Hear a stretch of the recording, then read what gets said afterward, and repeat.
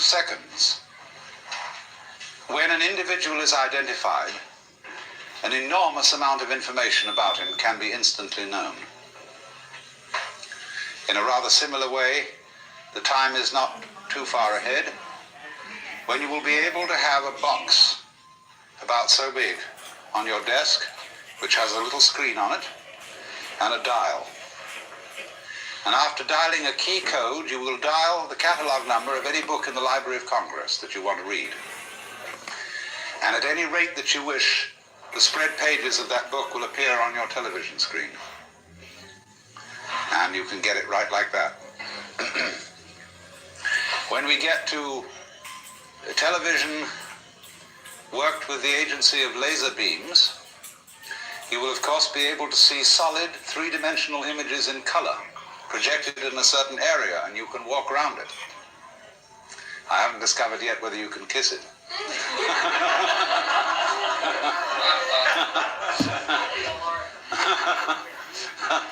But when you get a phenomenon like that, it begins raising the question of where somebody actually is. When the reproduction becomes technically perfect, you see, you won't know the difference between the reproduction and the original. That's going to be a new kind of confusion. And we will perhaps even be able to think about the word reproduction in a new sense. We say now, one of the meanings we give to the word reproduction is sexual reproduction of the species, or the biological method. Then we have reproduction through photocopy, and all that kind of thing. Let's suppose, too, that we begin increasingly to be able to manufacture the parts of the human body in very perfect kinds of plastic, so that when your heart goes wrong or your kidneys go wrong, the surgeon will simply replace them with a plastic reproduction, which will work equally well. And perhaps they'll never be able to reproduce in plastic brain, but they can at least put in there a radio device which will connect with a computer system of some kind, which will do the same job. With signs saying that so that then, after the years go by, IDF shouldn't go into God, like, it's fucking disgusting. It's disgraceful. What are the things? Yeah, look like they watch all with Channel 12 and they get brainwashed, you know? It's like... Yeah, but that's the index, is any conflict you're going to have people... It's a small minority. In America, it doesn't even exist. There's no anti-war movement coordinated. But, you know, the anti-war movement is it should technically be a peace education movement, meaning, you know, go to the gym, read a book, don't pick up a rifle and a hand grenade. I agree. I mean, we saw it during Vietnam in America. I mean, people were literally burning their draft letters and, like, they were throwing away their medals and shit like that they would receive in Vietnam. So... I mean, we should technically get to the point where we just send robots to a battlefield when two groups of people want to fight, and then whoever wins the robot battle gets, you know, like, first draft of some type of agreement. So I don't know. That's the way it should be. You know. No, the thing is, you need to have a robot battle, but the robots need to kill the other people that are controlling the other robots. That way, there's no other robot battle in the future. No, meaning that it's all an experiment. We don't kill each other anymore. No, look, they don't care for that. That's like might as well just play video games at that point. No, I'm totally speaking hypothetically. This is not in reality. This is the way things could be if we were cool. But no, these people and a lot of other people are just not cool people. Do you really see Hamas having the capability to build robots? Again, I'm just like projecting my imagination, hoping that, you know, people don't kill each other and people don't violate the law. The Greeks said this. The Greeks, they met. They said, okay, I bring 1,000 people. Your village bring 1,000 people, and they meet each other at a plain field, and they have a fair game with fair numbers, and the winner, you know, gets what he wants. Like they want this river or this field for the farmers or something. The Greeks had this kind of war. It was always a fair war, never against the civilian populations, because they were all related to each other. You know, it's like they were all Greeks, but they had wars. The cities had war with each other, but it was always fair, and it wasn't allowed to do a second round. You know, when you fight it unfair, then everyone came against you. That's actually pretty good system. Just imagine if your body was impenetrable and you couldn't die. And so therefore, like, killing and attacking people just doesn't work anymore. Hostages doesn't work anymore because you'd have to chain them to the ground. You can't kill the person, but because you can kill each other, it goes beyond politics. I mean, that's why war is, really fucked up because there's no rules, There's no rules. And I mean, that saying, all is fair in love and war. I don't know if you have a love in your life, but, even that is a strategic experience and situation. So I don't know. It's deception and the art of war is it's so modern, meaning that it's so ruthless. Like, how badly can you deceive somebody and trick them and then murder them? Yeah, look, Qatar uses the free hostage movements as psyops to destroy Israel. They finance all these demonstrations. They brainwash the people, like that the hostage families demonstrate against the IDF. That's like, yeah. War doesn't mean only physical conflict anymore. There are psyops, propaganda. Everything is war. Well, I think the families that protest the government know that they have no choice but to try to communicate as an advocate for their loved ones, because they know that the governments are so corrupt and they don't listen, that they have no choice but to do what they do. I don't see this way. Like the Israeli government saved a lot of hostages. I'm making a point that the priority is not on the hostages, meaning that if you have a family member, you'll just do anything you can do in terms of spam communication to essentially try to liberate your family member, because you have no power yourself to go in there with a rifle. But see, even within that movement, there are people that are pushing for a military response to liberate the hostages. I don't know, there's just no easy answers, and you just go hour by hour, day by day. It's all you can really do is try to slow walk it, and then maybe not slow walk it. I don't know. Anyways, it's all communication.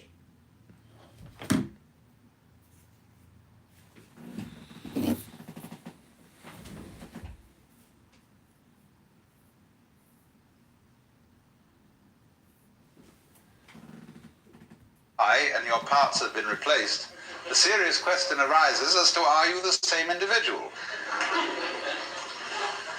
And we would say, well, no, you've been entirely replaced. But that happens normally. Of course it does. You're being replaced all the time, though by a different method. And just as, say, an institution like the University of California, which is a very rapidly changing university, for some mysterious reason, it remains the University of California, recognizable as such, even though the students, the faculty, the office and administrative staffs, and the very buildings themselves are in a state of flux, so that they hardly remain a constant for 5 years in succession. What then is the university? The university is a pattern of behavior. And the organisms involved in that pattern keep changing, but the pattern retains an identifiable continuity. So does your body. So does the whirlpool in the stream. So do the hot springs down below. Although the water is running through them all the time, it's never the same. Because he's not alive anymore, but So you can envisage the reproduction of the human being in this I know you electronic would, because way. you are a piece And of at shit, first that you say, oh, support horrors. terrorists. I know. Are we going to be converted into nothing but Listen, plastic Crimea has replicas blood of on his hands. He's ourselves? killed people before. Will we be I'm there an in innocent any person. sense? I pay my taxes. I live Anymore? my Will own the life. soul I have survive? my wife But and you my see, dog. I don't kill people. in the case of the Okay, but University of you rather pick to be California, with a it is killer? what we call the University of California that is the soul. I support Shuki. I mean, Shuki's my friend. That's And fine. its bodily You expression cannot like keeps people changing. that I'm friends with. I have friends that I don't like their friends all the time. I have plenty of those types of So, people. Doesn't mean that I would rather pick to when be we a find friend out with a that terrorist, leader of a are terrorist electronic organization echoes than of me. ourselves, That's crazy to say being that. perpetuated through the ages, Either you're just we shall come to exaggerating the or astonishing going overboard, conclusion or you really are that that's being, what we honest. already I don't are. know.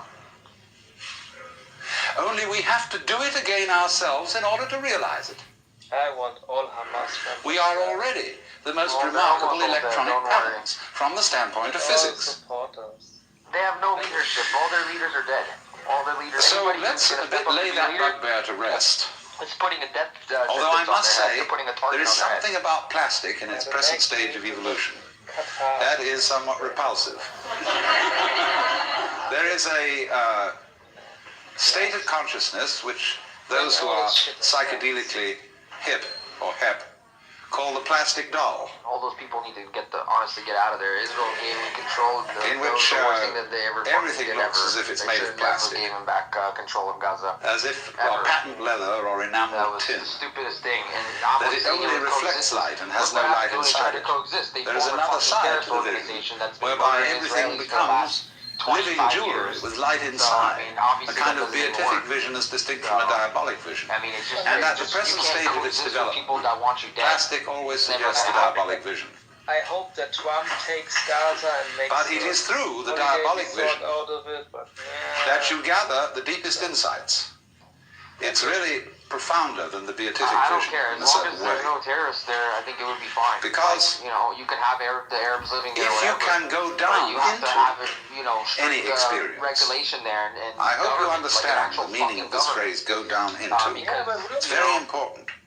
when the US takes it as It means territory, and exploring somebody fucks around, the US would, a certain sensation or a certain and only feeling the peaceful Arabs would be to like. find out all its They can then implications, work there, to Like find the out tourist area. what it is at The problem- root the that you problem like with about this- it or this dislike people about is it. that it's very hard And to you will weed them find out. if They you can blend in explore very easily. Just the like plastic Vietcong doll did vision back in the sufficiently 1960s carefully, during the Vietnam War. that They it will would go bring fight about in the the end battlefield a and far they would run greater back into the village and act like a depth village of person.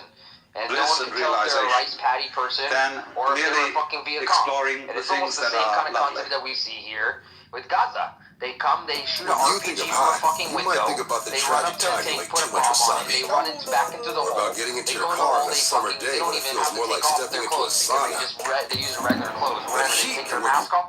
They go back to the fucking town, village, whatever the fuck they have the tunnel to connect it to. This is what they've been doing, and this is literally. I mean, Now, if everybody's comfortable. even if you say the point I'm trying to make is even if you bring the peaceful ones there, So perfectly. there's always And going to yet be that one person that's not peaceful there, and all it takes is one person to start another terrorist organization. That's all it takes. One person and another person and another person. And that's exactly what happened with Hamas, like, pretty much. So, and PIJ and all these other fucking terrorist organizations that formed out of Gaza.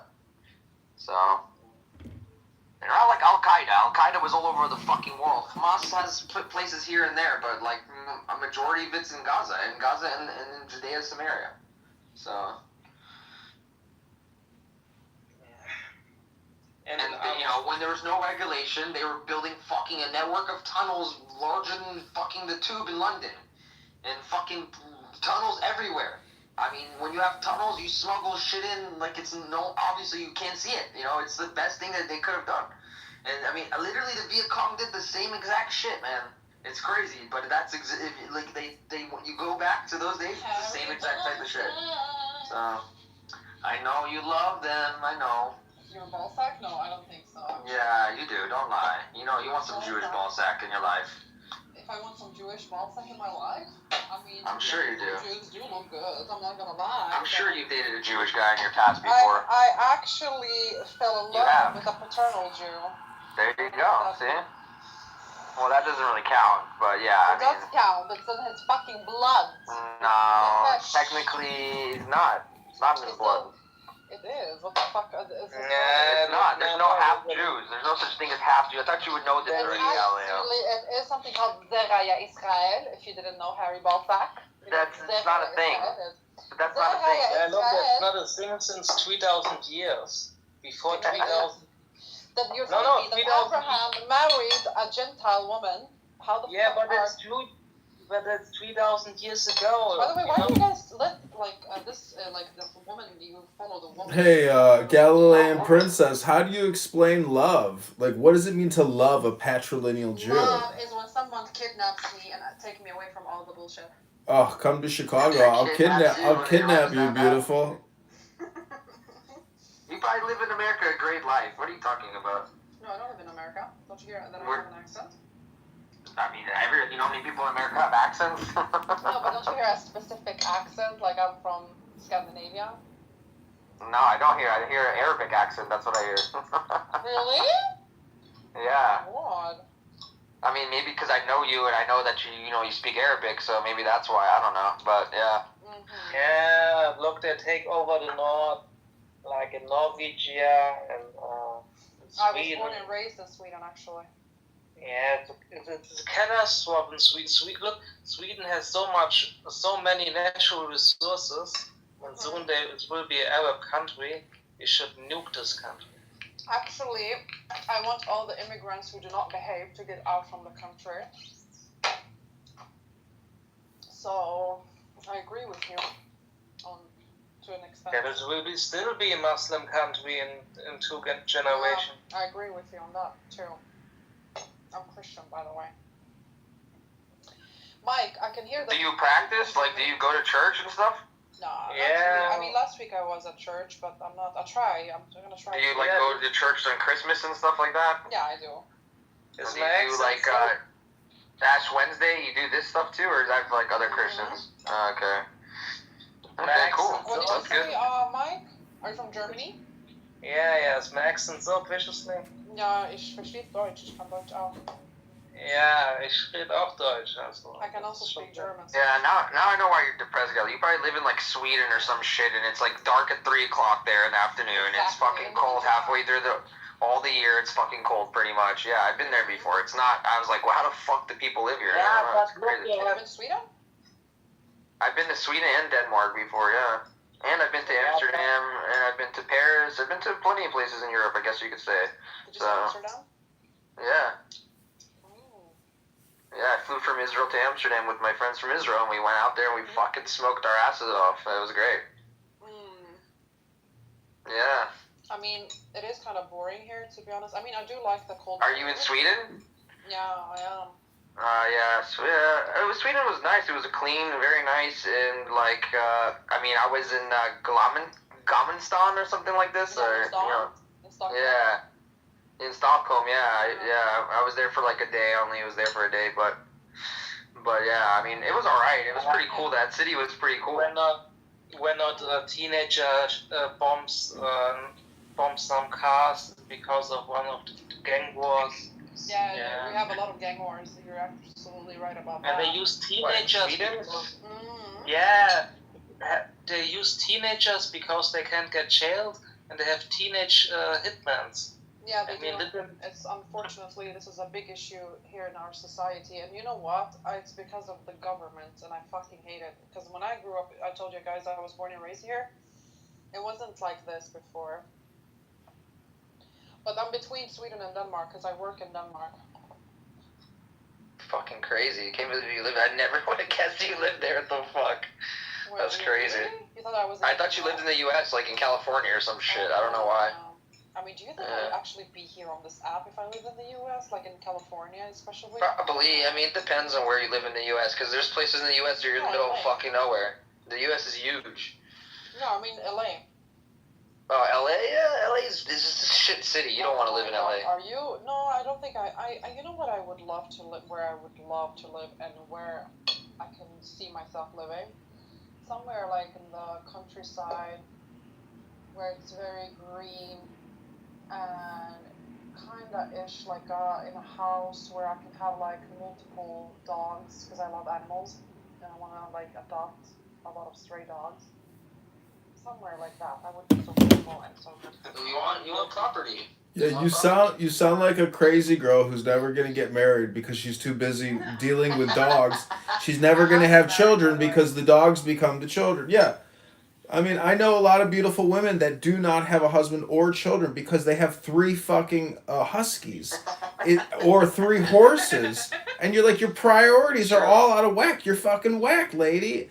And you know, it's usually dog people, horse people, cat people. It's like you're not a farmer in your house with a dog, okay? You know, like you should be striving for even more than Don't just. speak so bad about such people. I have a cat, and I'm very happy with my cat. I mean, I like pets too, but I'm just saying people whose whole life is nothing but their pets, they're crazy people.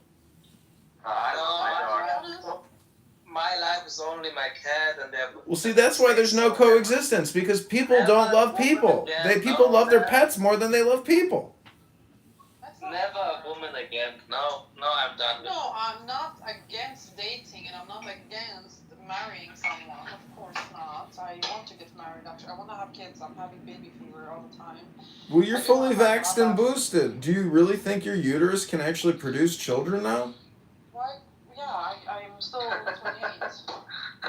Oh, you think you're strong? You think you're stronger than Pfizer's spike proteins? Come on. Listen, I'm gonna have.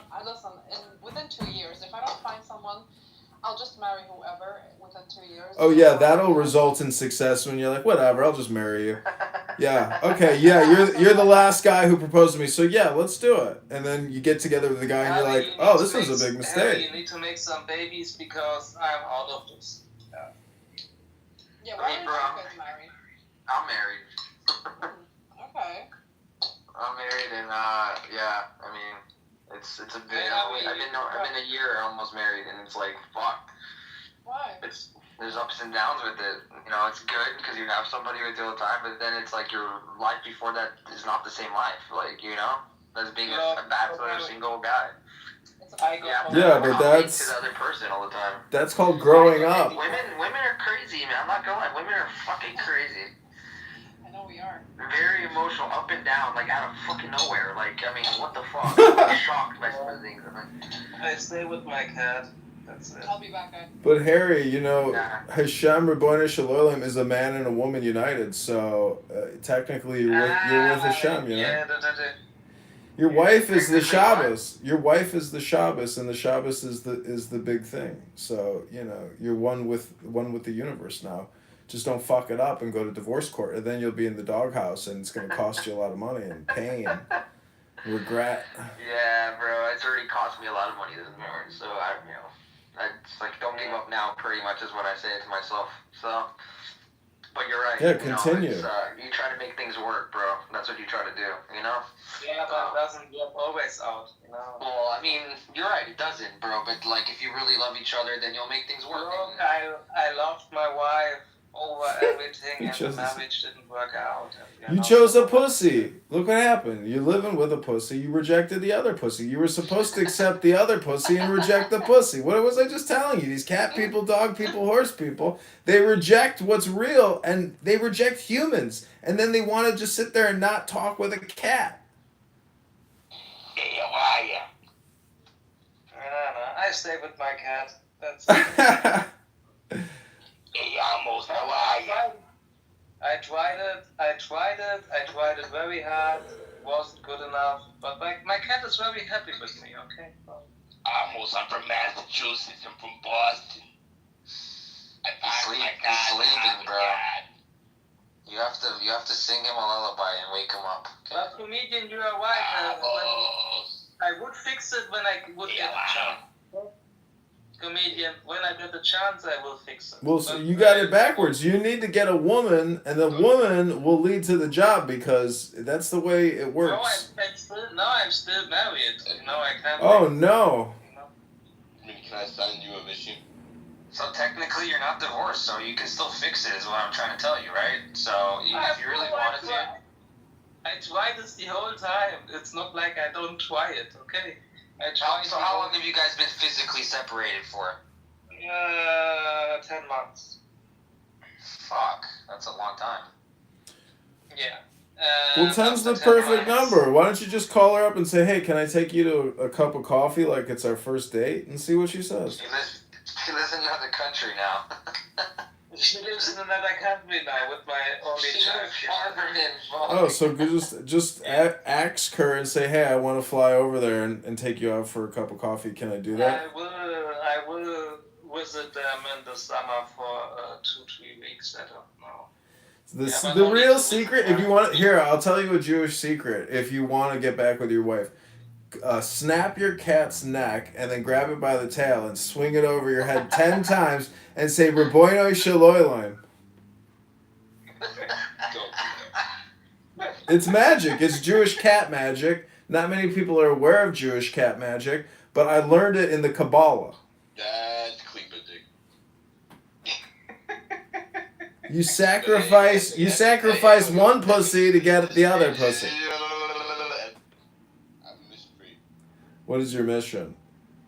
Anytime you see Doc in the room, Okay, announce that he's the. for coming. I'm waiting for you every day. I was gonna get him on. I was in the middle of saying something, man. I'm sorry that I was not so. Are you waiting for me? Yes, I'm waiting for you. Give you a moderator. Do you know who this is? I put the park. This is Galilee. What did you know? You walk on the I park. can The tell. shoes will not be dirty, but you. I come back in 1 hour maybe.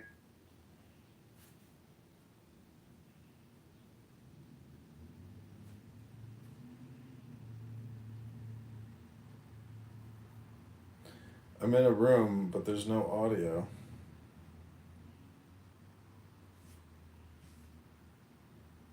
Excuse you? It's exactly why, yeah. I'm not gonna take you as my hostage. Would you Would you ever go live back in Gaza? Would you live in Gaza, or would you live in areas or A or B, whatever it is, for the I'm Palestinians? not originally from Gaza, I'm from Galilee. She's from the Galilee. Yep. Oh, right. That's retarded. What's retarded? Serving. You plan on a firearm if you're not a slave. Well, I think you have to look up the definitions of the words you're using to have some credibility. Well, give me the difference. You're asking me to give you. Why don't you look up the definition of slavery and then look up conscription and see if you can critically think and see the differences?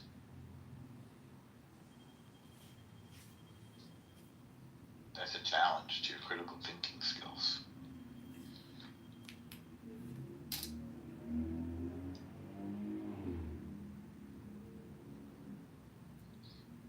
I'll learn from you if you do that.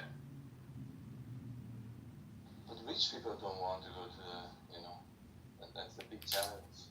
What do you want to do about that? I mean, remember the idea of conscientious objection? No, Israel is a kind of socialist country. I'm talking about United States, which is capitalist. Israel began as a partially socialist country with the kibbutzim, and it has some sort of elements that have roots in socialism, but it's not a socialist country. There is no communal farm anymore. Kibbutzim exist, but their way of operating has changed greatly, and the idea of communal property has evolved as well. I was just visiting them recently, and I don't know, I mean, we have an affection for them, but they're not any longer socialist outposts. And I think it's fair to say. Yeah, they're capitalists. I mean, they make soda water now.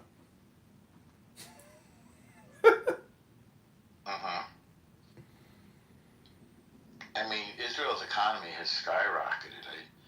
I feel like it's like quadrupled in the past couple of decades. Oh, absolutely. Their tech sector ads have been huge. Like, unbelievable. Mobile device management systems. There's so much stuff has come out of there in the past 15 years. It's like unbelievable, specifically in the tech sector. But people are still scared. I mean, we had people who go to our offices there. They were like, no, people are scared. Who's scared? Israelis aren't scared. There's nothing to be scared of. It's like, okay, when Israel gets fired upon, it's almost like a fireworks show. You know, people watch out of their balconies in amusement as the Iron Dome takes out all the missiles coming their direction. And it's just like, yeah, it's I mean, I could imagine it being a lot of fun to watch. That's not what we heard from our people who go there. I mean, I just went there, asked me questions. Do you think? Our people of Israel is scared. They live scared. No, definitely not. It's quite defiant and quite. I was saying, we're like dancing in the streets.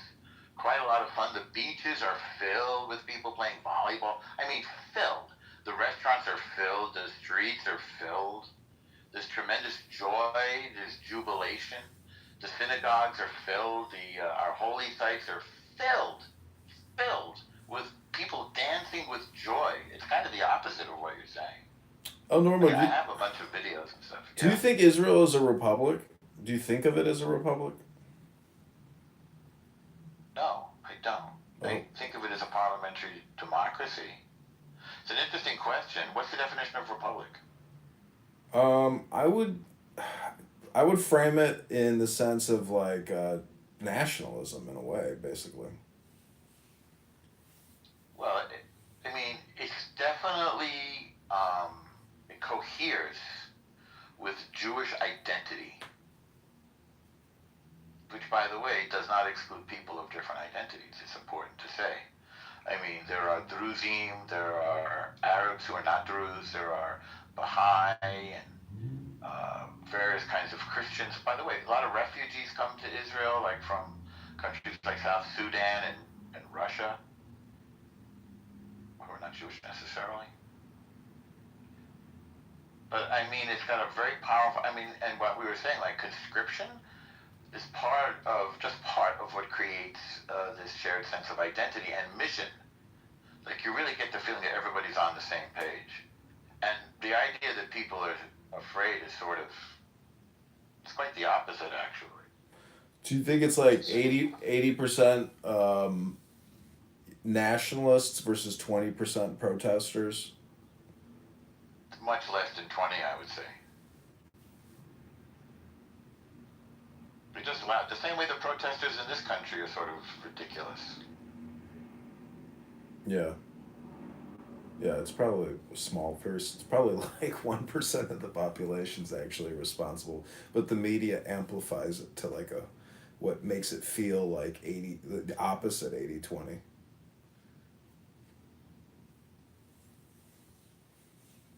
And do you see Israel as a deep state? There's a deep state? Right. I mean, I think a country with a bureaucracy will have a deep state, and I think Israel does have a deep state. And that deep state is a bit uncomfortable with Netanyahu. You think the deep state is uncomfortable with Netanyahu, but you don't think Yes. Netanyahu is a part of the deep state? Well, the analogy is Trump. Yeah, that's true. I mean, because I don't think it's well, I don't know. I don't know about that. what he's saying is Trump is the gatekeeper. Netanyahu is the gatekeeper. The gatekeeper to truth. Israel is more, I want to say more democratic than the United States, believe it or not, because the opposition is able to exert much more leverage on Bibi than they are here.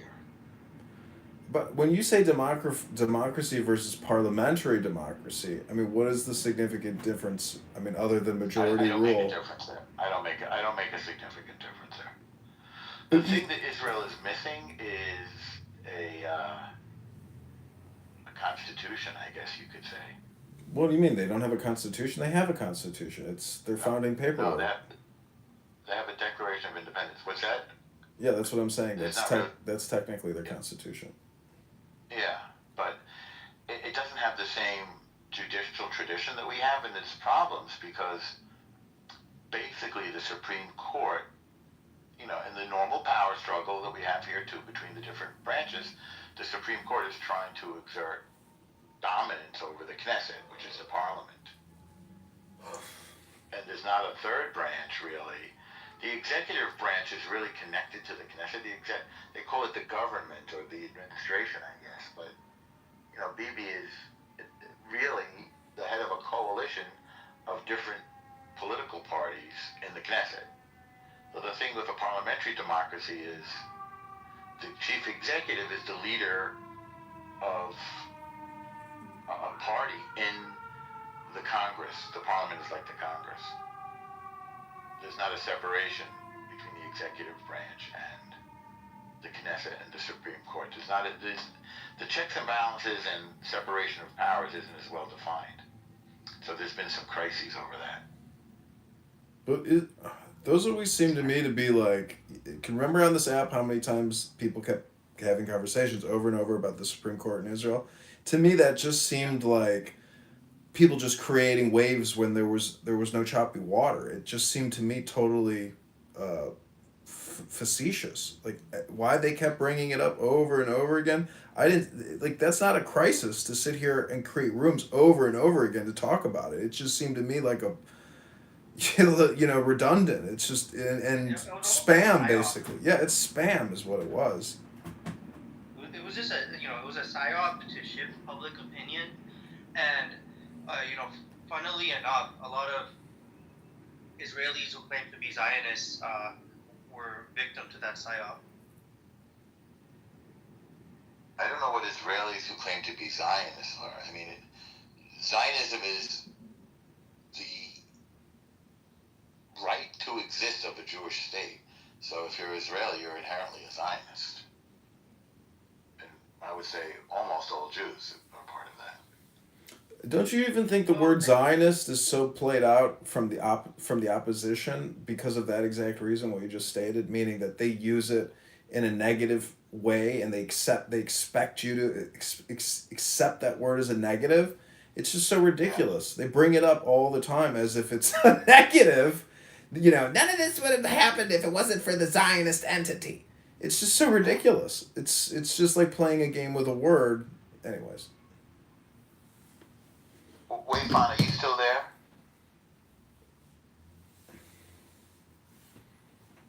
Yeah. Okay, I just wanted to say I do respect your questions, and I respect Taiwan, and I just followed you, so I hope we continue to have conversations, because I respect your inquiry, and I don't want to shut it down, okay? Thanks, I also followed you right at the beginning. I mean, some people, when they talk 1 minute, How do you view Taiwan? I mean, I kind of view, from an American perspective, I view Taiwan and Israel as essentially being the same problem for American taxpayers. No, Taiwan is a completely different story. Well, not from the taxpayer's perspective, because hundreds of billions of dollars keeps getting spent defending these two regions of the world, which are not America. I don't think dollars are spent on Taiwan. Taiwan is like, if anything, Taiwan is lending money to the United States. So you have to understand, right? It's Taiwan is a crucial part of the containment strategy of China, right? And it's basically to prevent China from projecting power beyond the South and East China Sea. From Okinawa to Taiwan. I know, but it costs money to do that. Yeah, of course it's going to cost money, right? But then it's about the geopolitical rivalry between China and the U.S. And so that is why Taiwan is important. No, I get it, but still, again, I mean, it's not $10,000 we're talking about. You're talking about hundreds of billions of dollars through the National Defense Authorization Act every single year is paying for U.S. military presence to sit around in the shadows and prevent some kind of invasion, let alone all the weapon systems they have to...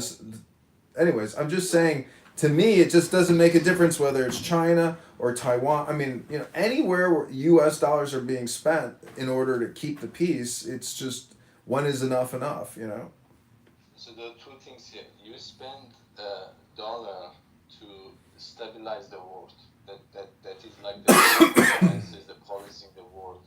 So to stabilize it for economical reasons. Then there are other countries like Israel, Pakistan, Egypt that you actually give them money, hands out to protect themselves. So in that sense, you are not giving money to Taiwan. We are not giving money to Taiwan. No, obviously really, not. Really rich. They're really, really rich. Yeah. I mean, you live there, right? I mean, it must be a beautiful island, but it's basically, I don't know.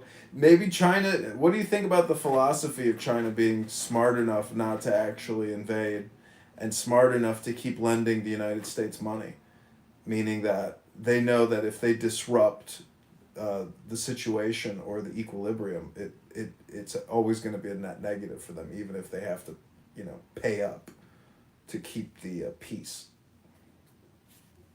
The fundamental problem we have is the American spending.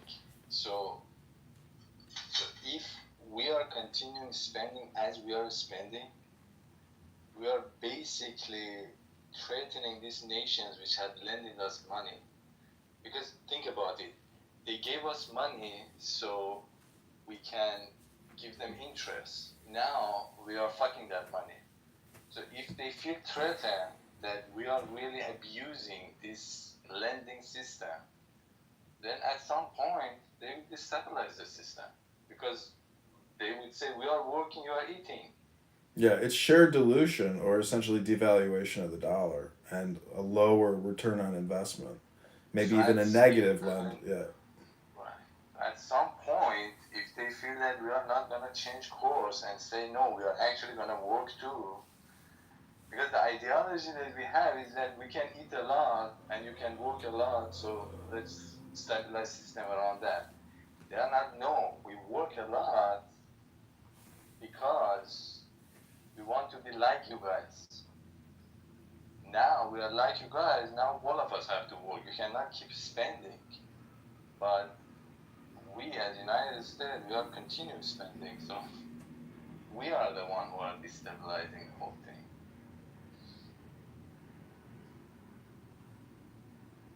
Yeah. That's the problem. It's not,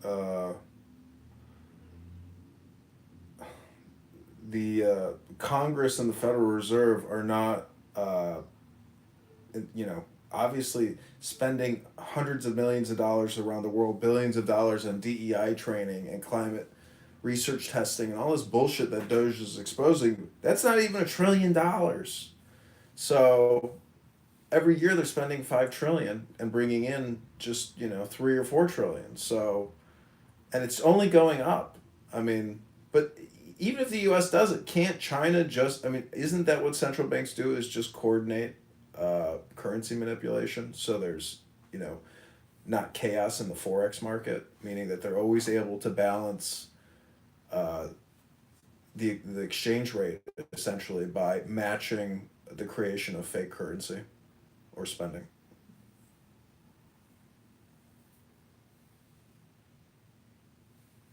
I mean, I really don't know the details of. I'm not an economist. To me, it's a very simple thing. If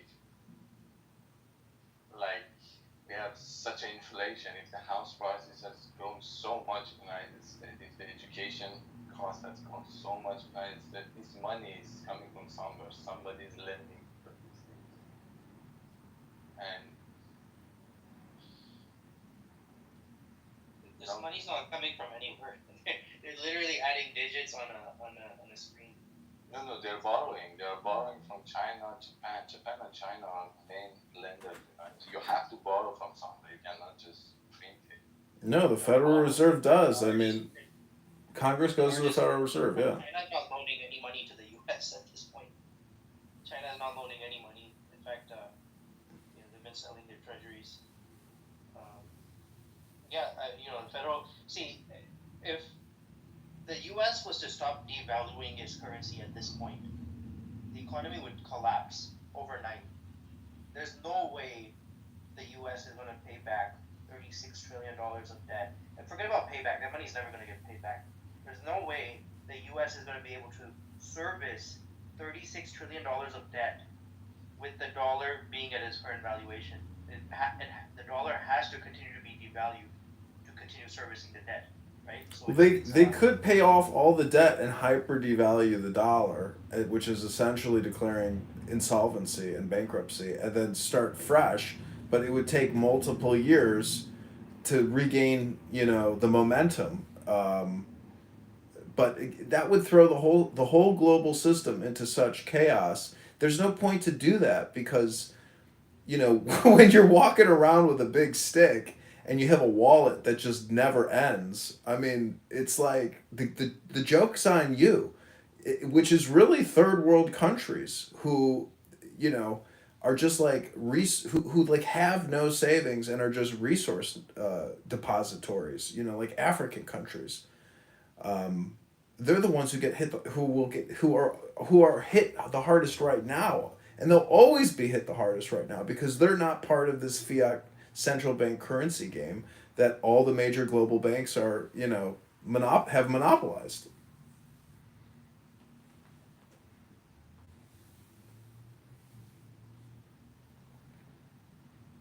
What do you, So yeah, it's up in the sky. I don't know what will happen, but I'm sure China will not attack Taiwan for the sake of pride and Chinese nationality. Like the way I understand Chinese culture, they're really, really mature in the sense that they are thinking about centuries. They really are not thinking about even decades. They want the semiconductor fabs. They don't care about the Chinese pride on them. No, it's deeper. There is a Chinese pride here at play, but they understand is that okay, 200 years later come back, 300 years later come back, but you will come back. That is the pride. It's not that, for example, Israel-Palestine kind of fight. Israel says, well, right now we want all this back. They are like much longer term, like mature kind of civilization. So if there is a war, it's because of a global economic things. It's not because of like racial things which we see right now. yeah, but wars are always based off of mass deception. You can't just like fly to some other city and be like, hey, we're the rulers here. If you resist us, we'll kill you. We've got hundreds of thousands of people here now. So what are you going to do about it?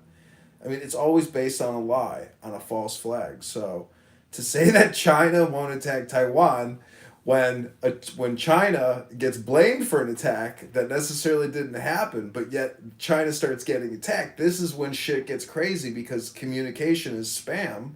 And so no one can tell what's real and what's fake. And next thing you know, all the media throughout the United States and the world is saying, the evil CCP has decided to take military. You see what I'm saying? Like, that's how shit happens in the real world. It's not, China makes a formal declaration. If you don't do this, we're going to, it's all just based on fuckery. So I'm telling you, this doesn't work on Chinese culture. They are much more patient than fall for this kind of media games. No way. You're talking about the human brain. Their brains are just as susceptible to deception as anybody else and being played. And I'm living here and I'm telling you it's not. But their culture is really different from Western culture in that sense. Don't think about Japanese and Korean. Chinese are a completely different thing here. We're talking about. And I'm living among them. yeah, but you're talking about the people. You're not talking about the CCP and millions of Chinese soldiers who believe that they're at the forefront. Chinese, your Han civilization, if you read Han civilization, their philosophy is very mature. You cannot excite them. They don't get excited. They have a lot of like safety value. at their eyes. They don't even open their eyes. Well, They cannot open their eyes. what I'm saying is they might end up mirroring what the U.S. does, and thus you can toss the philosophy out of the window when they decide that they want to play that game, because they view that as being like superior to their game, which is the bullshit and lies that America and the West uses to engage in nefarious activity, because China will say, well, it's just a theory. I'm not saying that you're wrong. I agree with your sentiment that their philosophy is peace and restraint and composure at all times. But I'm just saying that you never know when, if there's like an economic downturn, or they want to cause a false flag to distract from some type of internal scandal. It's the dog that the what is it? The dog that wags the tail type of hypothesis. Or yeah. And I'm not saying they are for peace. No, they're actually can get aggressive. The thing I'm saying is that they are not mirroring us. So they are not looking at American culture and Western culture and appreciate it. They're looking at Western culture and call it barbaric. These are the only people who does it. So they are not mirroring. They are more like, you guys are a bunch of monkeys, which for some reason got technology, and in 100 years we will disappear. Their idea is they are at like superior. Their culture is superior, so they are not following. You can do whatever you want. They are not gonna follow you. They will play their own game because they look at you as barbaric. They are not looking like, for example, if you see a Chinese person and look at an American. Okay, I have to go. I have to take my son to school. Good talking to you guys. Bye.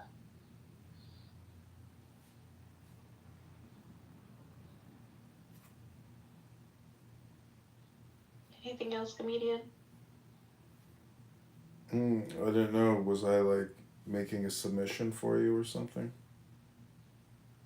Yeah, I'm just posting for my YouTube short.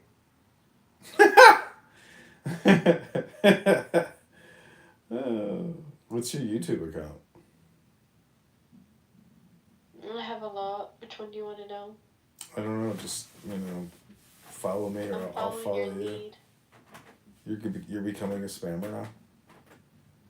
Yeah, I'm a YouTube spammer. I'm trying to unspam all the stuff that y'all did to me. Well, nothing like not accepting personal responsibility, Being recorded against my will. Being recorded against your will. It's called what is the term I'm looking for? Well, it's not just personal responsibility. It's the fact that you're on a social audio public platform where, it's just like people posting shit to Instagram. I mean, screenshots are the biggest thing, going. I mean, do you know how many... I have so many screenshots on my phone. Do you know how many screenshots people have on their phone? Because people post stupid stuff all the time to the internet that, in hindsight, they would prefer is not doxing them for professional reasons. So, basically, that's what's happening. But, I mean, I don't even know your name other than Nora or Brincesia, but nobody on my platform... You put my name on one of your YouTubes. What, like Nora Bandura? No, my actual last name. Really? Yeah. I'll send it to me. I can change it or delete it, but... Oh, would you really? Sure. I take down anything everybody asks me. I don't want to have any beefs with people about stuff that I've posted. Because it's not like I'm making money, and it's not like it's helping me in any way whatsoever. So if you want it gone, bye. It's fine. I did it to myself. I shouldn't have stayed in Kentucky. Yeah, you should have. You shouldn't have gone. Nothing good happens in Manhattan. I don't know if you know that yet, but... I ended up in Manhattan because of the Fed. Because of Diego? No, because of the Fed. The Fed took me to Manhattan. The Fed took you to Manhattan? Yeah, the guy that was outside of Jamaica Hospital in Queens. You know how much money I spent like a dummy? How much? I don't even know. I didn't look. I just paid it. Well, I left over $1,000 worth of stuff in my hotel room. damn, it's a lot of money. I know, and I had some cute shoes too. I left 2 pairs of shoes. That's why I was in stilettos, because I left my other shoes Oh damn. in the hotel, and they threw them away. Yeah. Bye. Somebody took a still photo of the video and made it a picture of a house. What? Somebody took a still photo from my video where I look like a crackhead, and they made it a picture of a house on here. Oh really? Yeah. That's funny. I'm like, where's my lips? I look like I have no lips. Yeah. Well, you don't really have any lips. Yeah, I do. You have thick, full, beautiful lips. Please. Do you not see my lips right now? Those are my lips. Are they Botoxed? No, you think I would ever touch myself like that? Just a question. No. Plastic isn't beautiful. All these girls. I don't like it.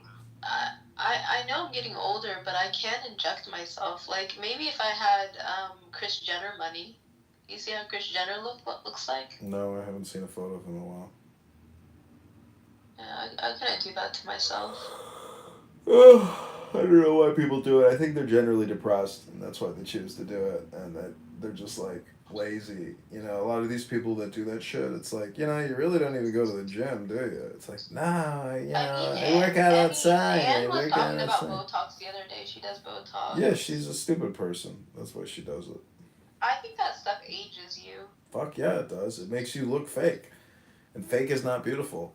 You know, natural is beautiful. That's the big difference is they get sold on some... I don't even know how they look at the people who have done it, and then they say, yeah, I want to have that same look. You're like, what?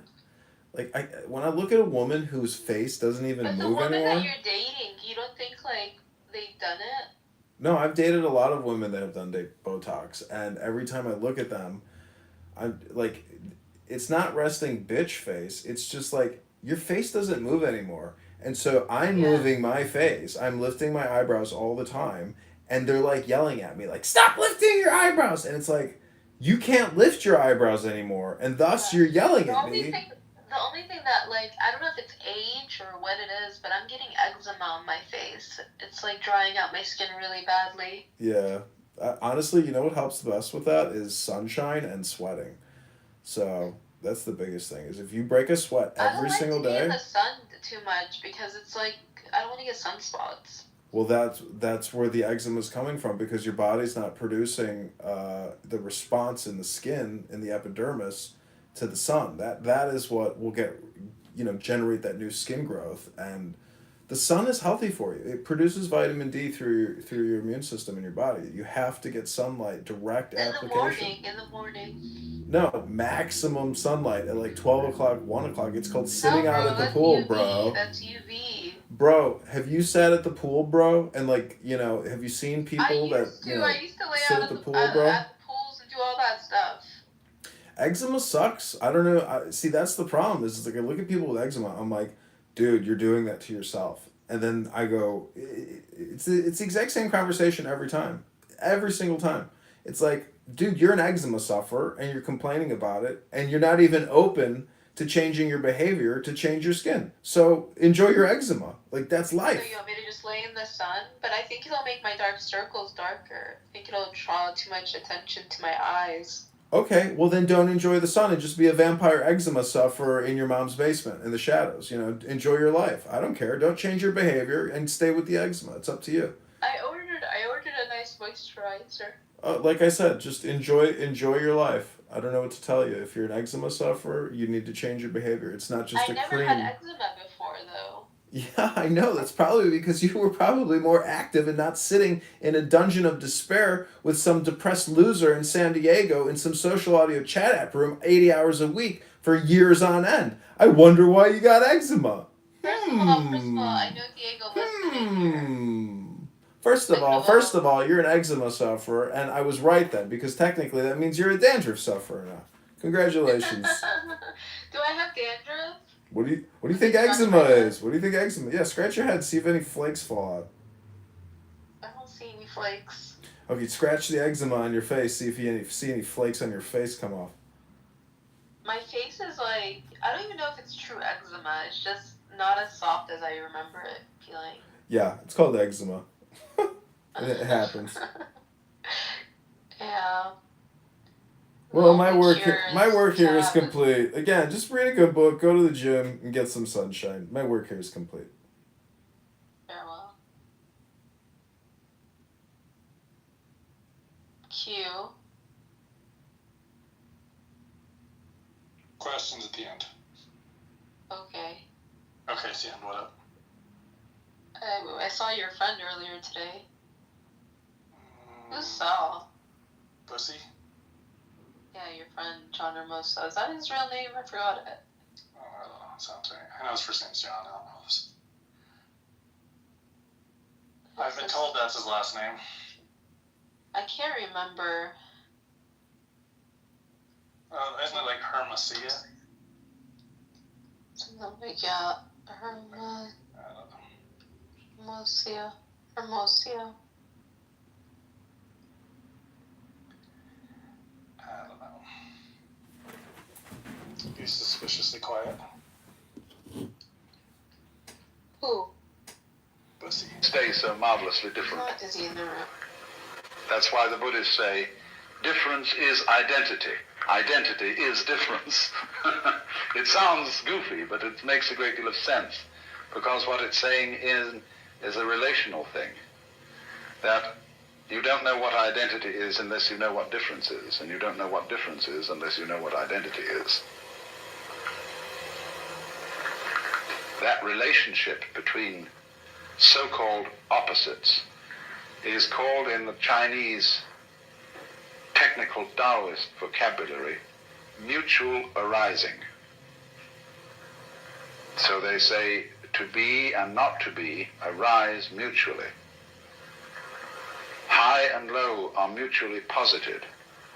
Long and short are mutually delineated, and so on.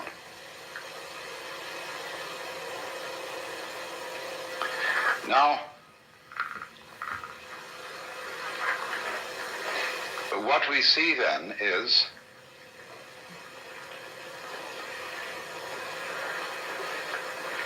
the totality of the cosmos focused at each point, you see, gives rise to the illusion of the independence of the point from the whole.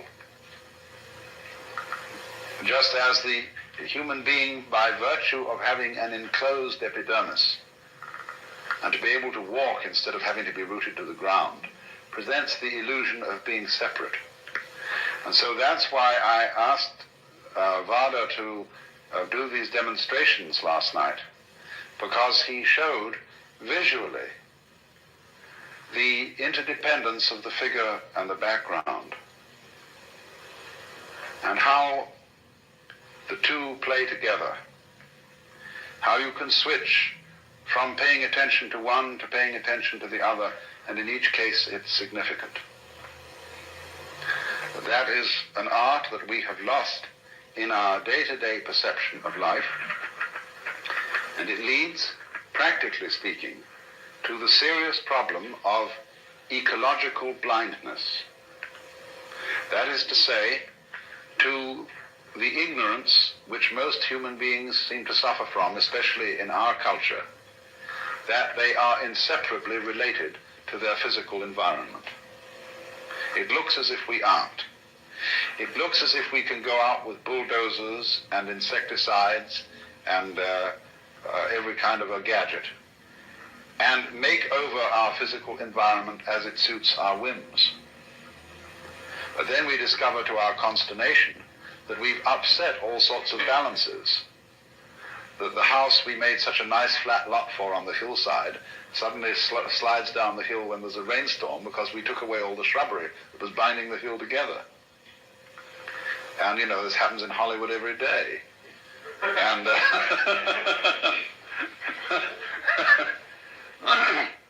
and nobody ever seems to learn.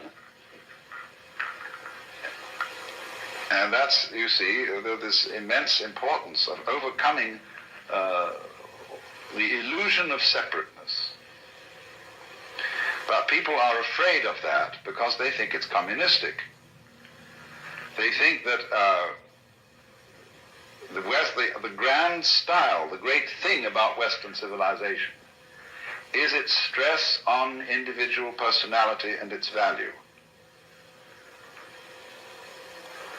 And that we have created the ideal of personal integrity. That is to say that the most important thing in the world is the individual. All collectivities, corporations, states, and so on, exist as servants of the individual. And if they get in his way and they interfere with his private enterprise, whatever that may be, it's a bad thing. Man, the individual, is the crown of creation from this point of view. And therefore, when anybody suggests that individual man is not what you thought was an individual, but is in some way united with, grounded in the totality, then if you're this kind of rugged individualist, you mix up your vocabulary and you call the totality the collective. Now, the collective and the totality are two completely different things. The idea of collectivism is based on individualism. It's the idea that the society of mankind and the physical environment beyond it is a collection with nothing of the kind. That's the idea of cosmic flotsam and jetsam that all floated together into a collection. And that's the obverse of individualism. You know, American individualism is the same philosophy as Marxist collectivism, seen from the other side, because they're both based on the same erroneous sensation of individuality. And what people don't understand is that a complex and interesting personality is not a matter of being isolated. It's a matter of being deeply connected with and aware of one's relationship to the whole surrounding cosmos. Let's suppose that I'm preparing to make a date with some lady, and she's such an individualist that her thoughts are only occupied with herself. She never thinks about anything that isn't herself. Well, she's an awful bore. She has nothing to say. She's not interested in any books, in any landscapes, in any works of art, in any literature, in any other people. She's a total bore. But the more, on the other hand, she would be interested in all those things that are supposed to be not herself, the more of a colorful personality she becomes. So the rule is to get away, you see, from these ideas of the individual as finding his individuality and uniqueness through independence, but rather finding his individuality and uniqueness through being related. Because you see, that's what makes us look at the word relation from another point of view when we talk about our friends and relations. Supposing I come across some individual who I can't make out what kind of a thing he is. I can't make out where he came from. His accent isn't American, it isn't British. It isn't particularly Middle Western. It certainly doesn't have the overtones of New York or New England. He just talks flat. And as to his style of clothing, it's utterly nondescript. Well, I think this is pretty much of a bore. What I like to see in an individuality, in a physical individual, is ways that I can relate him to his ancestry. That he has this little subtle accent, or this mannerism, or this eccentricity, or whatever it is that connects him with a great background, you see? But it's his connection with his background that makes him so significant. If I can't see that connection, he becomes uninteresting. So, there is no thought in this approach to devalue the individual. What really does devalue the individual is any kind of religious or political philosophy that overstresses his isolation. And this is something that Californians in particular need to take note of. And because many people feel, you see, that the development of technology and of centralized government is a direct threat to the value of personality. Well, in some ways it is.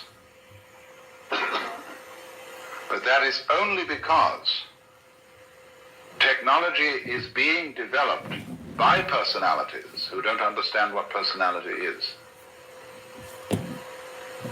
They're working on the old individualist -- collectivist point of view. They're the same.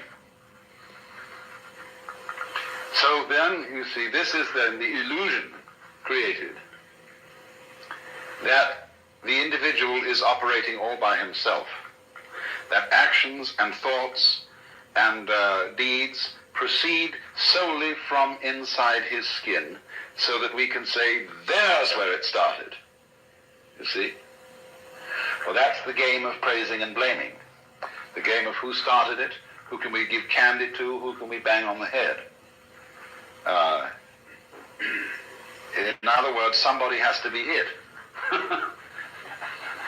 As in The Farmer in the Dell, you know, and finally we get the end, the cheese stands alone, the cheese stands alone. Hi, over there, the cheese stands alone.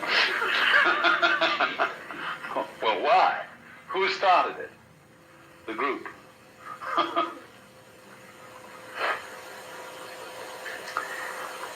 Well, another fear about this is that it absolves people of responsibility if they see through the illusion of separateness.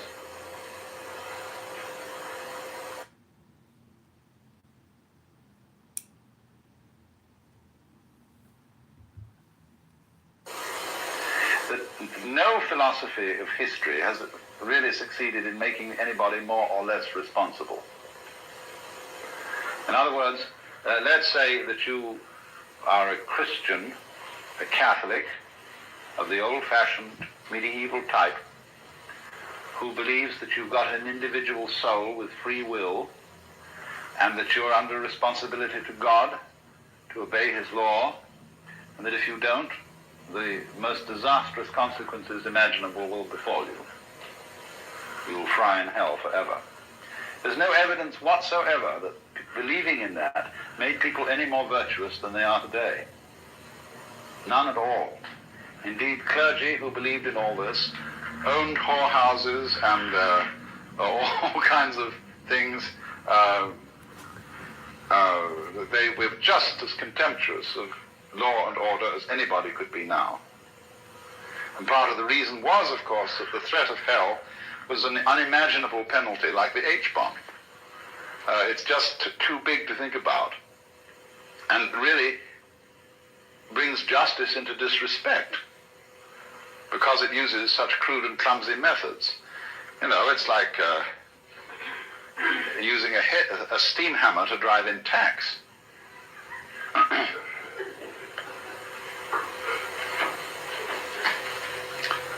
Responsibility is a thing like a nice face, which you either have or haven't.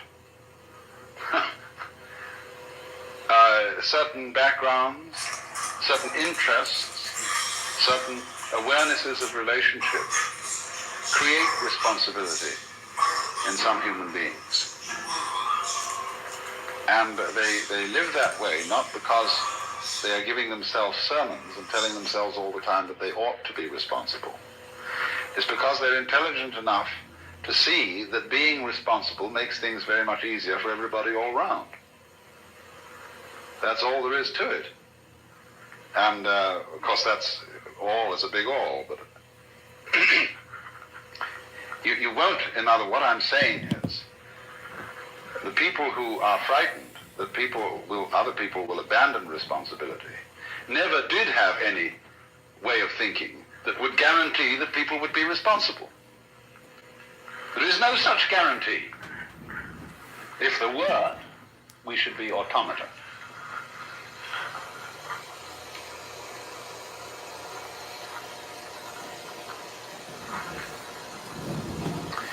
Now, I want to switch to another aspect of illusion. The quickness of the hand deceives the eye. And that is, of course, the great illusion of what we call matter. Density, impenetrability, opacity.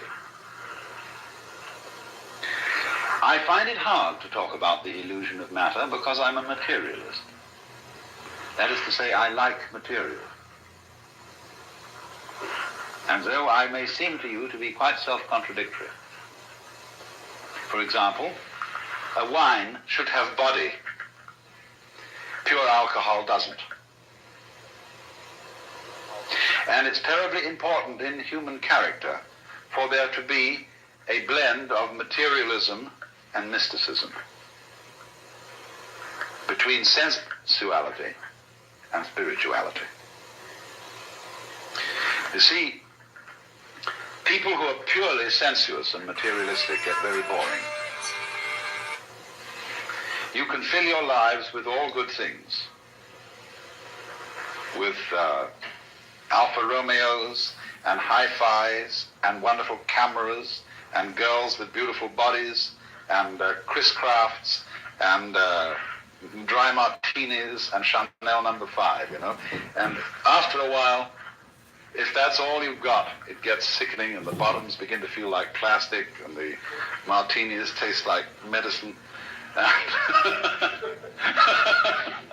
And somehow, you get a distaste for life, and even for mountains and trees and waters.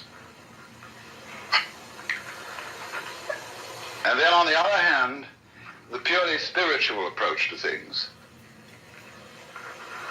is too rarefied, too earnest, too abstract, too purely Euclidean. And the people who are intensely spiritual and don't have any sensuality are always desperately serious, colorless, lacking in humor, and never are able to meet one as man to man with a kind of a friendly leer in the eye. That's terribly important. Yes, they live at a level of frantic intensity. I see these two extremes need each other. Say, spirituality needs a beer and a loud burp. And sensuality needs a rough blanket and a hard bed and a cold night with the stars, you know, to wonder about. The sensualist as such, the materialist as such, has no wonder, and the mystic, the pure mystic, has no body. He's pure alcohol. Spirit.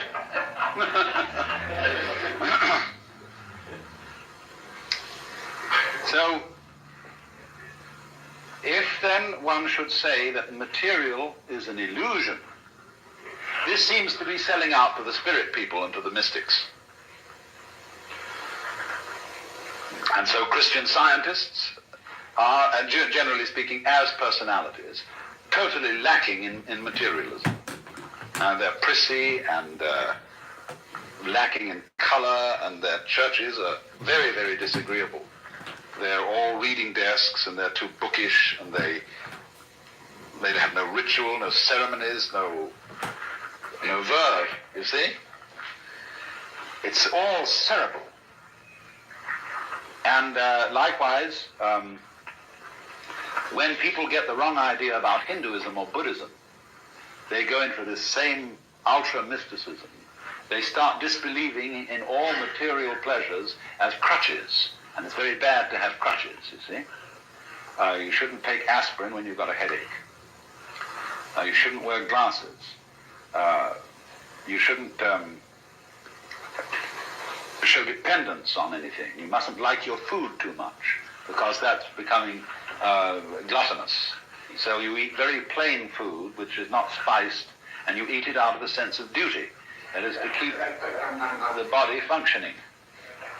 You drink only water, because other drinks might cause certain dependencies and give you too much pleasure. And because the idea is, you see, you've got to control your mind and keep it absolutely calm and still so that you are not dependent on matter. And that's altogether the wrong approach because, it is a game you can play. It is one of these possible things.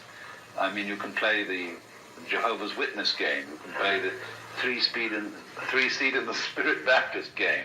All these are various things which you can play, just as you can take up a hobby for bridge or fishing or something like that. But what happens is, you see, that the notion that the material world is an illusion is turned into a judgment of value. If it's an illusion, therefore it's bad. I ought not to be under this illusion. Well, the reality of the matter is that if you see that the material world is an illusion, you can enjoy it a great deal better than if you think it isn't. A true materialist, therefore, is one who knows that material is an illusion. Then he's not afraid of it. Then he can enter into the dance of material with real zest. Because you see, if you're a false and a fake materialist, what's happened? You've borrowed money to buy yourself a Cadillac, an impressive house, ranch style with a picture window and a patio and a swimming pool, and you've bought a lot of stock, and you somehow wangled the money and borrowed it, and you keep lying awake nights wondering if you're going to make the payments. Well, there's no point in that at all. How can you possibly enjoy all this jazz, if that's the kind of jazz you want to enjoy, if you've got to worry about whether you pay for it or not? And you get hopelessly involved, you get commitments here, commitments there, and finally you have a nervous breakdown and shoot yourself. The only way to enjoy material is to disbelieve in it, just as one can disbelieve in money. Then you can have zest for it, you see? Otherwise, it's much better to be poor. I mean, if you have no taste for this kind of life and no real interest in it, but feel that somehow you ought to have it for status reasons, it's much better to stay poor.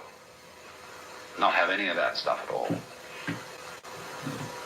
So, then this is the important thing I'm trying to say.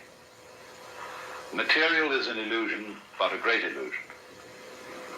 And the point is to swing it, and not to run away from it on the one hand, or to get stuck on it in the other. Then you can play with it. It's like a wheel going round. If the wheel is too loose on the axle, it wobbles all over the place. If it's too tight, it won't revolve. But you kind of sit loose, you see, to this thing. Not too loose, though. Now, in what way, then, is the material world an illusion? Well, we know a lot about this now from our physics. And we know that what we call solidity is force, contained force. The agitation of particles or wavicles or whatever they are at such an immense speed that they become impenetrable to other agitations. So that when I put my foot on the floor, the reason it doesn't go through the floor is that the floor is coming into existence and going out of existence so rapidly that there is no interval through which my foot can penetrate. Like an airplane propeller, you can't put your head through it without getting it chopped off. Only that if it were going far faster still, it wouldn't even cut your head off. would just be like banging your head against a brick wall. And it has to be going fast too within an extraordinarily small and restricted space. The airplane propeller is whizzing around through a considerable space in relation to the size of the head. But if it were going much faster, but through much smaller spaces, you see, then it would be like banging your head against a brick wall. So what we've got in our so-called physical objective world is a behavior of energy where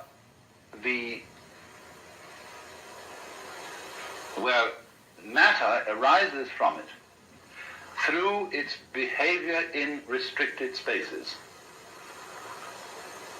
Density is a quality of space rather than a quality of matter, if you see what I mean. I gave the illustration of the airplane propeller to try and show that. So that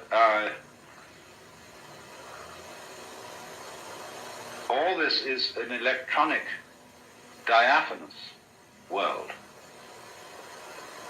very similar to other creations of electronic patterns, the dance of forms on the TV screen, the rainbow, the aurora borealis. It's all fundamentally like that. Only we are of the same kind of jazz, you see. Our bodies are this dance too. And therefore, the physical world feels real to us. In other words, it feels solid because we are something of the same kind. If we were on a different wavelength, we'd walk right through it. In the same way as radio waves come right through the house. They are of such a nature that they can penetrate the spaces, the interstices, or in some way jazz signals through. And but we are on the same wavelength, you see, as the wall, and so don't go through it.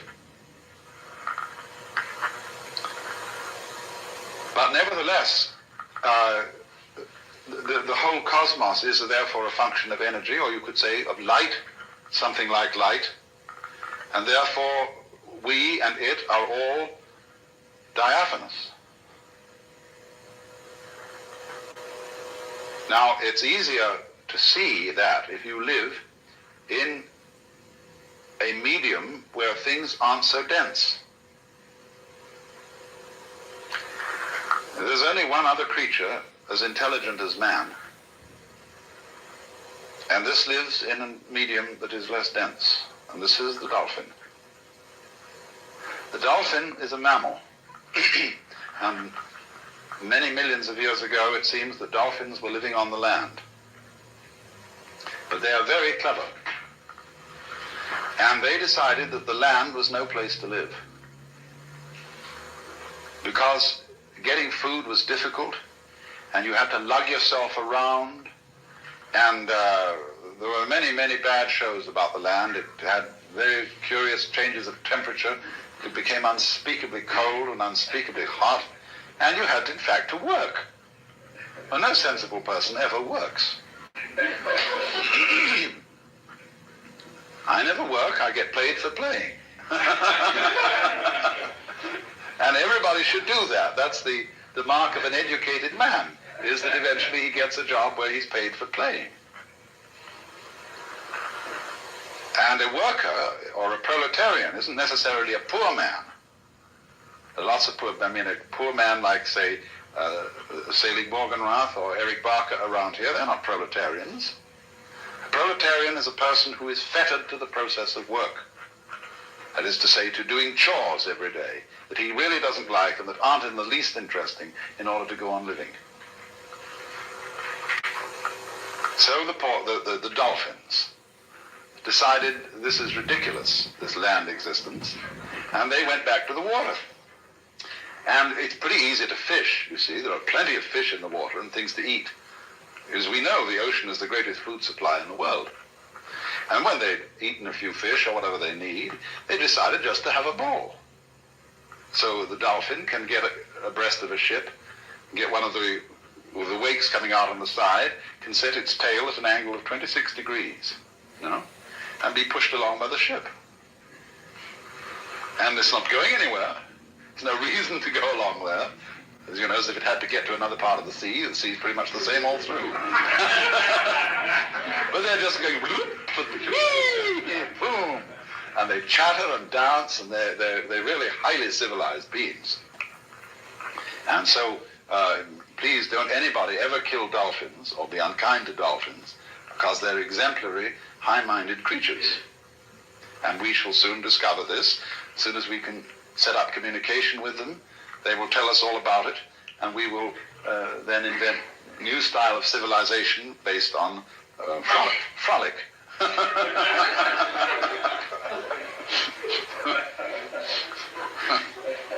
But you see, they dance in the mode of water.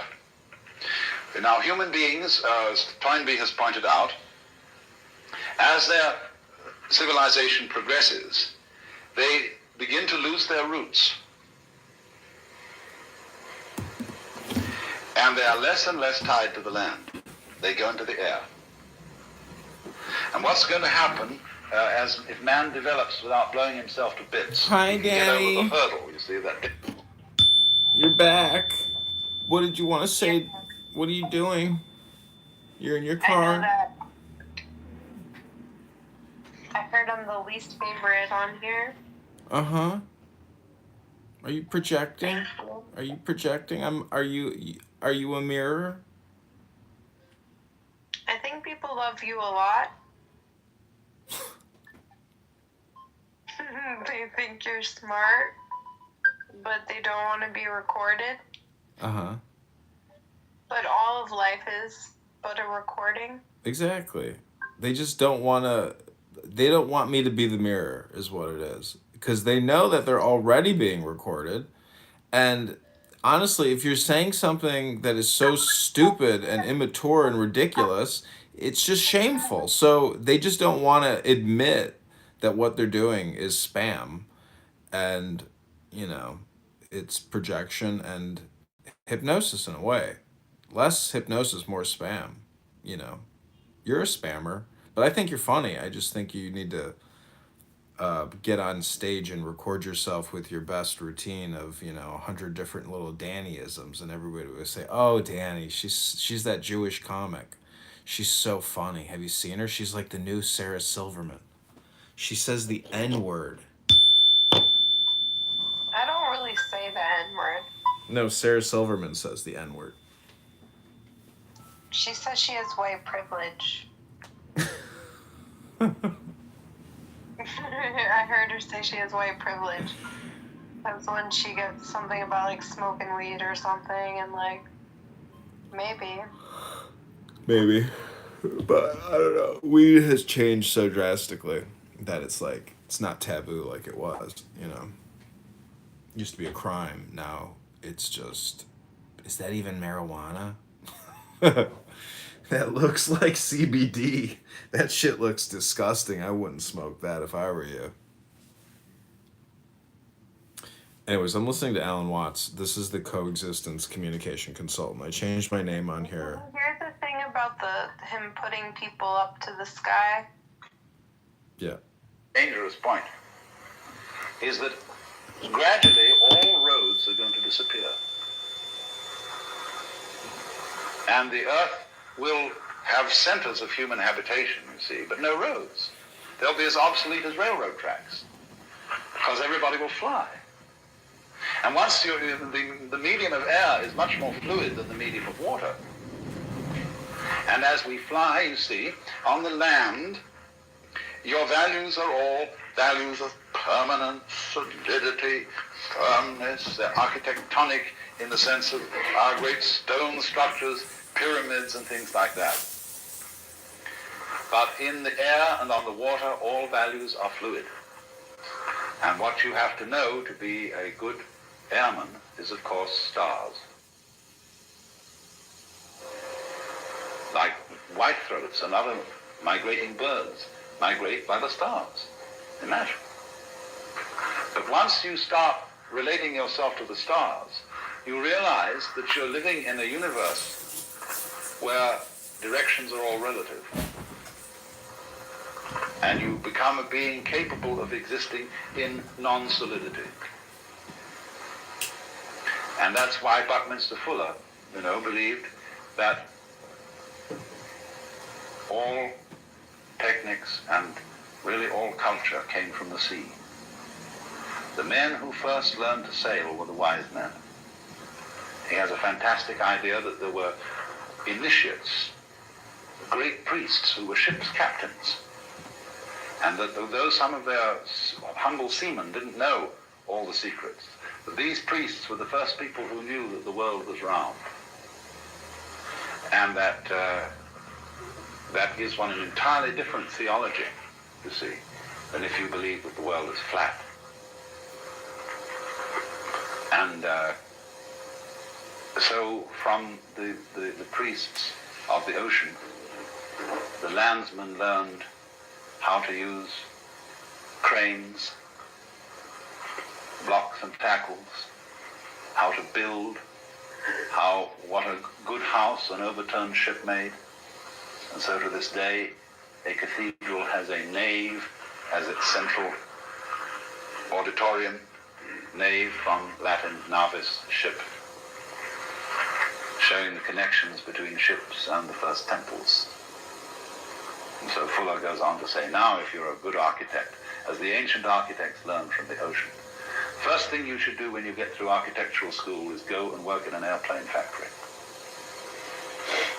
And understand the beautiful thing that man has made in a fine, fine airplane, you see, which is as great as a bird in its own way. Because that's the architecture of insecurity. And that really lives with insecurity. Well, let's have an intermission.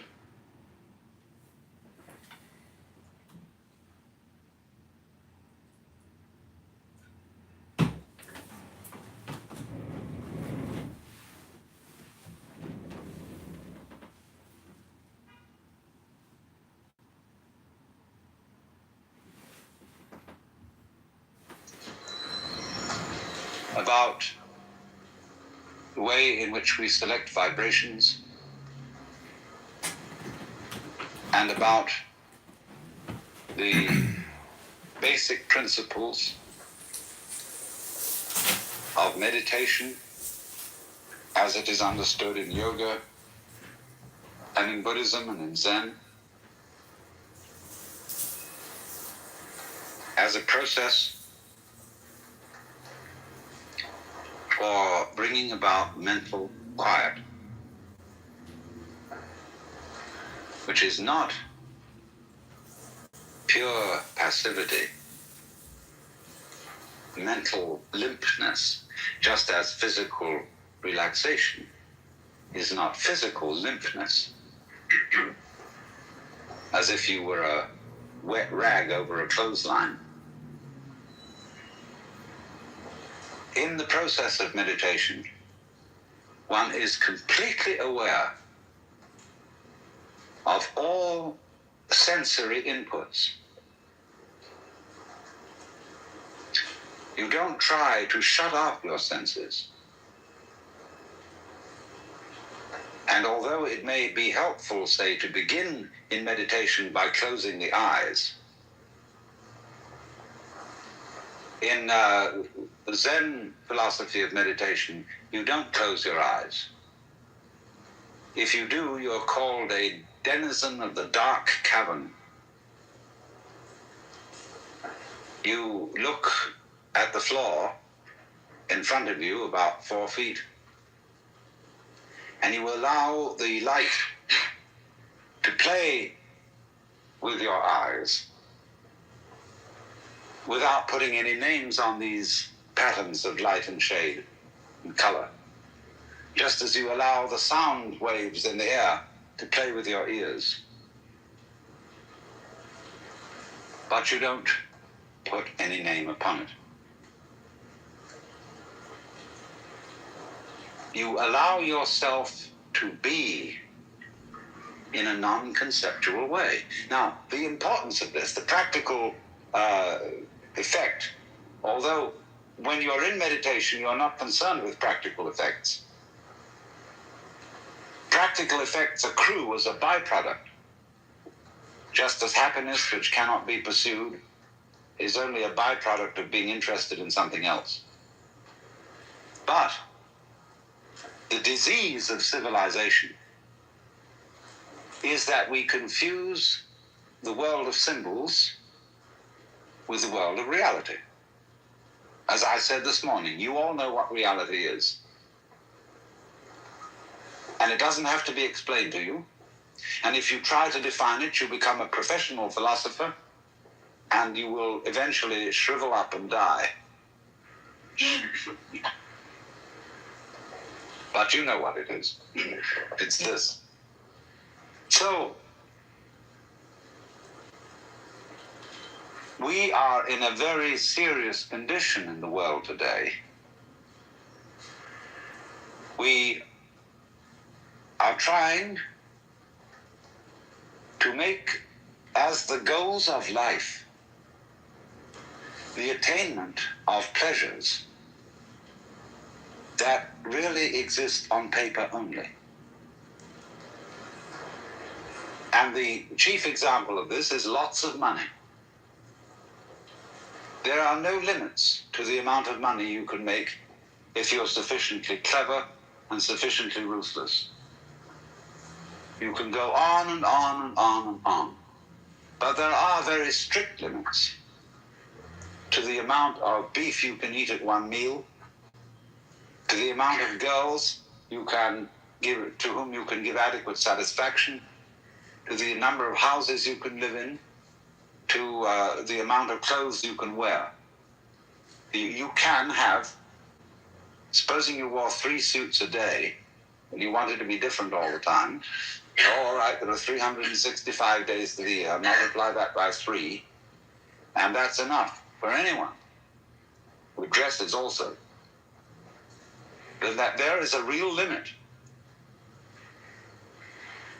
And you would consider, if you were wearing a completely different suit for 1/3 of the day, and you never wore it again, after a while that would become a bit absurd. You might find a favorite suit, one that you felt suited you. What is a suit except something that suits you? And you would go back to it.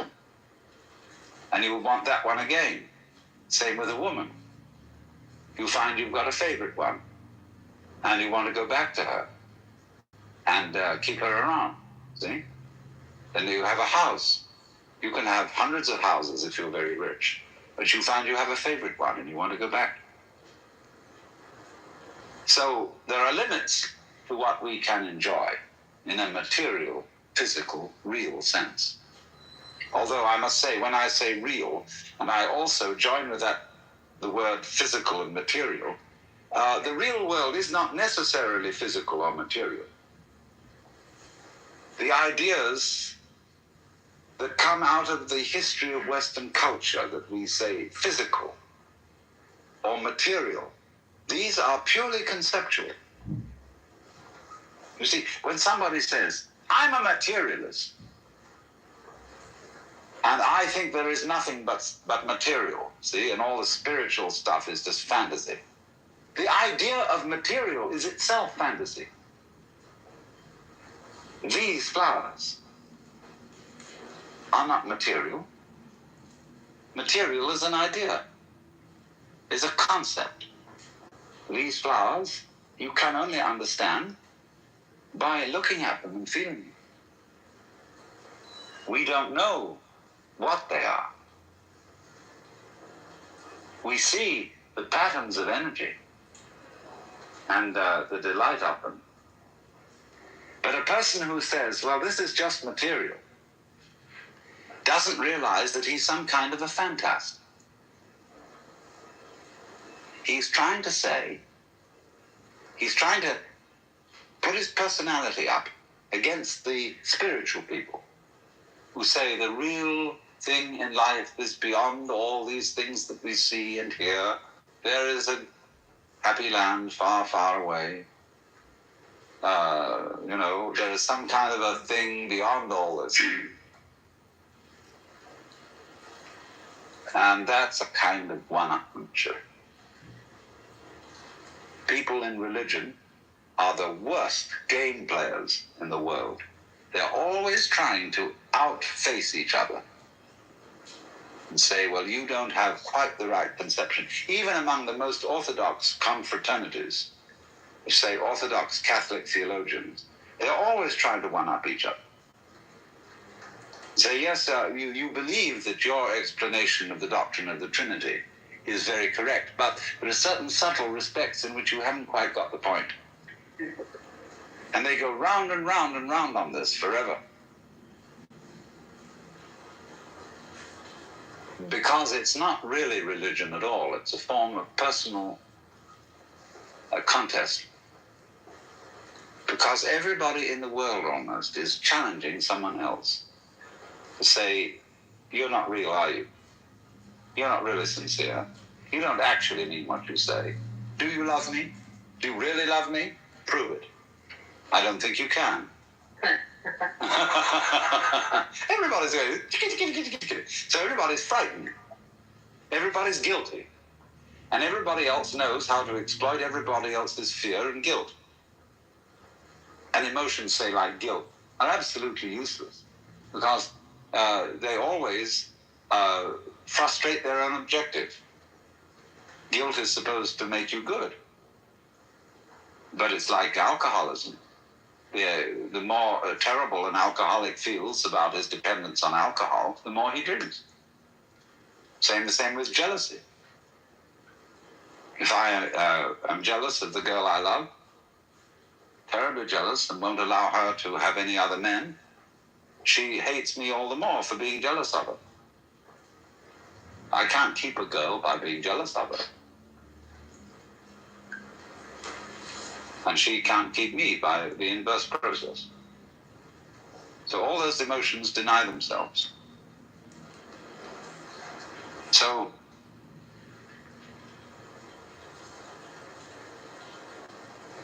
we have to see that all these games of spiritual one-upmanship, we have to see through them. Every guru, spiritual teacher, comes on like he's got something that you don't have. More insight, more relaxation, more happiness, more oneness with God, whatever it may be. And this is the bait which catches you. Now, there are two kinds of gurus. One kind of guru really believes he's got more than you have. And he can do nothing for you except lead you into a bag. That's the ordinary minister who believes that he is a representative of the true and authentic religion, and that he is going to get you into the church, and he's going to get you hooked on the religion so that you become a religious addict. And so, of course, so long as you're a religious addict, just like an addict on heroin, will have to fork out $50 a day to get his connection. So you're going to have to tithe your income, or whatever it is, to pay off the mortgage on the church buildings and to keep the clergy alive. And that's why they want to get you hooked on it. There's another kind of guru. He makes his living in an entirely different way. He wants to get rid of you. He's got some way of liberating you so that you can function on your own without having any guru at all and without belonging to any religion. Because he treats his doctrine and his practice as medicine, not as diet. And eventually you take the medicine, you understand, and you can function on your own and you go away. But when you go away, you say, hey, to everybody else, I got this guru, he was just fabulous. And he set me free. So what happens is, this kind of guru instead of having a permanent group of followers, has a big turnover. And he gets on all right. I'm just explaining the economics of spirituality.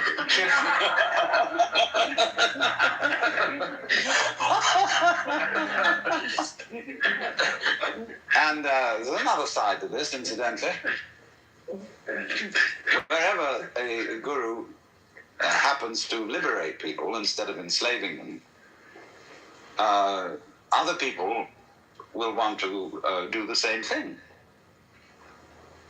And that's all right. If you're a closed type guru with want people to stick around to pay the mortgage, you don't want any other gurus in competition with you, because that's taking away the business. I had a very funny adventure in Thailand. I was wandering around a temple, and I was sort of looking, my gaze was cast downwards, and I suddenly came across a bookstall. And there was a book on the kind of meditation they do in Southern Buddhism. And I said, I was just sort of talking out loud to myself, that must be Satipatthana. And a voice said, you practice Satipatthana? And I looked up, and there was a yellow-robed monk who spoke English, standing in charge of the bookstall. He's kind of red-eyed. And I looked at him and said, well, not exactly. I practice Zen. Oh, Zen, not Satipatthana. Well, I said, it's all kind of the same thing. It's like yoga. No, Satipatthana, not yoga.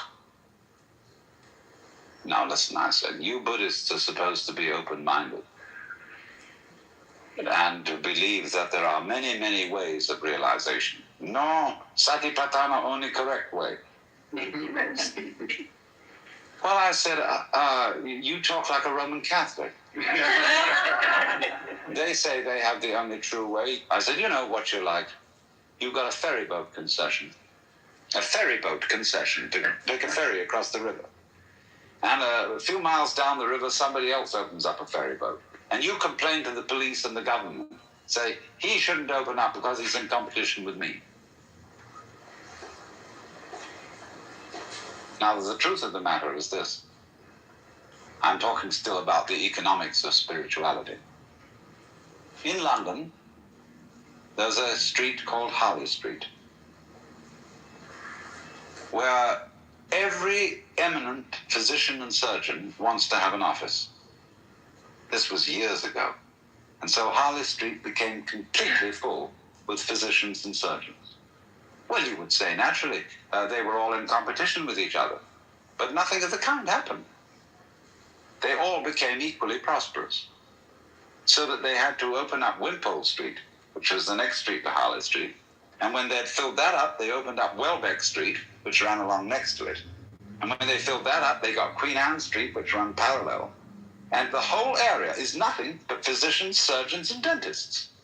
And they are all fantastically prosperous because they've got the right address. See, once you've got into Harley Street, you're there.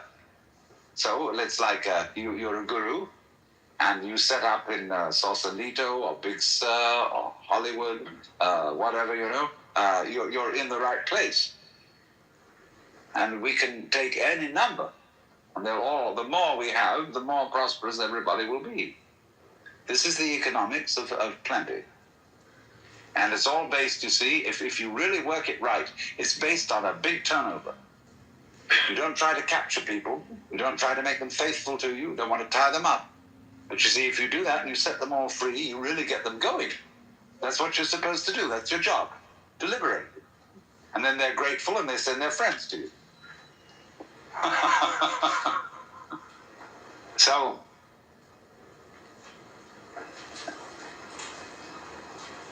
the craft of mysticism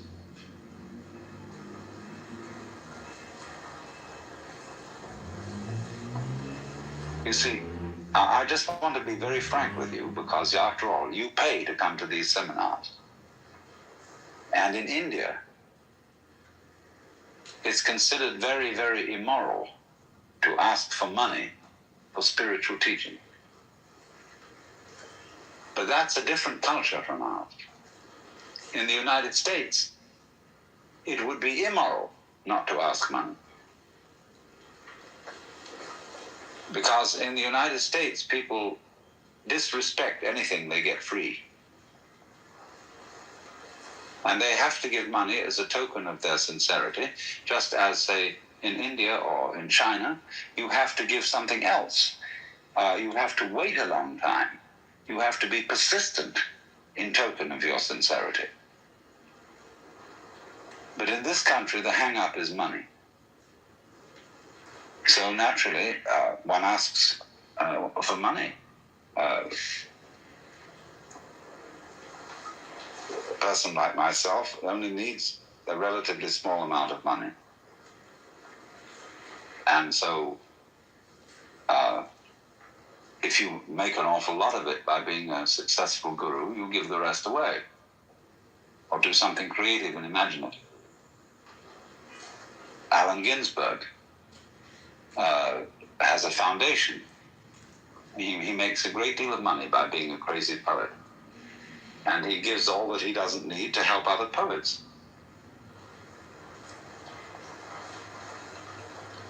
So then,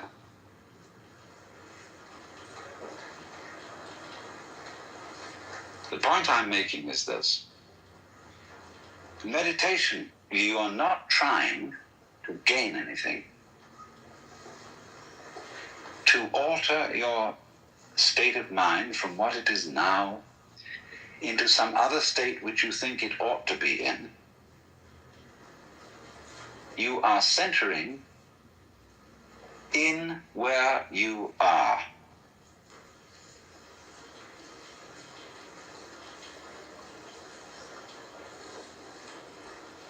But you see, the difficulty for us with this is that we do everything. We even eat, we play, we dance, under the fundamental assumption that all this is good for us. We go to concerts to improve our culture, to the theater, to the movie, in order to be able to say we have become more educated. We have improved. And as a result of this kind of motivation, we don't really do those things at all. If you go to the concert to become more cultured, you are not really listening. So meditation, above all things, because it's got a slightly disciplinary flavor to it, a slightly religious flavor to it, is something that people use somehow to get ahead in the game of spiritual one-upmanship. And I get sick and tired of people who go and study Zen and come back and brag about the long hours of meditation they put in and how much their legs hurt and what a great ordeal it was and how good it was for them and how you who haven't gone through this discipline are a kind of underling. See, I've had this put on me for years because I didn't go to Japan and didn't sit around in zendos and worked it my own way. And they say, well, you are just a dilettante, you see. You haven't suffered as much as we have. And you really ought to suffer. You ought to put up with those long endurance tests.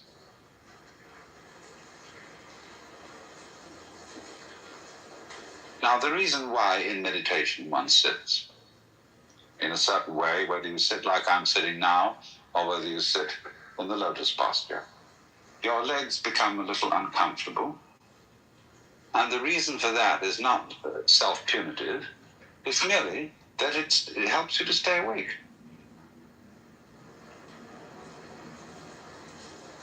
That's all. And if you were floated in a hot tub with supporters in a completely dark room in one of the sensory deprivation chamber, you would very likely go to sleep. But the point in meditation is to be wide awake. Without, however, the intellectual chatter going on in the head. And so a posture which involves a very certain subordinate degree of discomfort keeps you awake. Actually, when you get used to sitting this way, I can sit this way without extreme discomfort for at least 40 minutes, even longer. And it becomes natural.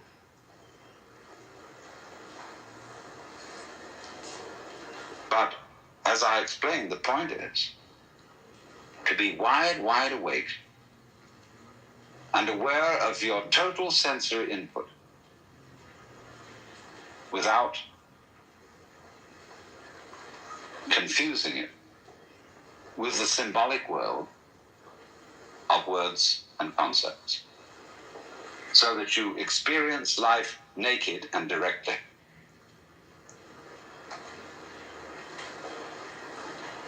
Experience you naked and directly, without having in your head the concept of who you are as a role player, as a personality, as an ego.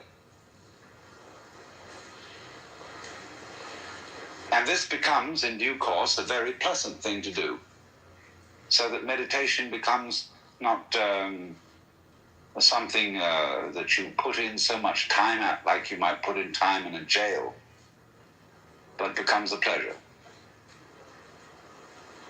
Of course, from the point of view of our religion in the United States, that's almost sinful.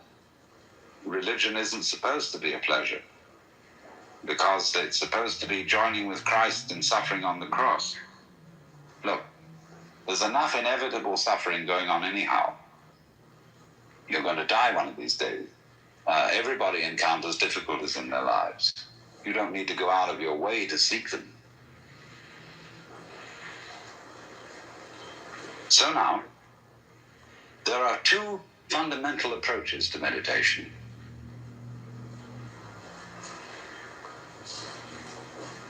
One, you see, this morning, Charlotte was getting us to bounce on our heels and to stretch as tightly as we could to overcome gravity. And then after that, she said, see what happens when you don't do it. So one of the methods of meditation is to stretch as tightly as possible,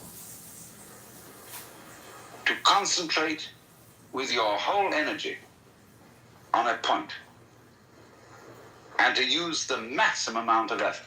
You say in yoga there's an exercise called kumbha, which is a way of breathing, which is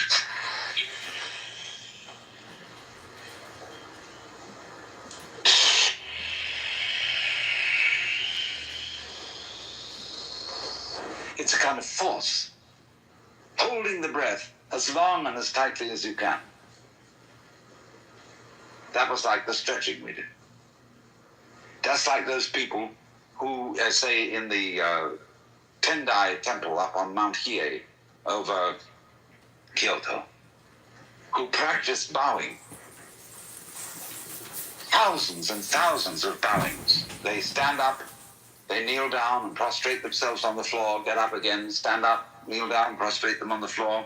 And there are those Tibetan monks who do the Lungompa, running through the mountain trails with enormous leaps. And they do like Nijinsky could do those leaps where, you pause a little bit in the air and seem to overcome gravity and then drop again. And they go on and on and on, bouncing along a road. Or there are other pilgrims who prostrate themselves at every step, traveling a long journey. There are people who run the streets of Kyoto, 100 miles through the streets of Kyoto every day at a jog trot. There are all kinds of things like that where you work yourself to a limit in struggle. Because in doing that, you get a thing which runners call second wind. And second wind in running is where you are no longer running, but it runs you. Where, in other words, the ego energy in the running is displaced and the energy of the whole organism takes over. And that is all the energy of the whole universe. When you get second wind. So you get second wind in this fierce kind of meditation. Alternatively, there's another way in. And in this way is a kind of so-called easy way. And one uses it for a different type of personality. There are certain people who must have the difficult way because they don't know they exist unless they're sitting on a spike. And those kind of people who don't believe they're real unless they hurt have to follow the difficult way.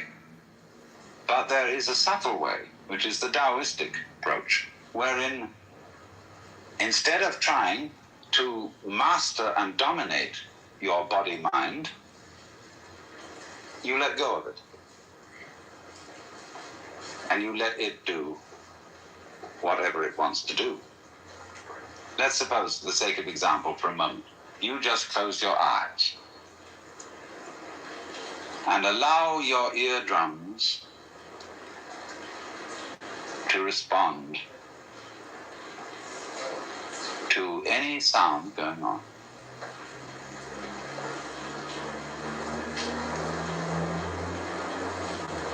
There are no proper sounds or improper sounds. You may feel free to shift, shuffle, cough, sneeze as you will.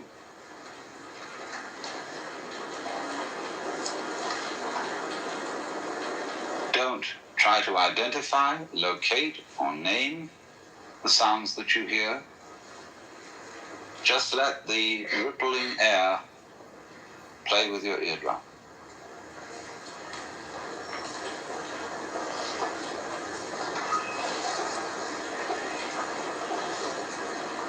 And as you hear the sound of my voice coming across to you, listen to what I have to say simply as tones. Your brain will take care of understanding it. You don't try to understand.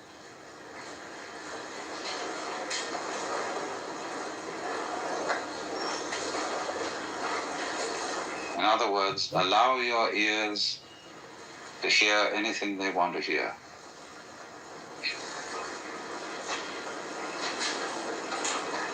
And to assist you in this, keep your tongues relaxed in the lower jaw.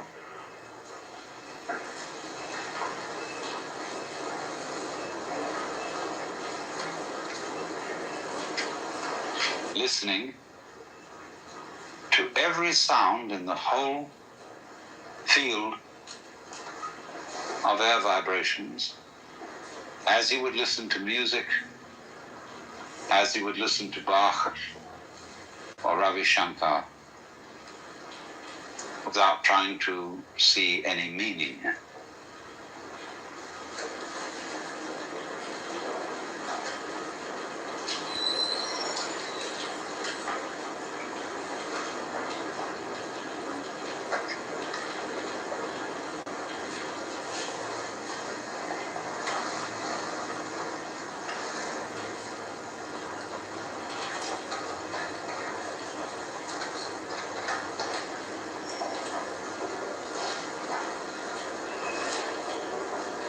There is no hurry.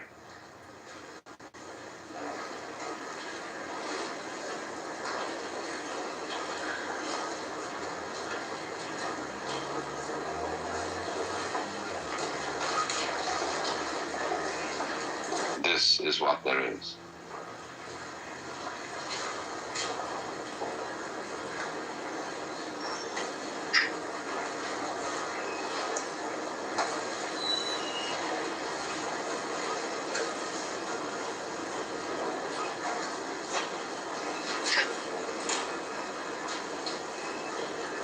Well, now, of course, one can do that through all the senses, not just the ears, but the body feeling, skin contact, the breath,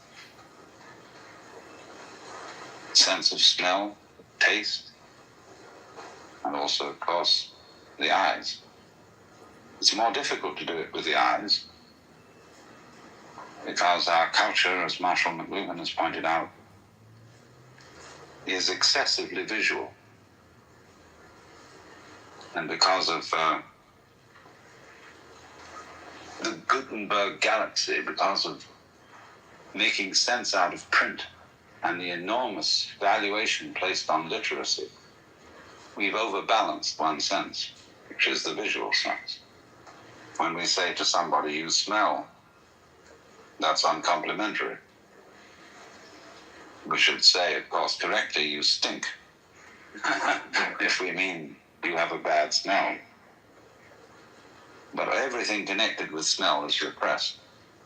And therefore, because we still continue to smell, it is an unconscious sense through which we relate to each other in ways that we don't know. You take an instinctive liking to someone because you like the smell, but you don't know that. You take an instinctive dislike to someone because you don't like the smell, but you don't know that. All sorts of things, all sorts of messages are passed through the nose, but we're not aware of them. We don't have an adequate vocabulary of smell. Only 3 adjectives in English are associated with smell uniquely: acrid, pungent, fragrant. All the others are associated with, borrowed from other senses.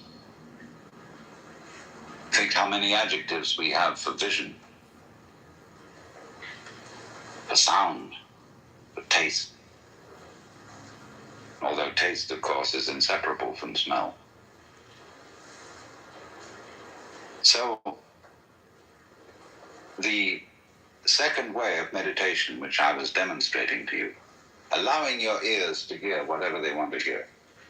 In the same way, you allow your breath to breathe any way it wants to breathe. You allow your muscle skin feeling, the sense of touch, to feel any way it wants to feel. You allow your eyes to see anything they want to see. And finally, you allow your mind to think anything it wants to think. Let it go. This is the relaxed way. The other way is the tense way. They come to the same conclusion. You go around this way, take the right-hand path and go there, take the left-hand path and go there. I'm not going to evaluate between one and the other. It's up to the individual. But the way Charlotte and I have been interested in for a long time is the way which is natural, which doesn't force things, and which lets the organism, with its own inner sense of what is correct, do it by itself. So, if you will let your mind, alone, you don't try to concentrate it, you don't try to discipline it, you merely let it do whatever it wants to do. Whatever thoughts want to flow through your head, let them flow. Don't try either to get with them and make something of it, and don't try to stop them. Just let them go. Besides, who are you as distinct from your thoughts, as distinct from your visual, auditory, tactile, olfactory sensations? Who might intervene and say, you do otherwise? Because when we get that terrific split between our experience, our feelings, our sensations, on the one hand, and on the other, something called the experiencer, the control agent who has and who directs all these things, there's the root of our trouble. Because we are confusing ourselves with an image of ourselves And under those circumstances, we define the living organism as a material object. The body, which corrupts, and which is somehow antithetical to spirit. Not realizing that the idea of the body as something antithetical to spirit is purely a conception. This is not a conception. And as we see it now from the standpoint of 20th century quantum physics, it's a shimmering phenomenon of electrical energy. It's a light show.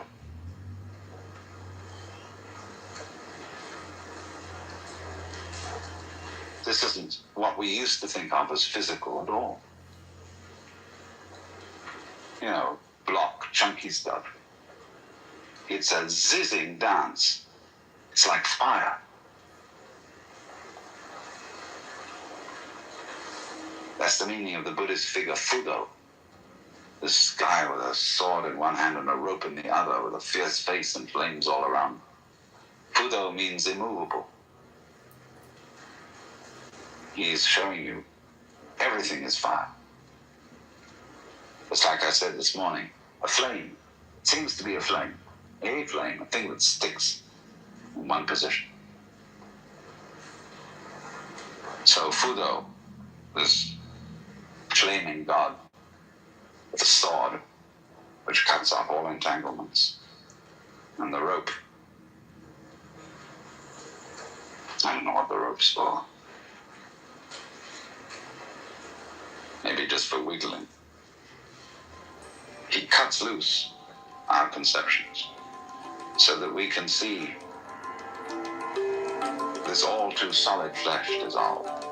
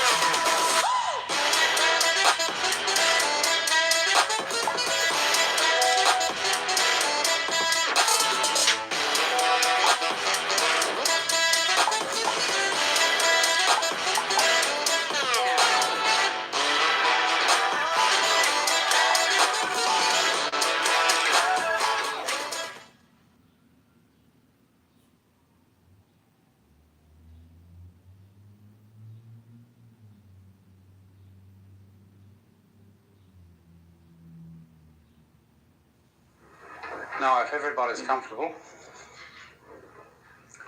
we can get started. I've announced that this seminar is to be about the cosmic network. And therefore, we've got to spend the first evening understanding something about the nature of networks.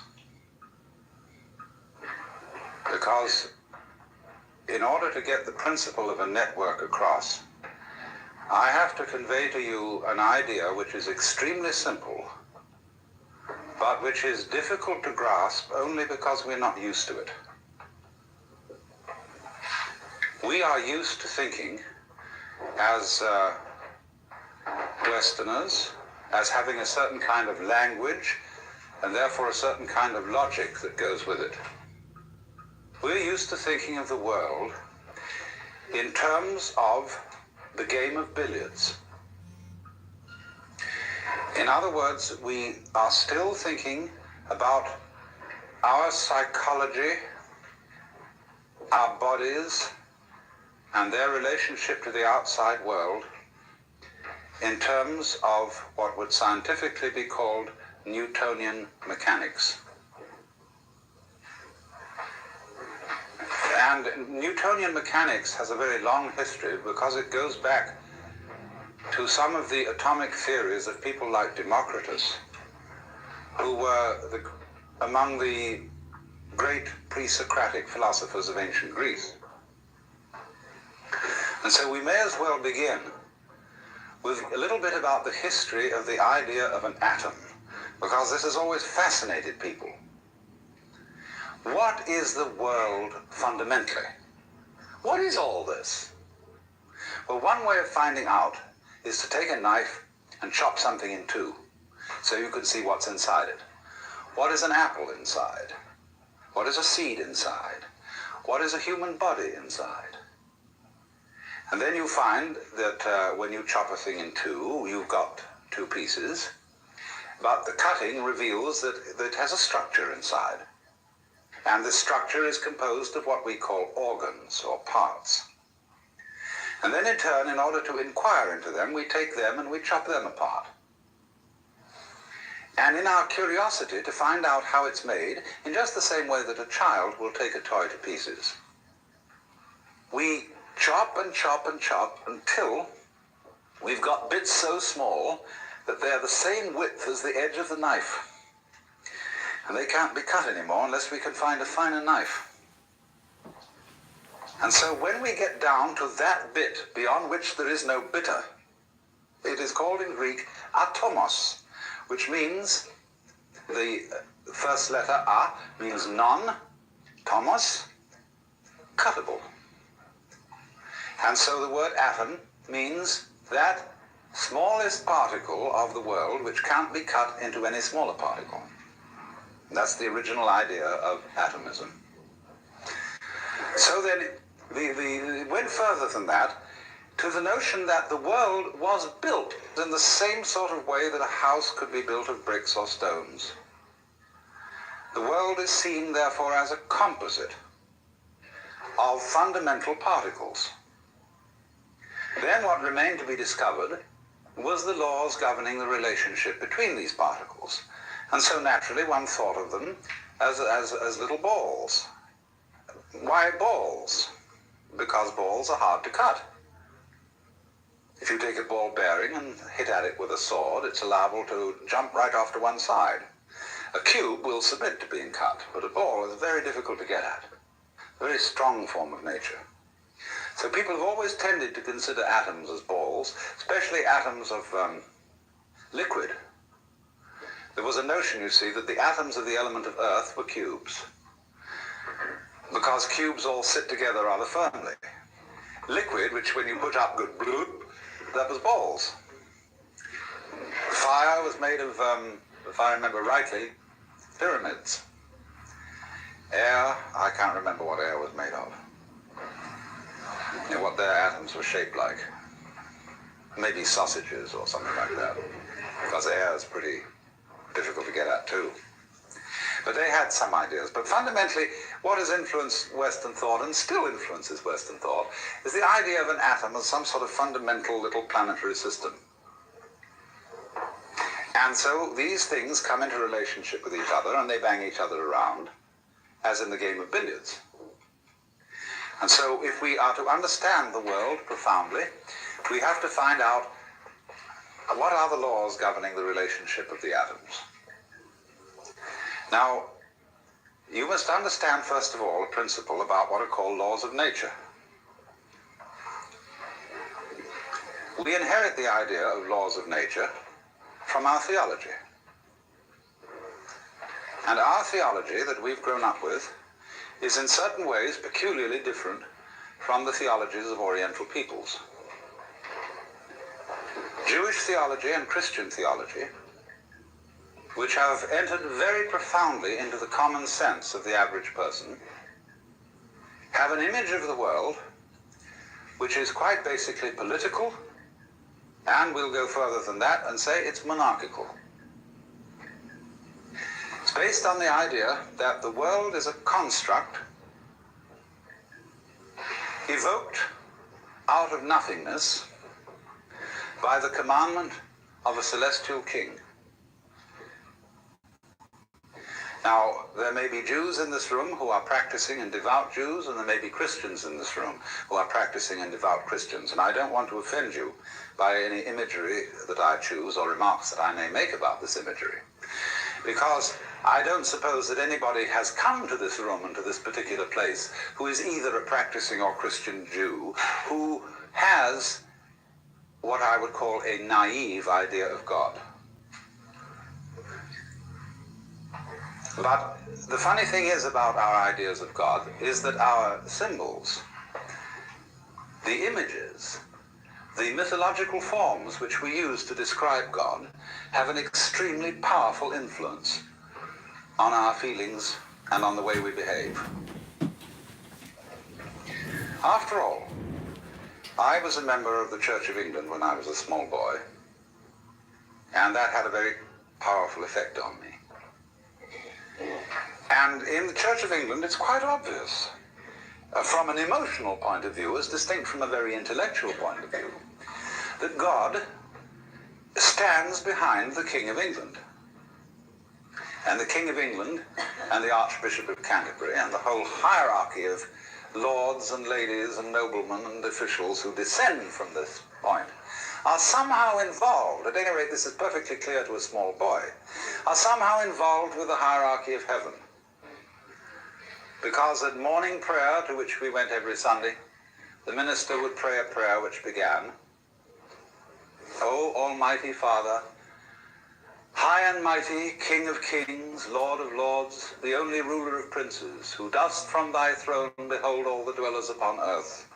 Most heartily we beseech thee with thy favour to behold our most gracious sovereign Lord King George, etc.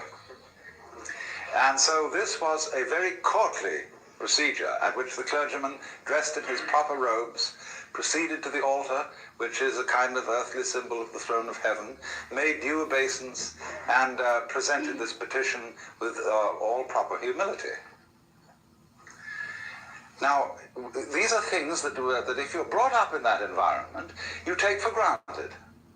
That seems to be the natural attitude to God. But imagine someone coming in from a culture where God is not conceived in the image of kingship. How strange he would find this behavior. Who's all this bowing and scraping? Because you know very well that places where they bow and scrape and where there are thrones are places of terror. Because anybody who rules by force is and must be basically terrified. That's why he has to have all these protections, why he has to be addressed in the right form of language. Say you go into a court today, an ordinary U.S. law court. There is a very strict etiquette. And if you start laughing, the judge will bang the gavel and threaten contempt of court and all sorts of dire punishments. Because here, everybody has to be serious. It's like on the parade ground. All those Marines lined up, and they salute the flag, and they have to have a very grim expression on. It's serious. And so, in the courts of kings, they have to be serious because kings are afraid of laughter. They're also afraid of being attacked suddenly. So everybody has to kneel down. Because if you kneel down or prostrate yourself, you're at a disadvantage. And the king stands or sits at his throne with his bodyguards ranged on either side. See, like that. We've already got the form of a church. The bishop at his throne, his attendant canons and clergy flanking him on either side. And so certain great Catholic cathedrals are called basilica. And basilica, from the Greek basileus or basilus, is the king. So the basilica is the court of the king. The very titles of God in the Bible, King of Kings and Lord of Lords, are of course borrowed from the Persian emperors. The Cyrus, which is the Greek word, Kyrios, meaning Lord. So the Mass begins with the invocation, Kyrie eleison, Lord have mercy upon us.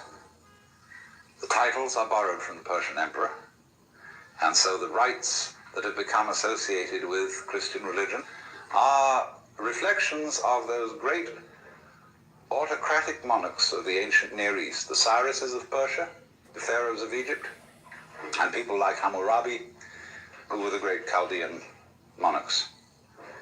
The universe was conceived then as being ruled on a political pattern like that, so that Hammurabi in particular, and Moses after him, they were the wise ones who laid down the rules. They were the patriarchs who said, now this is the way everybody's got to behave. And since you can't all agree among yourselves as to what the rules are going to be, I'm going to tell you what to do. And since I'm the toughest guy around here, and I got these brothers of mine who are pretty tough too, we're going to say this is the law, see, and you got to obey. So this is how we have got historically the idea of there being a law of nature. That somebody told nature what to do. For example, a wonderful poem by Father Feeney about bees. God, to some sticky stuff not yet alive in a hive, said, come, hum, be my bee and buzz as I bid. And sure enough, it was, and it did. See, and in the beginning, let there be light. A commandment. So commandment is the fundamental idea. So the quest of the law of nature is the quest for the true understanding of the Word of God. For by the word of the Lord were the heavens made, and all the hosts of them by the breath of his mouth. In the beginning was the Word, and the Word was with God, and the Word was God. What is that Word? If we could find out the Word of God, here is the idea, you see, we could perform incredible magic. That's why, for example, the name of God in the Bible is not to be uttered except once by the high priest in the Holy of Holies, once a year. Otherwise, that name, Yod-Heh-Voh-Heh in Hebrew, we don't really know how it was pronounced. And Jehovah mixes up those consonants with the vowels of Adonai. And then it's all mixed up in translation. But anyway, Jehovah is a polite way of saying what can't be said. Because if you know the word, if you know the name of God, you have power. You have the power of God. And so all ancient ideas of magic were based on knowing the names of God. It is said that there are 100 names of God, and 99 are revealed to us. And the camel knows the 100th name, which is why he looks so snooty.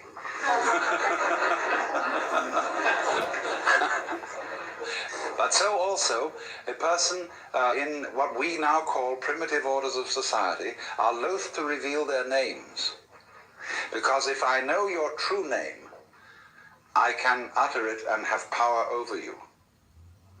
Now, you say, well, that seems a very naive idea, but it is exactly through the knowledge of names that we have Western science. And that is magic. That is through trying to understand the laws of nature. So that if you could understand the word underneath all the phenomena, you could change the phenomena and create magic. Only this, that many scientists have got rather sophisticated and have realized that the word comes later than the event. That in the beginning wasn't the word.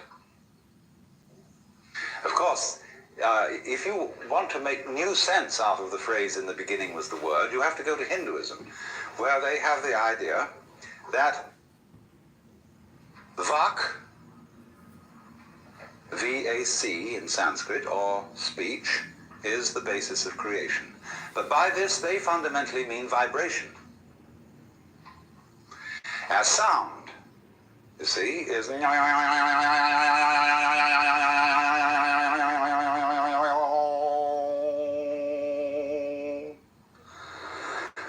say that is, you see, if you listen to sound and go right down into it, fundamentally get what sound is all about, you understand the whole mystery of things. Because the whole mystery of things is vibrating energy. On and off. Simple as that. Life and death. Life is on, death is off. Have to have off, to have on, have to have on, to have off. It's quite a relief. But there they say that's the beginning. Now, but they also say, in another sense, on another level, that the roots of Sanskrit, say the root form, say the word Buddha, comes from the root form Bud, which means to know or to be awake. Bhava, which means becoming, comes from the root bhu, which means to grow. So on. Karma, doing, comes from the root kri, to act. So they say, though, that the roots of Sanskrit are not simply the roots of a language, they're the roots of life. Because in another sense, altogether, you see, you create the world by the word.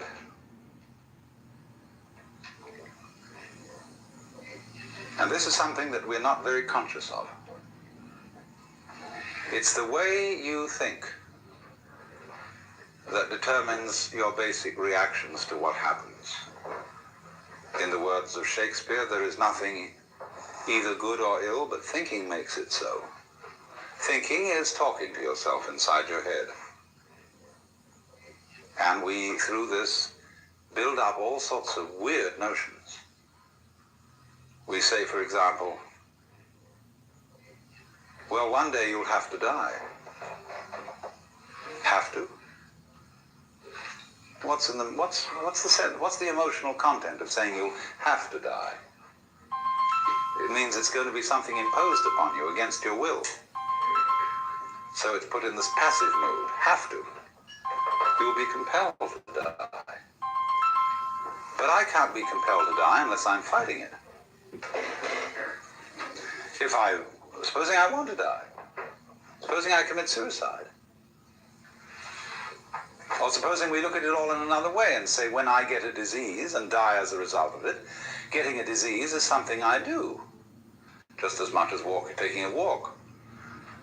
Only we've got our thoughts arranged so that we say, you ought not to get a disease, even if it's just plain old age. Somehow you ought not to do that. You ought to go on.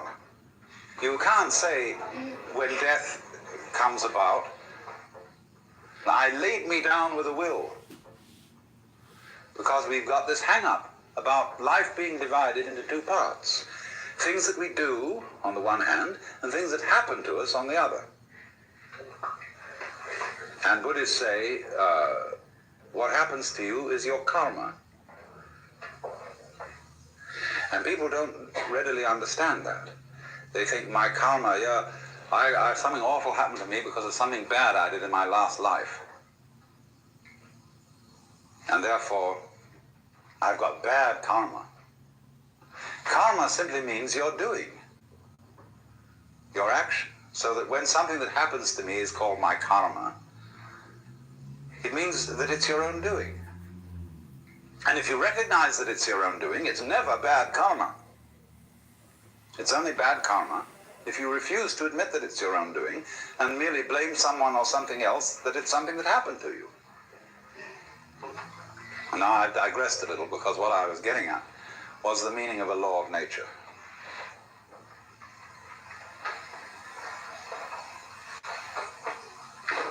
Laws of nature were taken over. The idea of the law of nature was taken over by Western science from this ancient magical notion of the Word of God, the commandment of God, being the foundation for everything that happens in the world. But now, today, in Western 20th century science, there is an entirely new idea of the law of nature.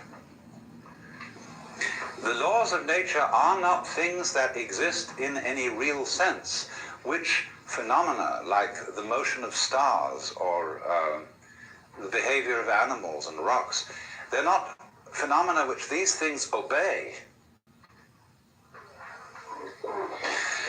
The universe is doing its stuff. But because we have a certain kind of structure and brain, we want to make sense of it. And therefore, we find various ways of understanding the world by the principle of regularity. Now, what's that? Let's take a clock. A clock ticks regularly. But the world does not tick regularly. Inconveniently enough, the sun does not have the Earth go round it in a neat 360 days. This has always irritated calendar makers. How to make a rational calendar? There is no solution, because the rotations of the Earth upon its own axis do not neatly synchronize with its rotation around the sun. There's always something a little odd about it. So what we do is we superimpose over this rather odd elliptical path the ideal figure of a circle with its 360 degrees. Now that is also like putting a ruler along a piece of wood and saying this piece of wood can be cut to 12 inches. Now there are no inches in the wood. Inches are a method, a technique that human beings have invented for measuring things. And so we can cut out of a piece of cloth or a trunk of a tree so many feet. Well, originally, it's simply comparing the trunk with us by putting our feet over it one after another and saying it's so many feet long. Or so many spans when you stretch out the hand. This is a fundamental idea of measurement, and the inch is, of course, one joint. Not your kind of joint. And so this comparison of man's body and its regular shape, you see, 10 fingers on either side. 10, 5 fingers on either side makes 10. 5 toes on either side makes 10. And so by stretching ourselves out, as it were, against nature, we measured it. And the idea of measurement is the same idea as the idea of the law of nature. A law of nature is exactly the same kind of thing as a ruler, or a hammer, or a saw. It is a way of thinking which enables us to control our environment. By observing regularities, and then by making a calculus, which is a process really of betting. Will it be regular next time? And the odds are that it may be. If it's done it once this way, it's likely to do it again that way. So in this way, you predict eclipses of the sun. You predict the phases of the moon. You measured, you counted how it went, how often it did it like this, how often it did it like that. And you say, well, it keeps on doing it. And you think, wow, this is fascinating. It seems to obey me, because now I can tell you any time it's going to come up. And if the other people around haven't figured it out, they think I'm magic, because I'm going to say to them, the moon is going to change at such and such a time. So many days from now, it's going to have a different shape. They'll say, my God, he was right. And they'll think, I'm making it happen. Because I can do that. And so I get a rather privileged position. Because I could predict. But that's the basic idea, you see, of the law of nature. The law of nature is a human network, like the lines of celestial latitude and longitude. They don't exist in the heavens. But we project them on the sky in order to measure the positions of the stars. Because the stars are scattered in a very confusing way. And just try and remember that mess and figure it out. Though the clever ones, you see, just said, look at it through a network, a spherical network. You can number all the squares in the spherical network in accordance with the principles of the circle, the 360 degrees. You've thrown the network on the sky. It isn't really there, see? Then to help you a little further, pick out some of the big stars and see if they make a shape. You know, this is like doing a Rorschach test. And you see, oh, look, there's one over there that looks like a dipper. Or some people call it a plow. And there's one there that looks like a cross. There's one there that by some extreme wangling can be made to look like a virgin. And all these lines that join the constellations together are our ways of projecting a pattern upon this great and glorious confusion so that we can remember it and chart it. But obviously, you can very well see that if you looked at this same pattern of stars from some completely different position in space, all those constellations and their arrangements would vanish. And you'd have to invent a new one. Because there is nowhere where the stars really are. It depends where you're looking from. So in this sense then, man in nature with his extraordinary symmetrical brain and its amazing complications figures it out. And it's man who introduces the law into the world. He invents it. But in a way, invenire, to invent, is to discover. But what we discover, in a way, is not something that's out there. When we invent the laws of nature, we are discovering something about ourselves and our own passion for prediction, for regularity, for keeping things under control. Therefore, there has to be a law.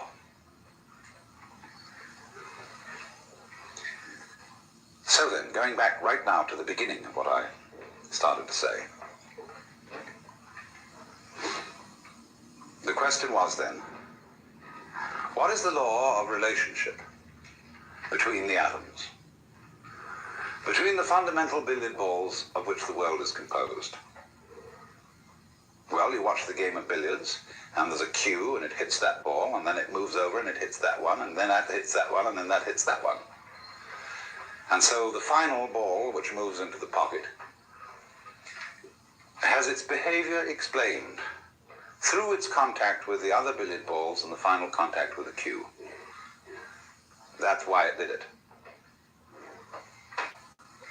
And so this view of the world as something that happens by the mechanical processes of the law of cause and effect is one that is really basic to most people's common sense today, to most educated people. They would say it's very difficult to figure it all out because the whole thing is so complicated, but if you could know all the details involved in, say, the behavior or a single act of a human being, you would find that it was the ineluctable result of a series of bouncing balls against each other, fundamental atoms that predisposed the great final event to be just like that. So that theory of the relationship between the atoms is called in technical language catenary. C-A-T-E-N-A-R-Y, catenary. A catenary effect, or a relationship between events, is like, for example, to use another illustration, where you stand a row of bricks up, end up, you know, and you knock over the first one and they all go cata, cata, cata, cata, cata, and fall down. That is a catenary sequence. But it becomes increasingly obvious today to the physicist and to the biologist that that will not do as a sufficient description of how various events affect each other. And so there's another type of causal relationship altogether, which is called, instead of catenary, reticulate. R-E-T-I-C-U-L-A-T-E, reticulate, from the Latin rete, meaning a net relationship. Wherein, in other words, any given event is not simply ascribed to one or more previous events, but that the relationship between the past and the present, and between the present and the future, is all to be taken into consideration in understanding any one event. In other words, let's take one event. I drop a ball and it bounces. Let's say it's an event. I don't know how many events it really is, but we'll just say for the sake of argument that it's an event. Now, is it enough in describing this event to say, I let the ball go, it obeyed the law of gravity and hit the floor, but because it was made of rubber and had some air inside it, it bounced and sort of slightly disobeyed gravity because it had an energy in it. But that's not enough.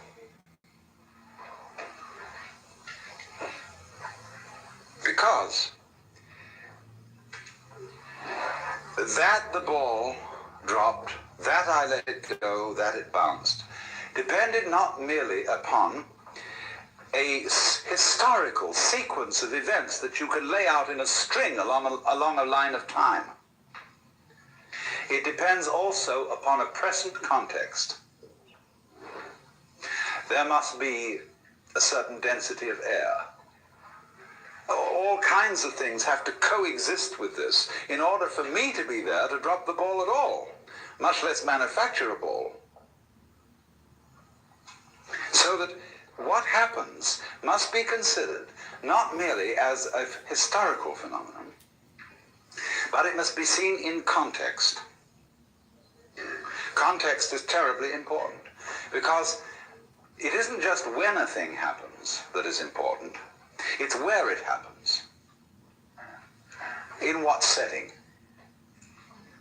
So that you could say that my blood in my veins is in a certain setting. In a test tube, it's in a completely different setting. And in a test tube, my blood is not behaving in the way it behaves in my veins. And therefore, it's not the same thing.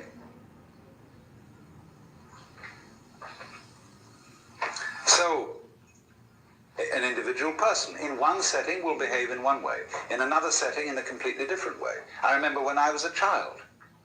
I was one boy when I was at home with my parents. When I went to visit my uncle and aunt, I was someone different. When I was with my peers, I was someone quite different. Because I changed according to the setting, and children are very well aware of this. It's only as we go on that we keep having it drummed into our heads that we ought to have a consistent character, because we are influenced by novels, where the characters are supposed to be consistent. And so you ought to have a consistent character. You ought to behave the same in all circumstances and towards all people. That merely means you become inflexible. So what things are, therefore, depend on the context in which they are found, upon their network relationship to everything else that's going on. And one of the reasons for this, which is going to lead us to something more profound but much simpler, is, of course, that the whole notion of a thing or of an event in nature and of causal relationships between different things and different events is a purely abstract idea that does not really fit the facts of nature at all. In nature, in this physical world that you feel when you hold your head or hold somebody's hand or just breathe, in that world there aren't any separate events. None whatever. Sure, there are all sorts of wiggles around here, all sorts of lines, all sorts of colors, all sorts of surfaces, all sorts of forms, but they're not separate. Because you see, you can't separate an inside, what you are inside your skin, from the outside of the skin. Because you can see that at once. If there weren't anything outside your skin, there'd be no inside. It takes the outside and the inside working together to create this situation. And in the simplest way, the situation that I call my body wouldn't be operating unless there was air around here to breathe. This physical phenomenon goes with the situation of there being air. Now, true, it wiggles about inside the air in a rather complicated way. And other people watching say, something going on over there. You know, because the air you can't see, and it remains rather constant, except when there's a gale, and so you don't pay much attention to it, because it's always around. What you pay attention to is what changes rather rapidly. And you say, well, that's a that. Say, hey, you say to someone, you see this change going on, some wiggling over there, and say, what's that? See? And he knows what you mean by a that. A that means something on the end of a finger point. It's different.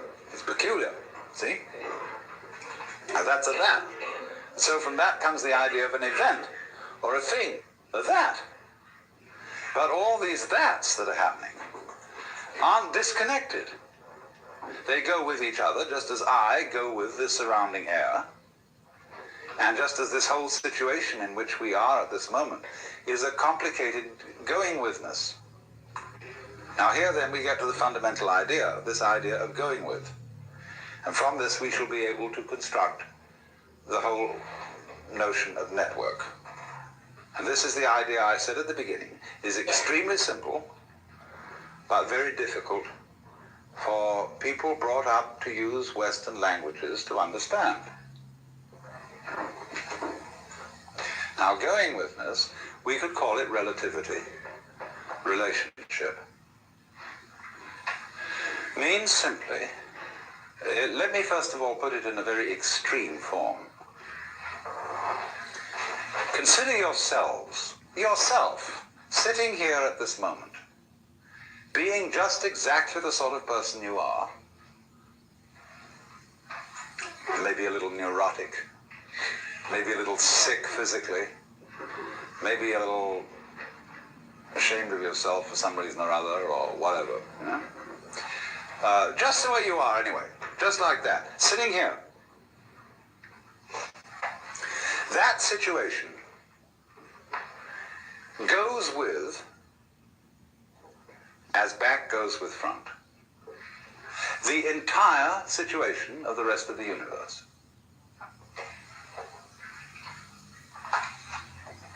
In other words, you as you are, exactly the way you are, and you really don't know what that is. You may have some opinions about it, but you really don't know.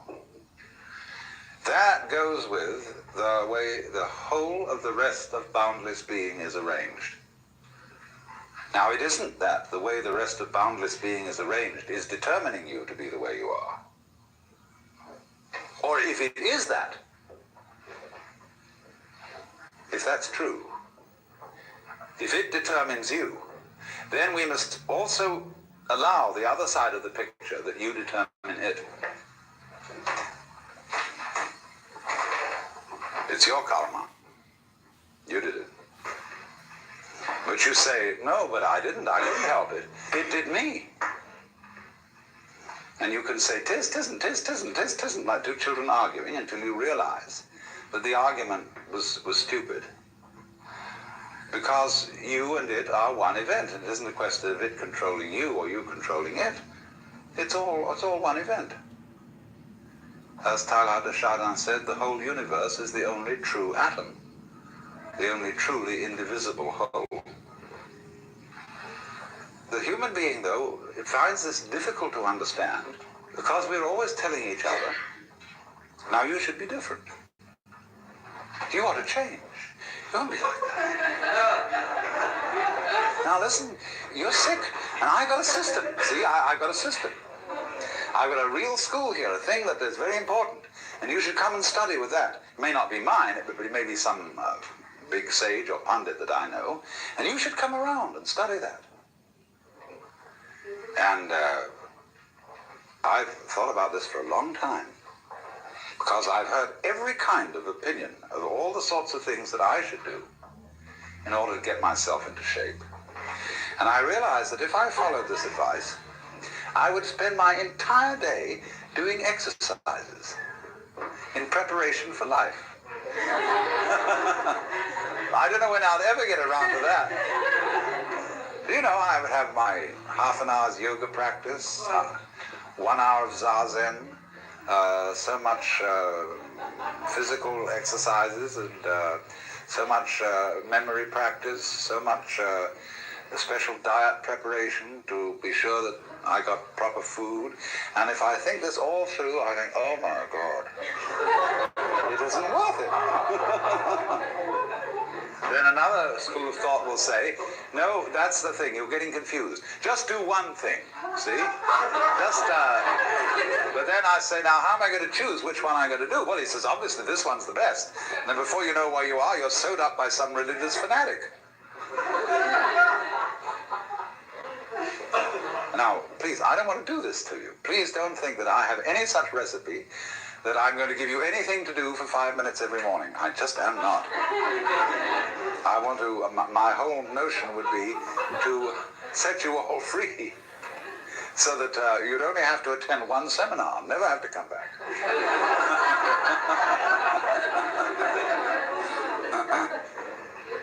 That's the idea, really. Because I know that so far as my own livelihood is concerned, that there are always more people. And if, no, I don't collect a following and just send them all away. There are plenty more people to fill the vacuum.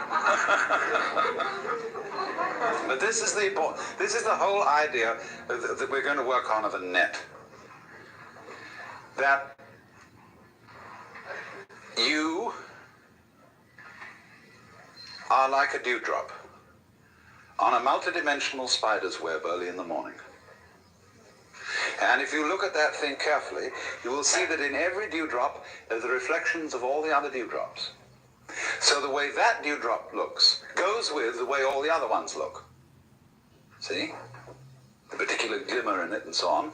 Its peculiar position, and everybody has to have a peculiar position in the cosmos.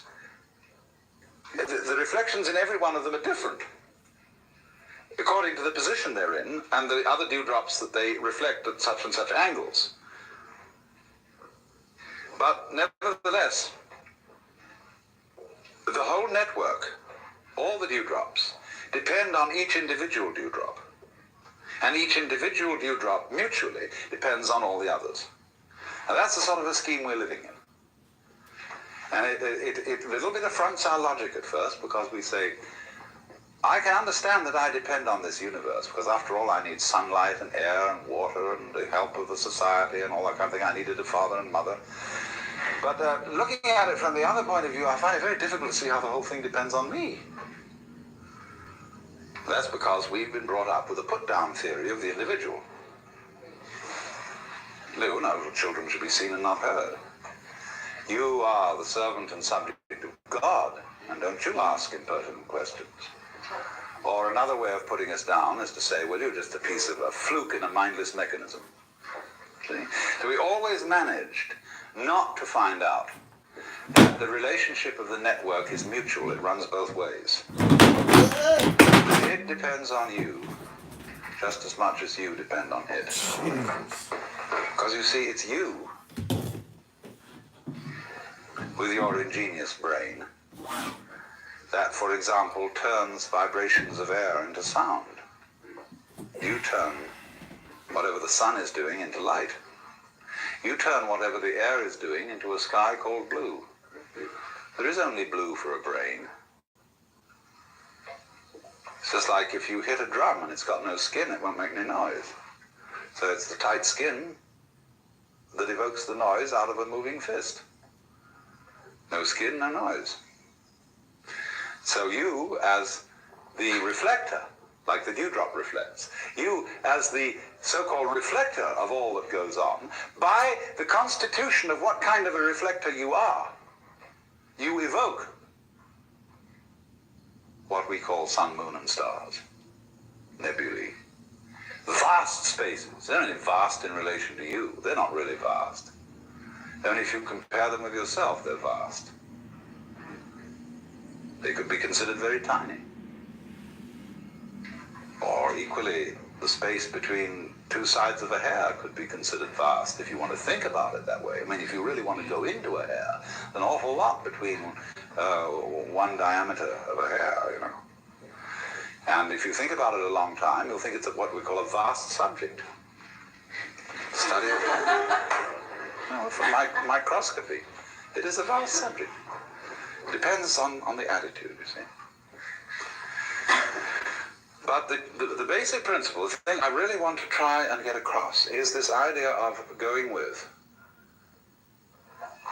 The universe around you is your outside, just as much as the organs inside your skin are your inside.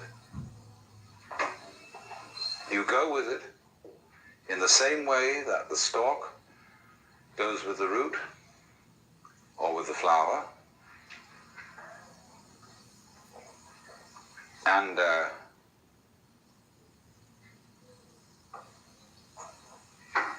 as front goes with back, as north pole of magnet goes with south pole. This principle of relationship governs everything.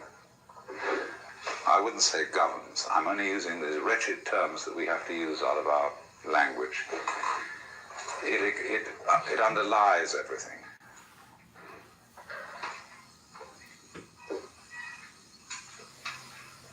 And it's important to realize, and let me repeat this, that the great universe does not control the small individual any more than the small individual actually controls the great universe. This is not a question of controlling. It is a question of more like dancing, of what happens, rather than what makes it happen. Things aren't made to happen.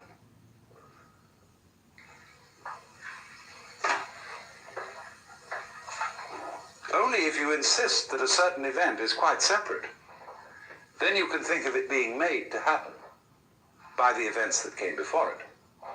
But if you realize they're all parts of one event, or different aspects, different phases of one event, then you see it happening and you don't see anything making it happen. Forcing, that whole idea of things being made to happen, in other words, goes back to the idea of a universe that is based on a monarchical image, where the boss says, damn it, you do that, and the thing can't help it, and so it's made to happen. But say in Chinese Taoist philosophy, the universe is just not seen in that way. It's not seen as anything is not made to happen. It is what does happen. But it's all interrelated. And therefore there is a pattern to it. There is an order to it. The order of the net.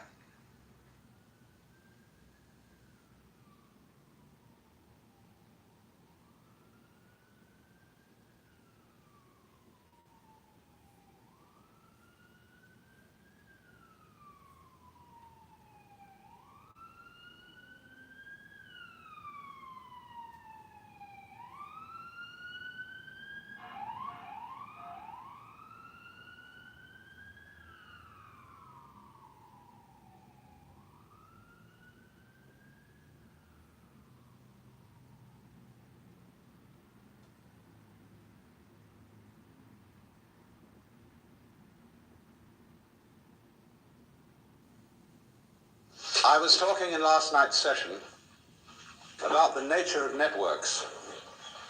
And you remember that I explained the two different conceptions of causal relations between things and events. And I may as well write these down unless you've forgotten them. There's the catenary and the reticulate. In this kind, things and events are explained as being links in a causal chain. And so every particular happening that is identified as a thing or an event, which is, however, quite an arbitrary kind of selection, is explained by its past, by the chain of events which lead to it in a causal sequence. On the other hand, in thinking of the reticulate relationship, a thing is explained not simply by its relationship to past events, but by its context, that is to say, its relationship to present and future events as well as past. So that every event becomes something in a network. Now, you will very well understand that when you see the knots in a network, or better, the squares of the net, they're all held together by each other. Imagine the kind of network where instead of there being, something like knitting. In knitting, the stitches are all held together by each other. And if something breaks at one point, the thing starts raveling.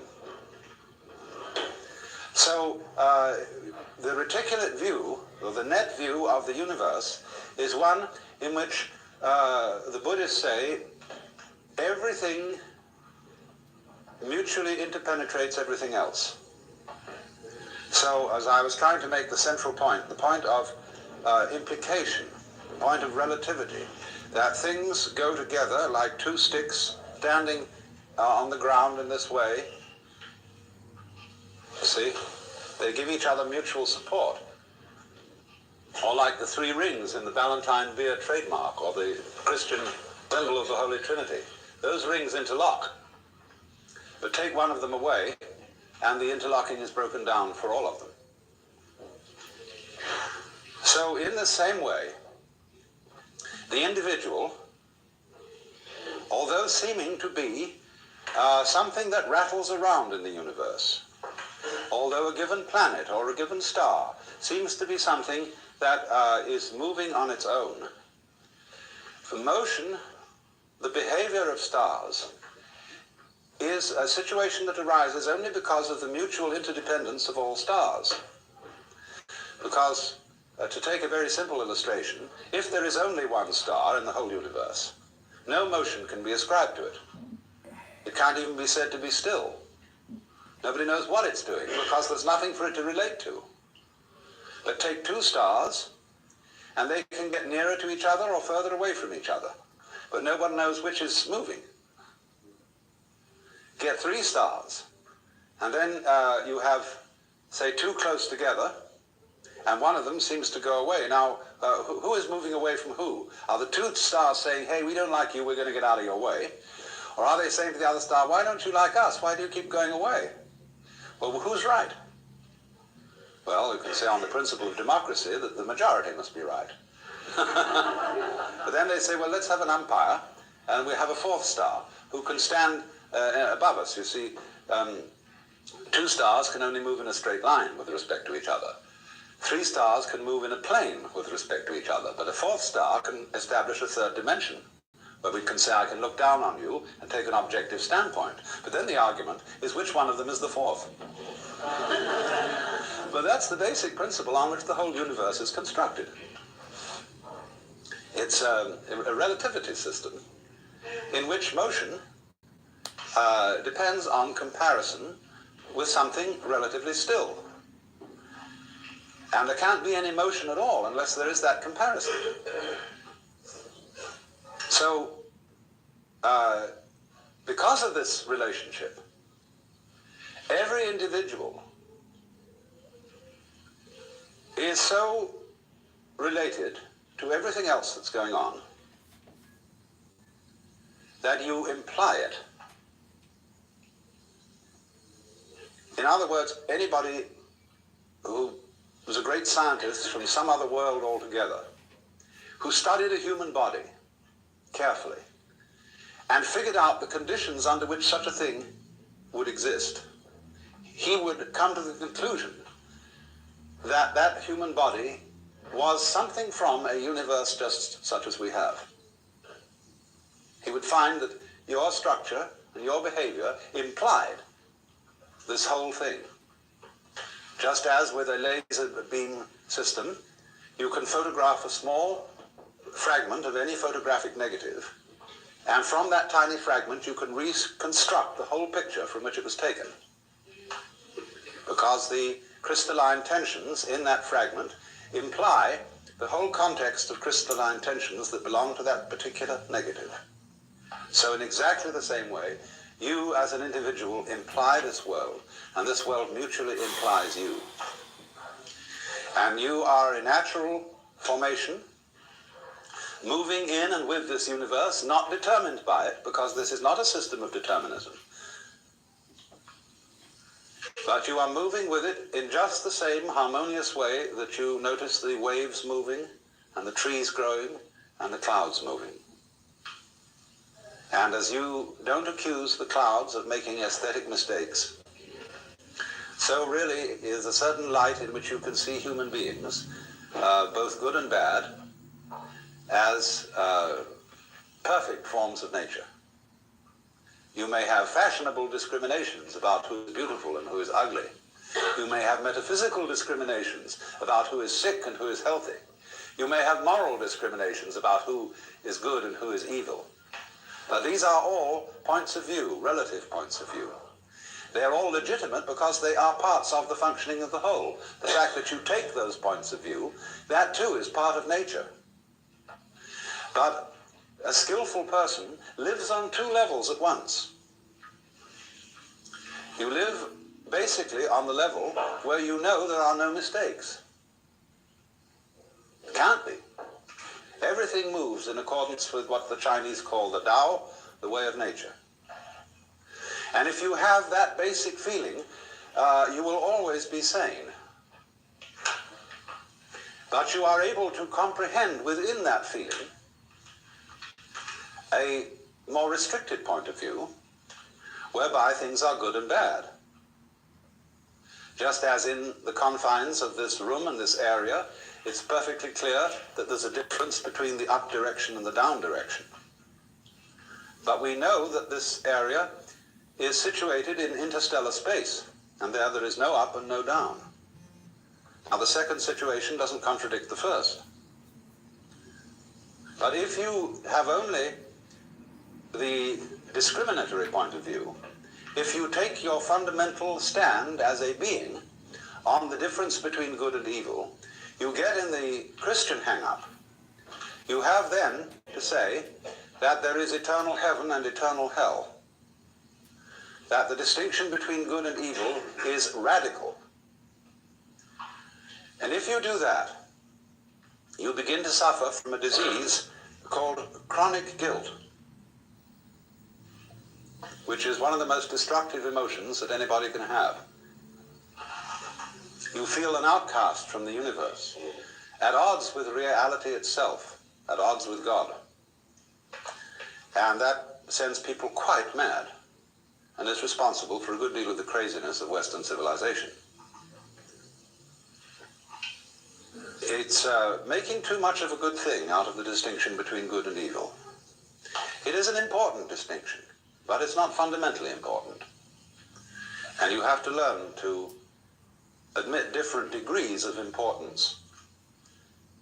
And just say that because you can't just say that because a certain distinction isn't absolute, that it's not important. After all, your own physical formation is not absolute, but it's important. So, the situation of man in this network is to repeat the proposition, on the one hand, that he as an organism, psychophysical organism, is something that the whole cosmos is doing. That was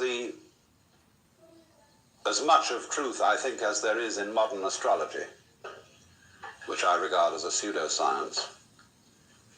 But it is based on a very fundamental principle, that when you draw a map of a person's soul, you draw a small picture of the universe, a very crude picture. And that is the design of that person's individuality. The truth is, therefore, that your soul is something which contains your body. Your body does not have the soul inside it like a spook. And the whole cosmos is your soul. So the cosmos is doing you at the point you call here and now. Reciprocally, you are doing it.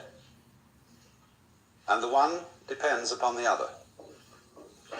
You have difficulty in conceiving this as a Westerner because we have all been brainwashed by several centuries of put-down theories of man. That you were the wretched little subject, and a disobedient one at that, of an eternal king. And B, that you were just a fortuitous congress of atoms in a mindless mechanism of incredible vastness. Having entertained those two theories of man and of existence for so many centuries, we are very much brainwashed into being unable to see that we and the universe are mutually causative, or to use the Chinese expression, mutually arising. Now then, A second difficulty arises in this, which requires that I bring in some ideas, first of all, from Buckminster Fuller. The principal notion of Buckminster Fuller's thought, and if you don't know this name, Buckminster Fuller is what I would call a philosophical engineer, a man who is one of the most creative minds in the modern world. He invented the geodesic dome, which is his main claim to economic fame. But beyond that, he's done a great deal of extremely fascinating thinking about the future of technology and the situation of man in the universe. And he has devised this important term, synergy, coming from the Greek, syn, with, ergos, work.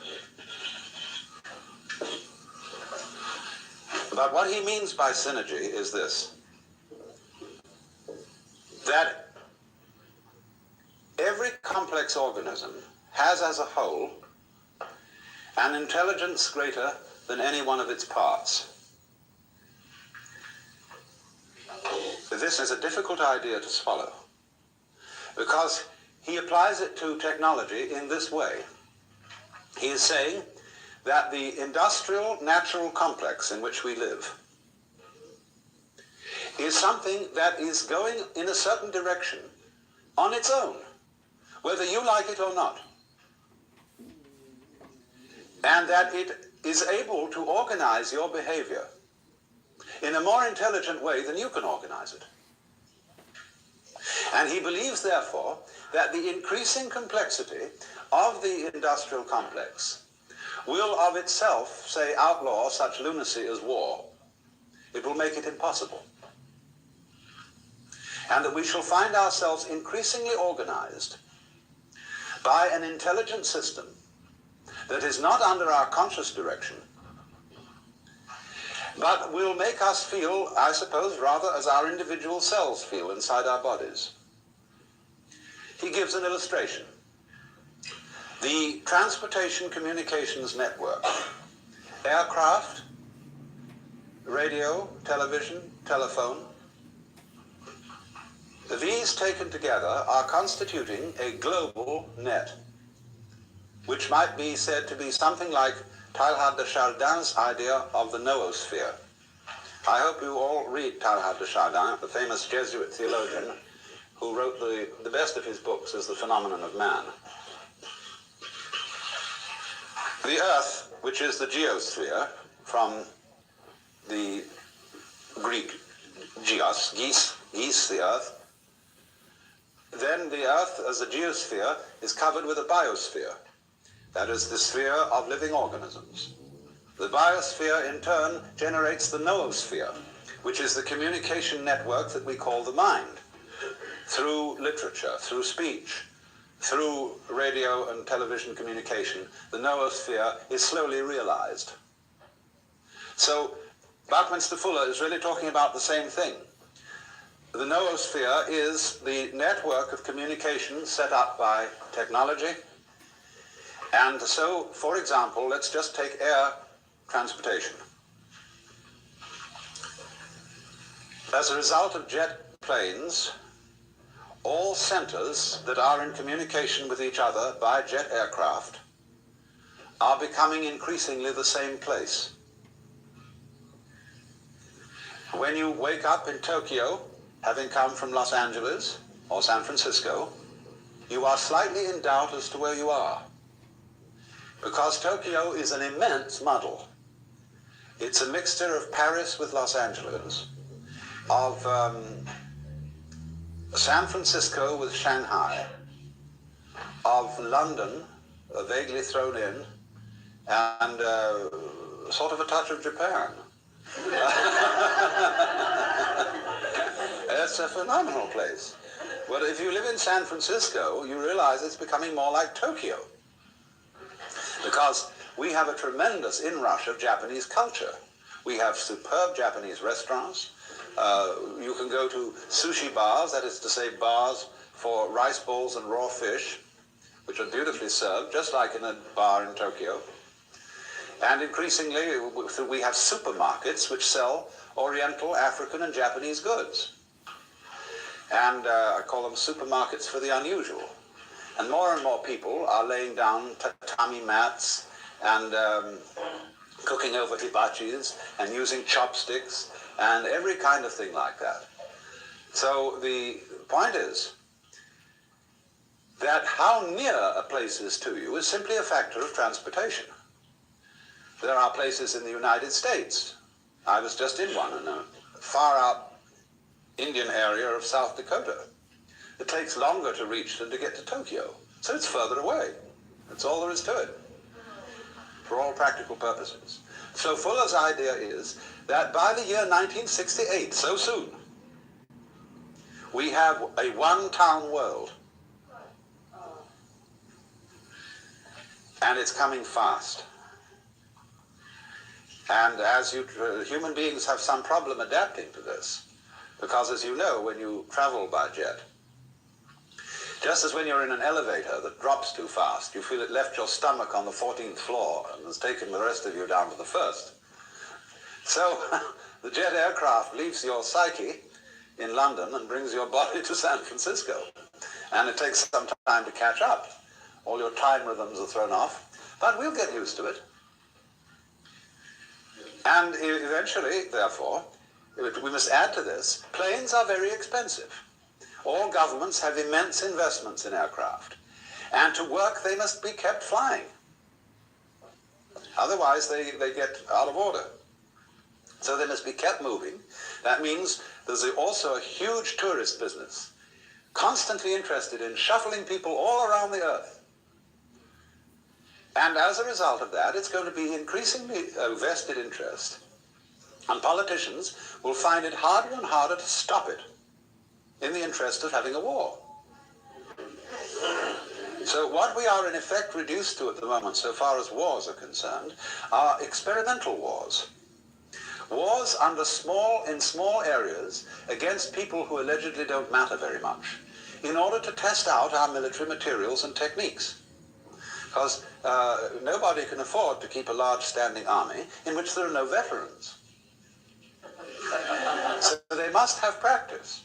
And so practice wars are carefully arranged. But increasingly, you see, they find that these practice wars rouse passions and disturb everybody in all directions, because there is no such thing as an unimportant people. And so they become increasingly difficult to carry on. So Fuller is extraordinarily hopeful about the future of mankind, because he feels that the synergy, the quality of intelligence in the total system, will overcome the folly of individuals, or of parts who are unable to act with full understanding of what's going on. And you see, this is a serious problem, so far as the individual is concerned, because today, not only is there a population bomb, there's also an information bomb.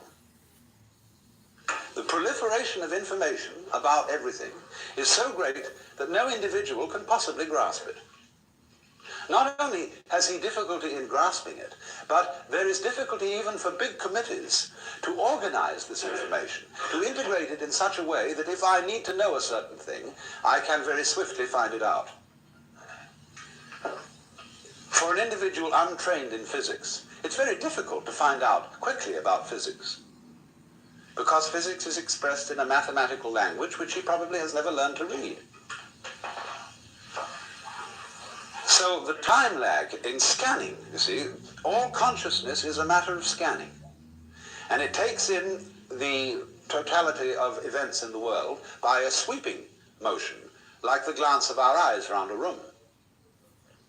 Well, it takes time to glance your eyes around the room and register what's there, if you want to remember it consciously. So what we are saying is that the intelligence of the system, the synergy, is more intelligent than any individual consciousness can be. But, of course, as a living organism, you are much more than consciousness, in this scanning sense, because you certainly don't arrange the complexities of your own brain by conscious decision. That's something that you grow. Or we could put it this way, that the intelligence of the universe grows as it grows you. But here again is another hurdle for the average Westerner, whose common sense is derived from the philosophy of science current in the 19th century, of thinking that the organization of the universe is intelligent. That seems to us to echo of theism, of God ideas where God is based on an anthropomorphic or man-like image, the old gentleman with whiskers in the sky. And of course that God is dead, beyond recall. But that's not the only kind of God. To think of the universe itself, its vast and complex organization, as being intelligent, what on earth does that mean? What do you mean by the word intelligent? Well, when you come to think of it, it's the most difficult word to define. Everybody knows what it is, but very few can say. It's like you know what love is, but just try and define it. You know what time is, but try and define that. Space, everybody knows what space is, but it's the most difficult thing to pin down, and that's equally true of intelligence. We can see certain elements in intelligence. We can see complexity as an element of it.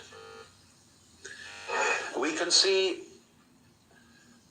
complexity as what we call an orderly arrangement of different clusters of complexity. But again, we're using words, all of which are imprecise. What do you mean orderly? That's practically to say it's all in order. It was almost like saying it's intelligently arranged. We recognize these things, but we are not quite sure what we mean by them. But we recognize them at once. And for example, if we begin with the pure hypothesis that we ourselves are intelligent, and let it go at that. If we're not, then nothing is. But let's, for the sake of argument, say that we human beings are intelligent. Now, if that is so, then the environment in which we live must also be intelligent. Because we are symptoms of that environment, and I don't for the life of me see how you can have intelligent symptoms of an unintelligent organization. We belong in this world. We didn't arrive here from somewhere else. We're not tourists in the universe. We're expressions of it. Like branches express the tree, or fruit express the tree. And so you will not find an intelligent organism living in an unintelligent environment. That is to say, the environment in which you live will be a system of mutual cooperation between a vast complexity of different kinds of organism. And the total balance of that makes your life possible. In other words, human life goes with, as front goes with back, an extremely complex bacteriological world, which sometimes diseases us, but most of the time assists us by its colonies, its societies, its methods of reproduction. All these complex interrelations are the which, without which not, the sine qua non of there being blood and veins and bones and intestines and all that kind of thing. That's only the bacteriological world. In addition to that, there's a world of insects, which is tremendously important to us. But the insects are extremely clever.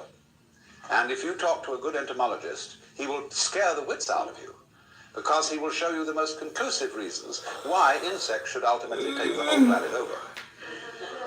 Fortunately, we are not absolutely abominated by flies because we have lots of spiders. And we have birds. And so birds and insects are mutually necessary to each other. And especially flowers and insects have an arrangement with each other whereby one could say of flowers and bees that although they look very different, they are one and the same organism. Flowers perfume and color. Bees buzz and fly around. But you can't have the flowers without the bees, and you can't have the bees without the flowers. And so you can think through relationships between every conceivable kind of organism, into which you must add things like atmosphere qualities, gas content of atmosphere, on and on and on until you suddenly realize that what you call your mind and intelligence and your very brain and body is utterly involved with this network of other kinds of organisms existing at a special temperature in certain gases, which could only be found in certain kinds of solar system. Now then, seeing that should give every technologist pause. Because you can't go running into that situation with penicillin and DDT unless you know very well when to stop. Unless you can be very discriminating just what surplus of insects you want to get rid of without killing the other ones that are important. How to give penicillin without destroying all the stomach flora and having to build them up again with acidophilus and stuff. So this is why in the Taoist Chinese view of nature and the relation of nature to human politics, they set as fundamental the principle called Wu Wei,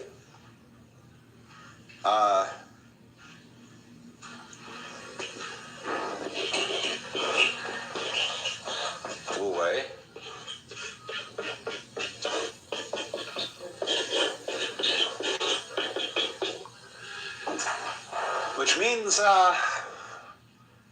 non-interference. Not quite what we mean by laissez-faire, but rather close to it. That is to say, when you act upon nature, and you can't help but interfere. There is no way of isolating yourself from the world. Every time you breathe, you interfere with something, see? But the art of Wu Wei is that when you interfere, endeavor to do so by going with the grain of things. In other words, if you want to split wood, split it with the grain. Don't try to split it across the grain.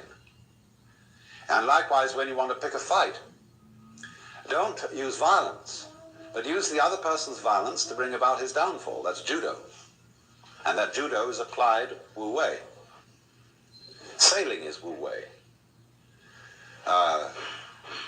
As distinct from rowing, which isn't. So then, the Taoists, you see, recognized that there is this universal organism. And they thought of the cosmos as a great organism without a boss. There is no one in Chinese philosophy making the world happening or ordering it. There is no, as it were, central principle in the middle which sends out commands to all the subordinate parts. But rather, that the thing organizes itself. Their word for nature being Ziran, meaning what is so of itself. So they saw the whole cosmos as a self-regulating organism, and they further saw that the individual is not merely a part of that organism. He is an expression of the whole thing. And the whole depends upon this expression, just as much as the expression depends upon it. And that was the principle of mutual interpenetration, which is called in, it's more familiarly known by its Japanese name, Jiji Muge. The principle of the network. Between thing event and thing event, there is no obstruction.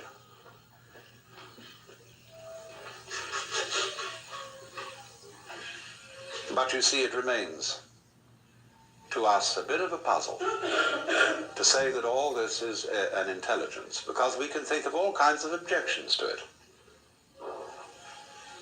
We can think, if by some conscious science we were able to construct the universe, we would do it a little differently. We would have improvements to suggest upon mosquitoes.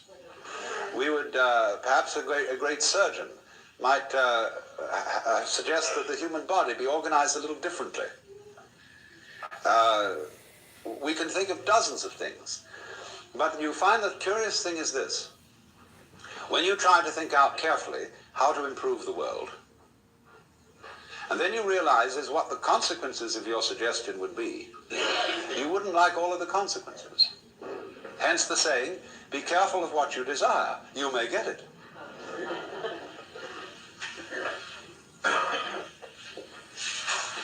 And then one invites the individual, and this is one of the great things to do, to suggest another kind of universe.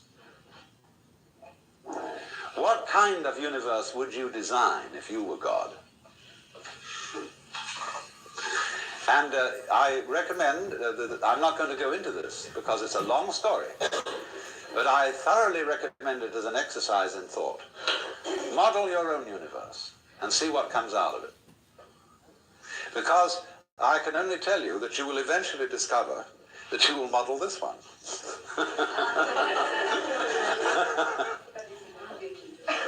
And you'll find out, you see, that it's based on certain absolutely fundamental principles, which of course includes the game of hide and seek. Now you see it, now you don't, which is vibration, which is the same thing as energy. And you've got to begin with that. But that, once you start with that, it implies the rest. Because all that we see around us is just a fantastic combination of black and white elements, of what the Chinese call the yin and the yang, the negative and positive forces. And it all leads to this, but in an incredible dance. So then, you have difficulty, though, of course, in seeing the world as an organism, because when you look out at the stars, you are in roughly the same situation or relationship to what you are seeing as when a physicist studies the constitution of the atom. He will make a map of the behavior of the nucleus, in which there will be various rotating particles or wavicles. And you will see something which looks like a mathematical design and doesn't look like an organism. Because we expect an organism to be a kind of gooey thing with blood and flesh and wriggles and so on.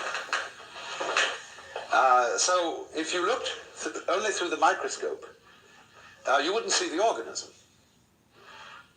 But when we look out at the rest of the universe, we are, as it were, sitting down on one of those electrons, looking through a microscope at the rest of it.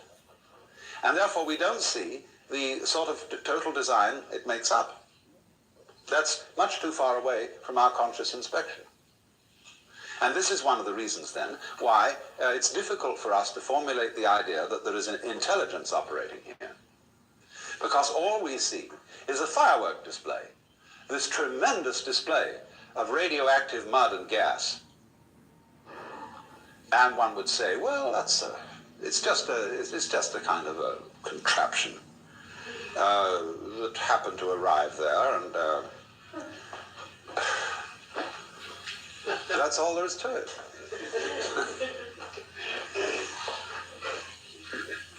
But the funny thing about man is that he can put himself down and say that he is an accident, a kind of colloidal chemical accident that occurred on this very unimportant rock, rotating around a lesser star on the fringe of one of the minor galaxies. And that this is where we are and that the universe does not give a damn about us. Yet the odd thing is that this wretched little chemical thing can reflect an image of the whole cosmos in its vastness inside its head, and can know he's there. And that means, though, that this thing, however small in dimensions, is vast in comprehension. And what scale are you going to attach the word importance to? Mere size or degree of comprehension? By degree of comprehension, man is huge. By that scale. So then, if the principle is simply that if we can see from a perfectly physical point of view, what we would call a strictly scientific point of view, that the individual organism goes with its environment in just the same way as bees go with flowers, and flowers in their turn go with grubs, and grubs in their turn go with birds, and so on, all the way through. Then, when you want to define yourself, you cannot say that I am just what is inside the skin. Because what is inside the skin goes with everything outside it, and constitutes a single, complex field of diversified behaviors, diversified processes. You look at that then from a strictly physical point of view, and there it is, this network.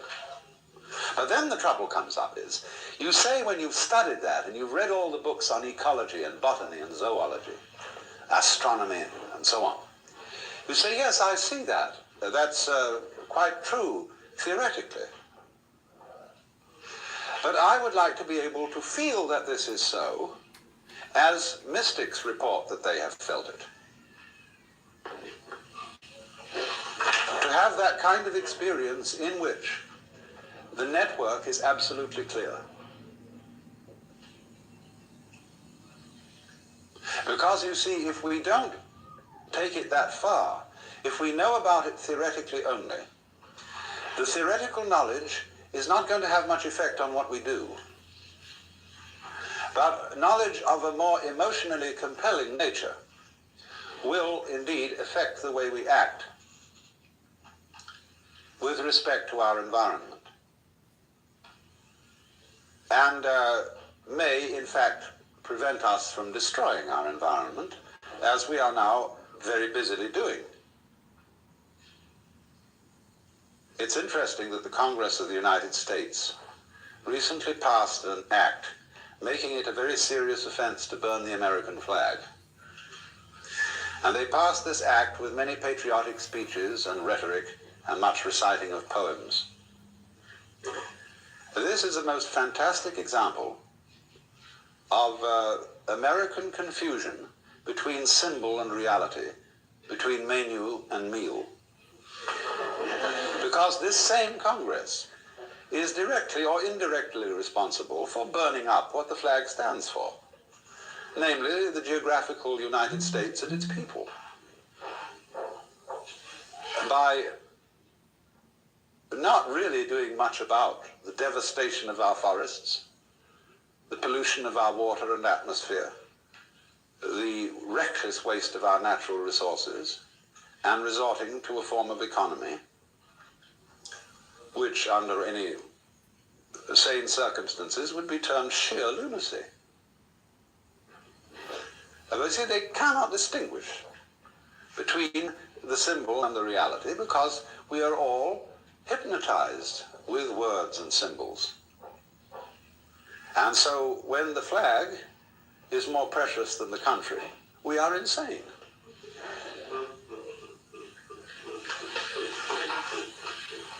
When you say, I love my country, and what you mean by that is you feel certain emotions when you salute a flag, you don't love your country at all. Because to love the country means to participate in its life in a loving way, in a considerate way. And after all, our animals are, in a certain sense, members of the United States. Birds, bears, all these lovely creatures. And what we are doing is we are getting rid of birds at a fast rate. We've reduced certain populations of birds by as much as 75% in the last few years, because they eat our poisonous insecticides and so on. And eventually they get into us. That's love of country. So, as a result of this confusion, you see, and failure to see that the outside world is not a kind of chunk of mineral resources and cows to be exploited and to be just eaten up. If we do that, we turn ourselves into a swarm of locusts on the planet. The price for eating beef is that you must farm beef. You must conduct husbandry. You must help cattle to multiply, and you must care for them properly. The same with fishing.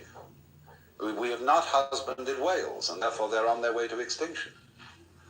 This is the price, that you've got to cherish the animals that you live off. And then furthermore, after that, to put in my particular prejudice, you've got to cook them properly. You don't just chew it up because it's supposed to give you energy. It'll be good for you. That's an irreverent use of dead animals and dead plants. They give their lives for you, and the proper response to that is take it with reverence, and that means cook it well. So that your act of cooking is like the rituals of a priest at an altar. It is the sacrificial altar, the chopping board and the range, which we use. And it's not a kind of a... Kitchens are not to be looked on as sort of lavatories where you throw things together to put in at the upper end. So,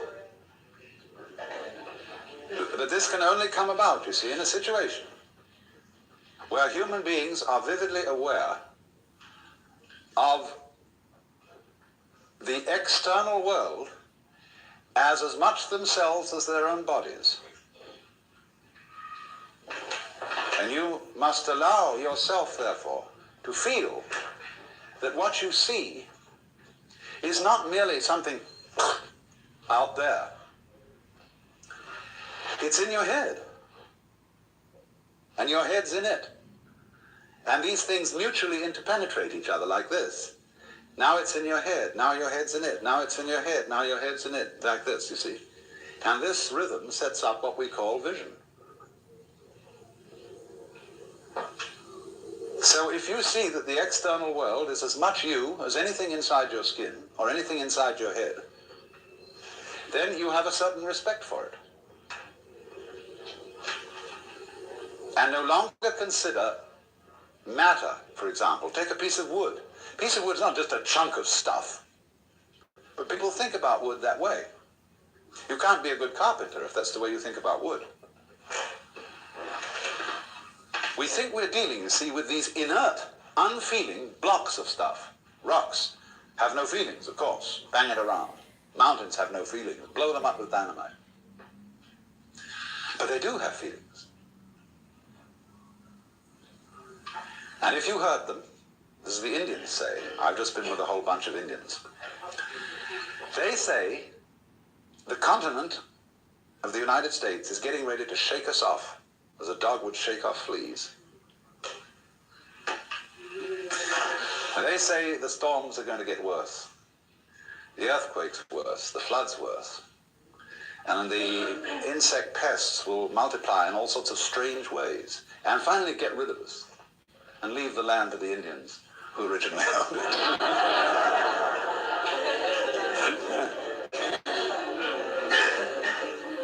Let's have a brief intermission.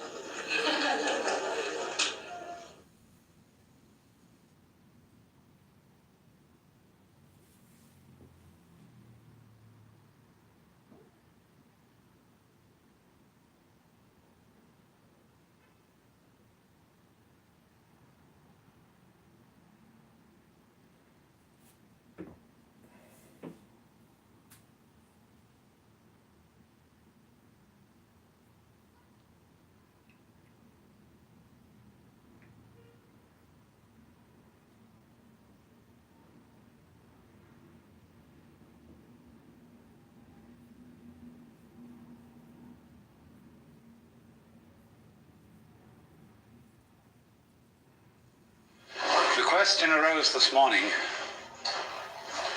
about the problem of whether the extension of the network, especially by electronics, might not abolish individual privacy.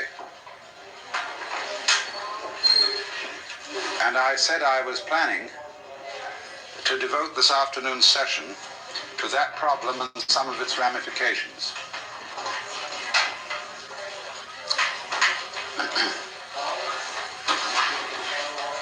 This, of course, is the area of the problem with which Marshall McLuhan is very largely concerned.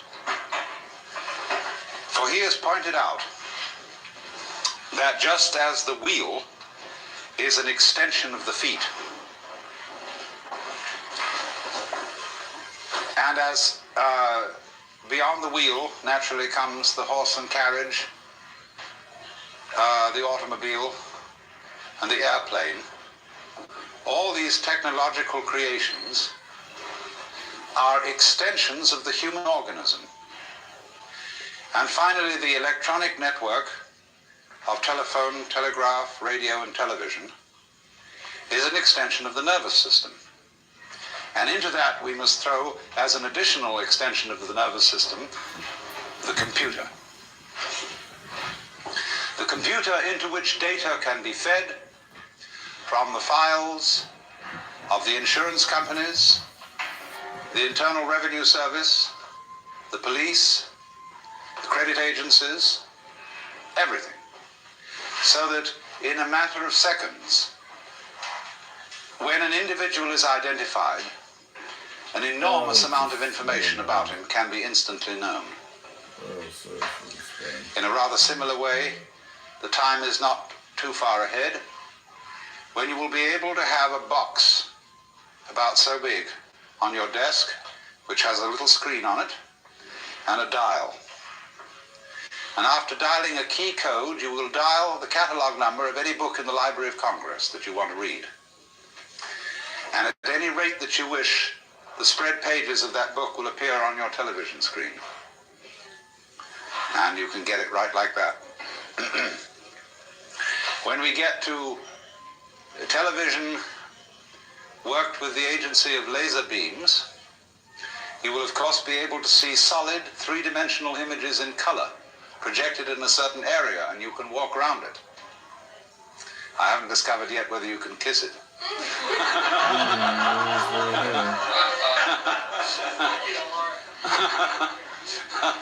But when you get a phenomenon like that, it begins raising the question of where somebody actually is. When the reproduction becomes technically perfect, you see, you won't know the difference between the reproduction and the original. That's going to be a new kind of confusion. And we will perhaps even be able to think about the word reproduction in a new sense. We say now, one of the meanings we give to the word reproduction is sexual reproduction of the species, or the biological method. Then we have reproduction through photocopy, and all that kind of thing. Let's suppose, too, that we begin increasingly to be able to manufacture the parts of the human body in very perfect kinds of plastic. So that when your heart goes wrong or your kidneys go wrong, the surgeon will simply replace them with a plastic reproduction, which will work equally well. And perhaps they'll never be able to reproduce in plastic the brain, but they can at least put in there a radio device which will connect with a computer system of some kind, which will do the same job. So that then, after the years go by and your parts have been replaced, the serious question arises as to, are you the same individual? And we would say, well, no, you've been entirely replaced. But that happens normally. Of course it does. You're being replaced all the time, though by a different method. And just as, say, an institution like the University of California, which is a very rapidly changing university, For some mysterious reason, it remains the University of California, recognizable as such, even though the students, the faculty, the office and administrative staffs, and the very buildings themselves are in a state of flux, so that they hardly remain a constant for 5 years in succession. What then is the university? The university is a pattern of behavior. And the organisms involved in that pattern keep changing. But the pattern retains an identifiable continuity. So does your body. So does the whirlpool in the stream. So do the hot springs down below, although the water is running through them all the time and is never the same.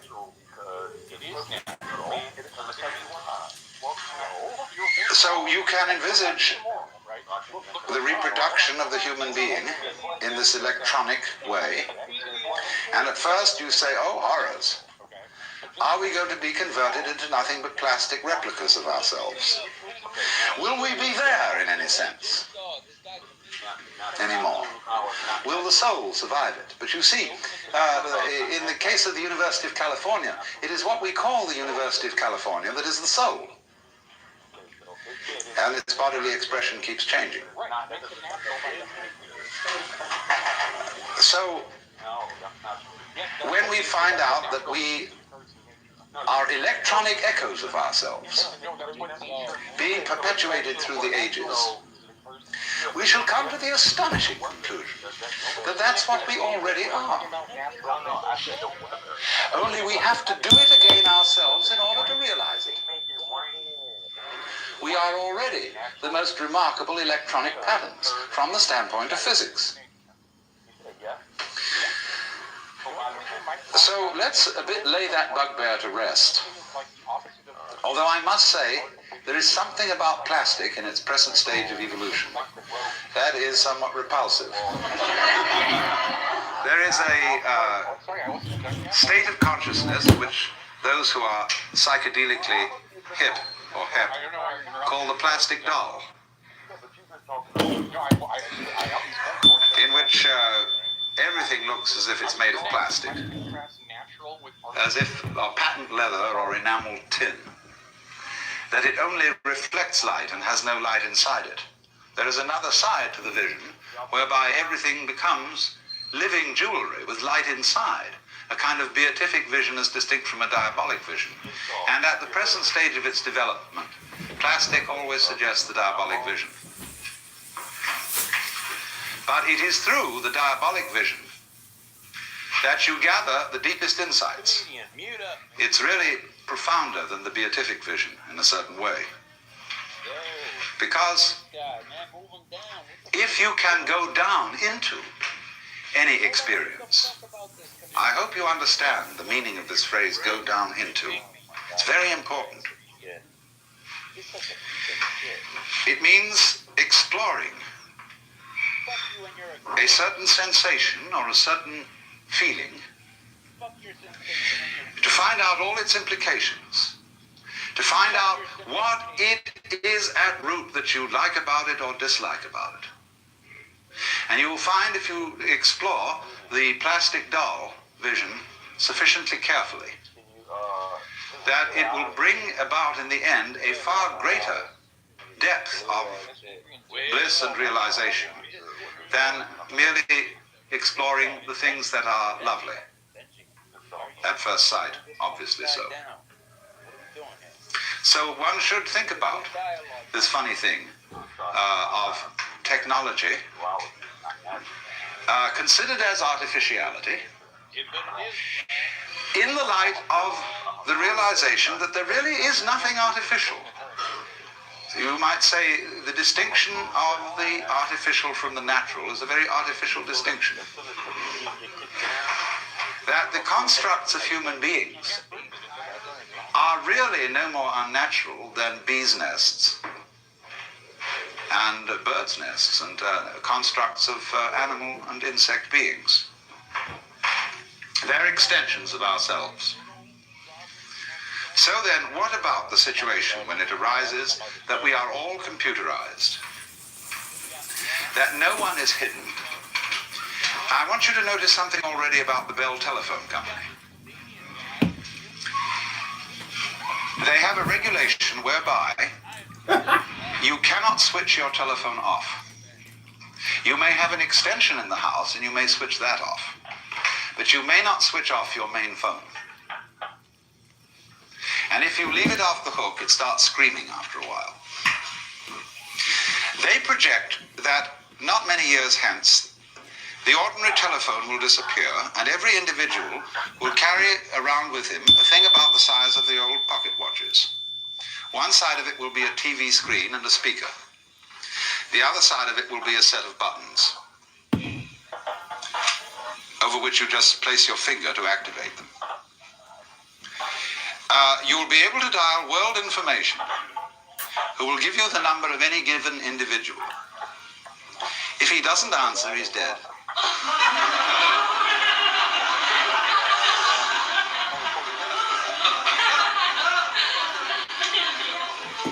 So under such circumstances, absolutely no one can get lost.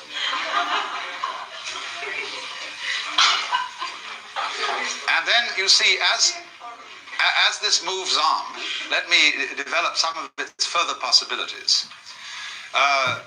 People like Toynbee and McLuhan have noted that as technology progresses, there enters into it a quality of what they call etherealization. And this is connected with Teilhard de Chardin's doctrine of peduncles. Peduncles aren't exactly relatives. And we have to understand first the doctrine of peduncles. Now, here it is. Here is a globule. It might be an amoeba, or it might be oil in water suspended. And this globule is going to separate. First, it does this. I just read what you wrote back there. Then it does this. She's got eczema. She a dandruff queen now. Then it does this. She a dandruff sufferer. And then it does this. See? Now, these things here are peduncles. From the Latin root pes, pedis, meaning a foot. Some sort of protrusion out of a globular body.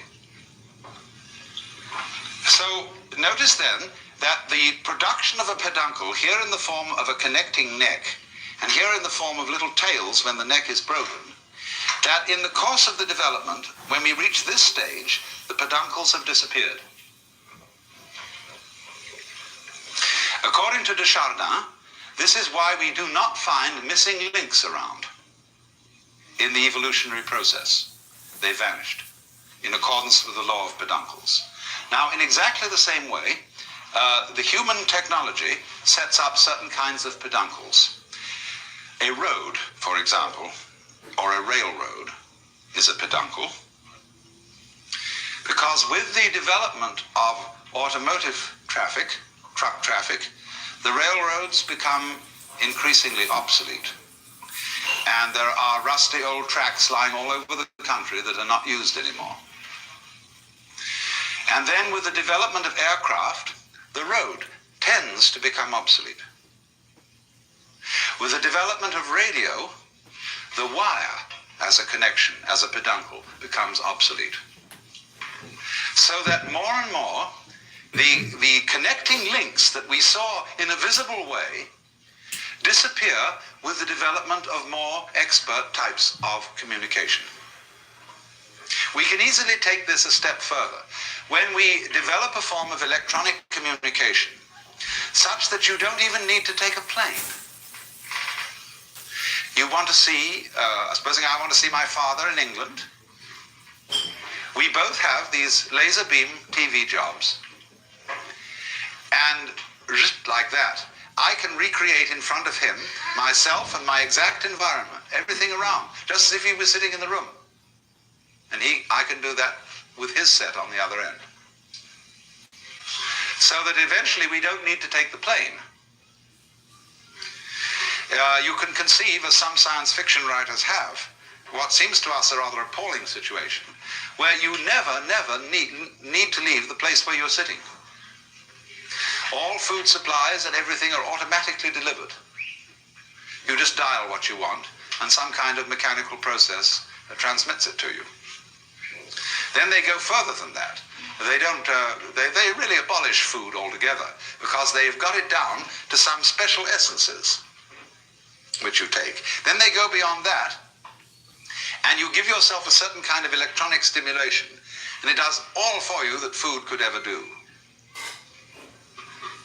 And then you think, oh dear, what's the next step beyond that? Of course.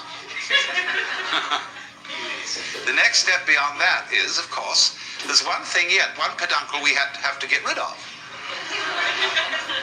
And that is the black box, the electronic gadget. Because by the time we have become as etherealized as that, we move into telepathy and psychic communication. And as soon as you make that step, of course, it would seem that all privacy whatsoever has gone. Because what you are inside is an open book to everybody else. Your thoughts are easily read. And therefore, you may say at first, ooh, that is the conversion of humanity into an anthill of the worst type. And this is, in a way, naturally, what all properly educated Americans, and I will add properly educated Britishers, and some other peoples, dread. It is said the Englishman's home is his castle. And everybody needs a castle, a place where you can get away from it all, and just be yourself. But even then, when you're away from it all and you're just being in yourself, you've unfortunately got a lot of thoughts inside your head that aren't yours. Because you think in the English language, and that was given to you by other people, and contains their prejudices, so that you can't avoid them in thinking. Japanese people will say that when they think in Japanese, they can have certain feelings that are characteristically Japanese. But when they start thinking in English, they can't have those feelings. And so you are very, very much really in the sphere of public influence when you start to think. And if you listen carefully to your thoughts, insofar as they are uttered in words, and they very often are, try and discover the tone of voice in which certain of your thoughts are being said, and you will listen and hear your mother, or you will hear an aunt, or you will hear a school teacher, or you will hear certain friends expressing their opinions and telling you who you are and how you ought to behave. And you think those are your thoughts, and they're nothing of the kind. An inner pandemonium under the dome of the skull is going on all the time. Myriads of voices, myriads of influences from outside working upon you, even when you are physically quite alone. So this means that you are not nearly as much of a private individual as you think. You are also, of course, exercising these influences upon other people. You're telling them who they are, what you think about them, what you think of their behavior.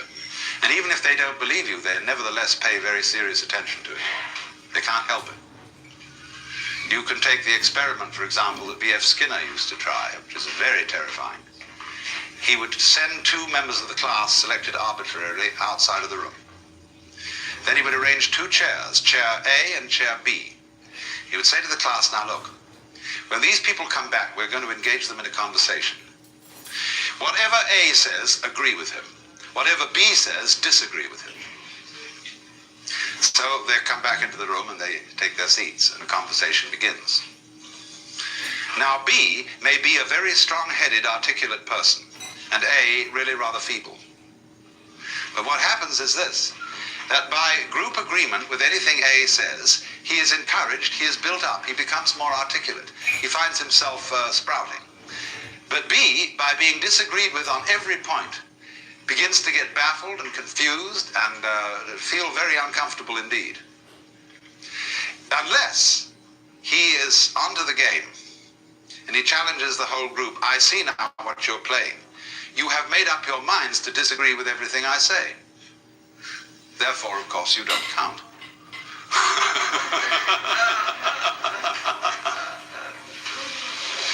I shall pay no attention to you. So, in this way, you see, we're already colossally influenced by each other. And this is why I think that Harry Stack Sullivan's basic ideas about psychopathology are in some respects more profound than Freud's. Freud is always looking into the individual history, into the physiology, into the depth psychology of the individual in an interior sort of way. But Sullivan was always looking to the individual as the expression of a social network. And the same in the psychology of George Herbert Mead, where he called the conceptions that we have of ourselves the interiorized other. In other words, the sum total of all the things that people have told us we are. Because you do not know yourself as a self except in a society. Just as you do not exist biologically without a father and a mother, you do not carry on an existence without a society, and the reactions of other people to you provide you with the mirror in which you attain a realization of yourself. You know who you are in terms of your relationships with others. So then now, when we contemplate this disappearance of privacy and a completely integrated human society, we can look at this from two different points of view, pro and con. Let us first look at the pro point of view. How great to have nothing to hide. How great to give up all worries about ownership. Because you can say, if somebody says they would like something you have, and you say, please, have it. Because you know very well you can go to someone else and say, could I have that? And they'll give it to you. And so all the way around, there is no propriety, in the sense not of prudish propriety, but propriety in the sense of possession. Also, of course, in the sense of prudish propriety. Nobody has any dirty little secrets, because if I have any dirty secrets, I know very well that you have too, and so let's drop the whole pretense and let go. So in this sense, there might be a very, very close fellowship between all people, in which there are no barriers, no defenses, and we all cooperate together beautifully and love each other. Now, let's look at the con point of view.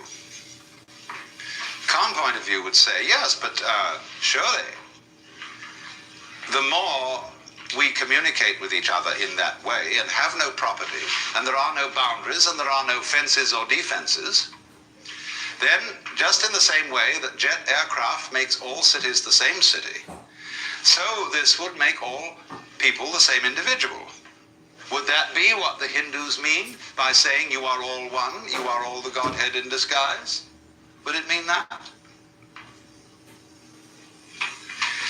Now, part of our difficulty in approaching this is that we begin from the standpoint of a certain conception of the individual person. And this is, of course, the Christian ego, which is the soul as a center of action and something alive with consciousness and intelligence that lies hidden in the bag of skin. As, for example, King John says in Shakespeare's play to Hubert, within this wall of flesh there is a soul counts thee her creditor, and with advantage means to pay thy love. See the image? Within this wall of flesh there is a soul. Within the castle there is the king. And every man's home is his castle. And so those of us who are brought up in that way, to feel A, that we are basically the soul in the body, and B, that every soul that exists is of infinite value in the eyes of God. We therefore have instituted, since the Industrial Revolution, a tremendous technological campaign to preserve the individual.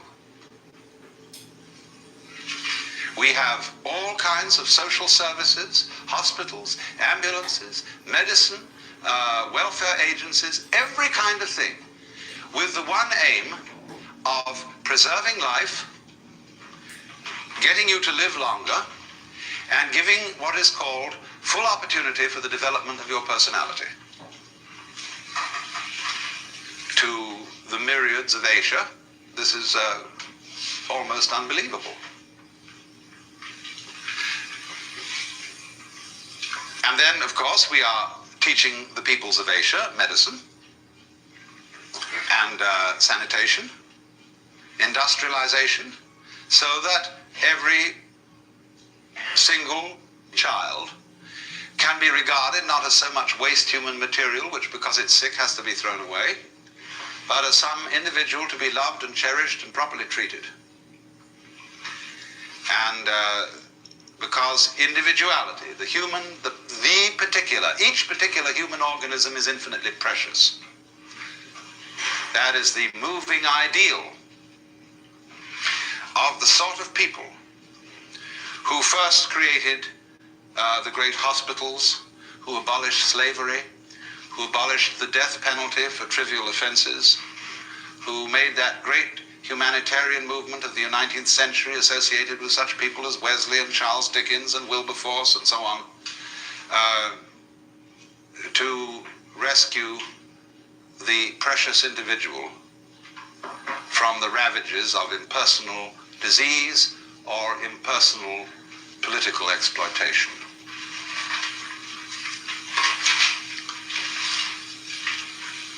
Then when a kind of American capitalist liberalism achieved to some extent this sort of ideal, we look then at political forms which are socialistic or communistic and are leery of them because they seem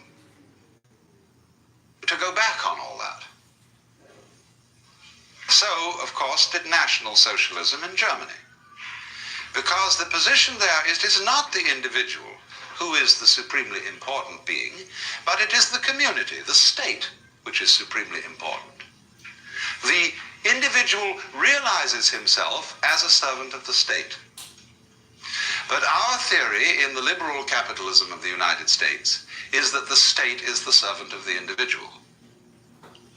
That we employ policemen and soldiers and sanitary inspectors and Department of Commerce officials, all to serve us. We call them public servants. And when a policeman gets uppish, he has to be reminded that we pay his salary and that his job is to serve us and not to be a kind of Admirable Crichton sort of butler who takes the upper hand. But of course, the very idea of a servant still has in it, doesn't it, something aristocratic. And as we all know, in this country, it is increasingly difficult to get services of any kind. More and more, it is felt beneath the individual's dignity to be, say, a waiter, a barber. After all, they give you a certain kind of service. Certainly, it's beneath anyone's dignity to shine shoes, because that's the feet, and that's very low down. It's like kissing people's feet. To give massage, to do all these things for other people that are rather material skills. Increasingly, you have to get them in another way, either by a do-it-yourself system or by some sort of machinery. And so in the same way, people who used to give service want to translate themselves professionally. People who were formerly called undertakers now call themselves morticians. Janitors call themselves maintenance services. I suppose barbers will soon call themselves tonsorial experts. All sorts of things like that are happening right now in order to give the sense of equality all round.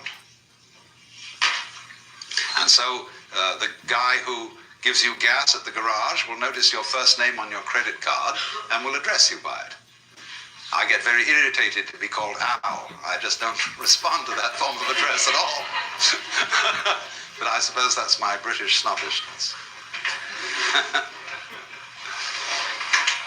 But here it is, you know, everybody slaps everybody's back. Now, I was very puzzled by this when I first came to live in California, because here the use of first names and this kind of familiarity is extraordinarily common. And when I found myself on first name terms with a man who was in a certain sense my boss, who was the president of the University of the Pacific, I felt distinctly uncomfortable. And the reason I felt uncomfortable was that I felt the whole thing was insincere. That there was not the kind of relationship between us which would normally be represented by being on first name terms.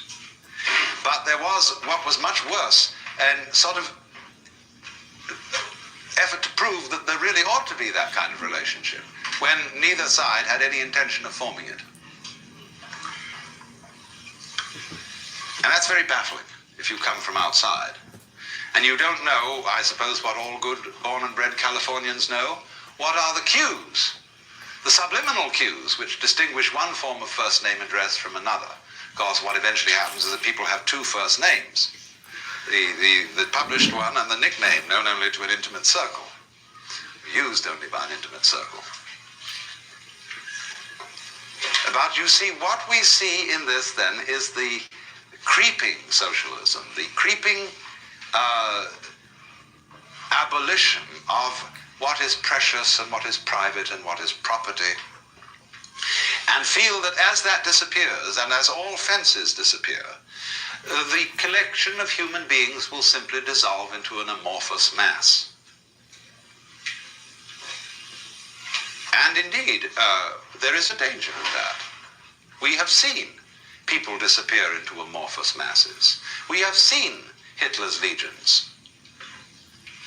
We have seen the things that Chinese can do with what the military tactic called the human sea, when swarms and swarms of troops, all identically uniformed, are absolutely thrown at the enemy in wave after wave after wave. But let us not forget that the generals of the Western powers did exactly the same thing in the First World War. On both sides. They used the tactics of the human sea, in which the lives of individuals meant nothing whatsoever. Now, there are two different ways of responding to what we will call the invasion of privacy.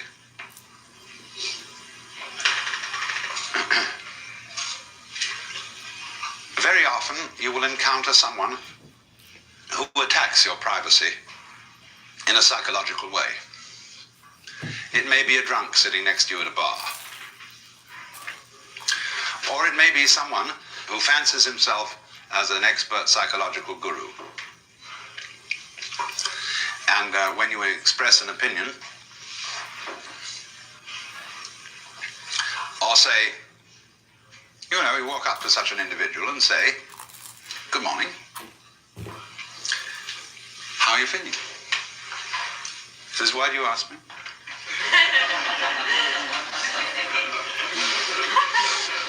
No.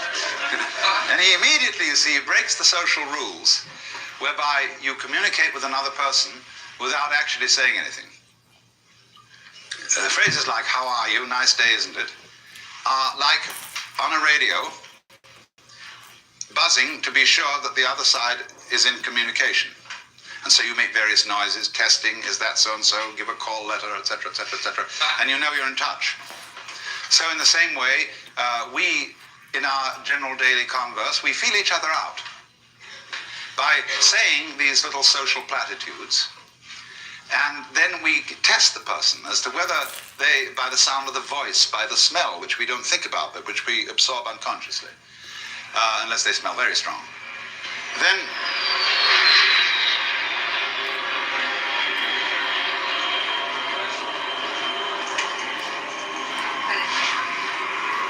complete with bombs. And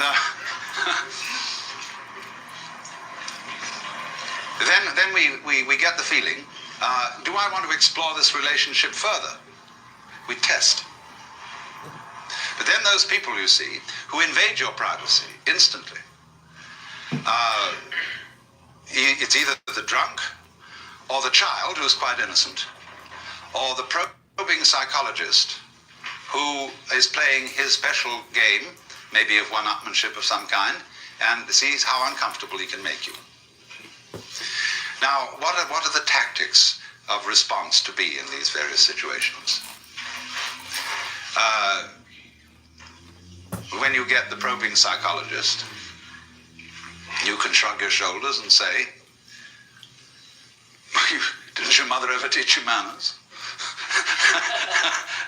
Or you can simply not defend yourself. Some people just don't need to defend themselves at all. And so that probing them in that way is like tossing a rock into a well, and you wait, and there's no splash. And that really sets people back. Krishnamurti does that. If you make a comment about somebody in his presence that is in any way adverse or critical, he gives just no response at all. So you suddenly feel, like the Buddha said, you spat at the sky and the spit falls back into your own face.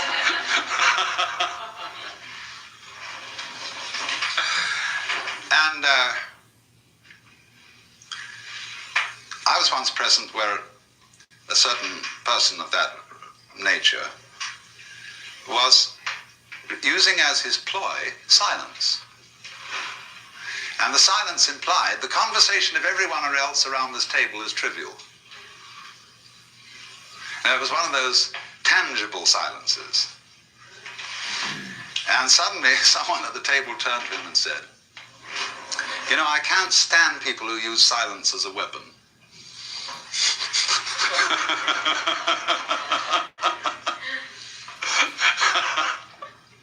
Did he remain silent?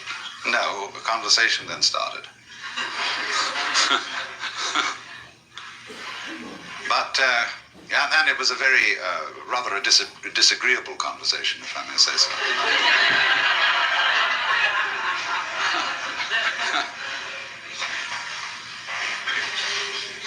So, there is, you see, always the response to psychological attack and invasion of privacy, as Allen Ginsberg does it. If anybody presses on him too hard, he'll strip naked. And if anybody challenges him to fight, he said, all right, you challenge me, I choose the weapons. Who's going to undress first?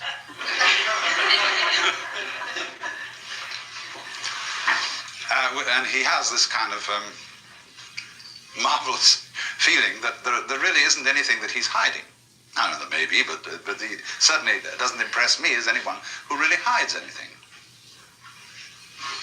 So that you see, to enter into a human relationship where there is nothing to hide and you don't depend on any sort of property gimmick for your personal worth. And that's the thing we get very easily hooked on. It may be your car, it may be your clothes, it may be your cameras, your style of watches, your fountain pens, your heaven only knows what, your home that you possess. And that is inseparable from your personality. And you can't be you if you're stark naked.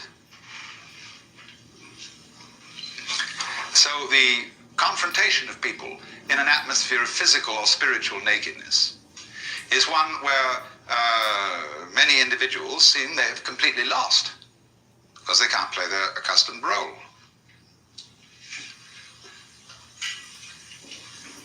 Because I have a certain advantage that even if I'm stark naked, I can still talk. But now, supposing they say now, you shut up.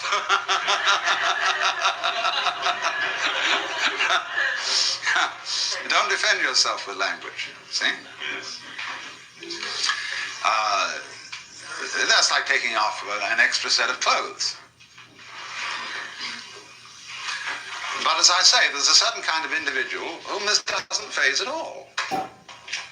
Because he knew from the beginning that he was nothing. And nobody. And of course that's a very important thing to know. Because you have nothing to lose. He who sleeps on the floor will not fall out of bed. And he who has nothing to lose has really no fear, either of the loss of his property, his propriety, or his privacy. But there are other people who, in this situation of the loss of privacy, are completely degraded. The way, for example, we systematically deprive privacy from the inmates of prisons and mental hospitals. You go into a mental hospital. All the johns are completely exposed. Everything is smooth walls. There are no corners. There are no secrets. Everybody's sort of herded around, and they all look the same, put in the same uniform, have the same haircut, and also in the army, in the Marine boot camps. The first thing is to degrade the individual ritually, so that he has no privacy. And to see what happens to him if you do that. Now you may, the result of this is that you may brainwash him completely and make him nothing more than an obedient tool of the system. And in this case, you see what you've got. You're back again to monarchical politics. And so in a system where the design of the politics is that the community of human beings is ruled whether by an individual monarch or by a totalitarian state, makes no difference. But the dynamics of that situation is that this community is not a group, it is a crowd. Now we therefore have to understand the difference between a group and a crowd. Because this is the key to the whole thing, and if you understand this, you can get round the things that seem threatening in a society where there is no privacy. A crowd is structured in this way. There is a number of identical individuals, suitably brainwashed, and there is a leader. Whether this is an individual again, or a bureaucratic entity of some kind. The relationship between them is this. In other words, the line of communication is from the individual to the leader. And they're not really in communication with each other at all. Except insofar they may communicate with each other, but this controls the nature of their communication. So in other words, when a politician speaks to an enormous audience, what he sets up is a crowd. Because the audience are individuals who don't know each other. They're just people, they're just heads or hands. And so the leader really communicates with them, and they can't answer back. Unless they do so as a group. Sieg Heil! Then they answer back. But all as a collective. Because along the lines of this kind of communication, supposing I talk to 1,000 people over the radio, and they all send me back letters. Well, I can't read them, much less answer them. There isn't time. So this is a strictly one-way communication. Now then, let's look in contrast to that, to the design of a group. We'll make it a circle again for convenience. Now, a group has no leader. because it is itself an organism. And so the lines of communication run, first of all, like this.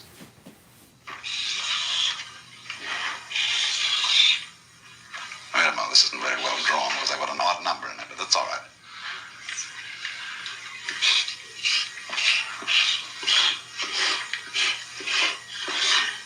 But they're much more complicated than that. They're also this.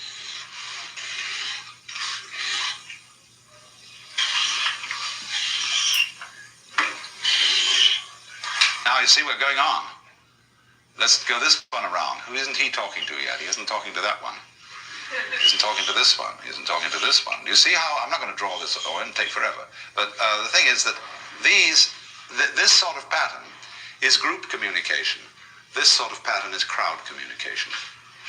So a group, an effective group, a true group of human beings is one in which there are enough people, or not too many people, so that they can all know each other and are in communication with each other. Now then you say, how do you relate that sort of a cell to the larger human group? Why, very simply. Every group appoints one cell to represent it. And that cell goes and joins a group of representative cells. And they have to be of adequate size for them all to be in touch with each other. And then if it's necessary to go higher than that and include a still greater number of collectivity of small cells, the representative group, representative sub 1, will elect representative sub 2 to go to a representative group of sub 2s. And in this method, which is the actual original design of the Republic of the United States, which of course has been completely overlooked, you get a hierarchy of cell structures where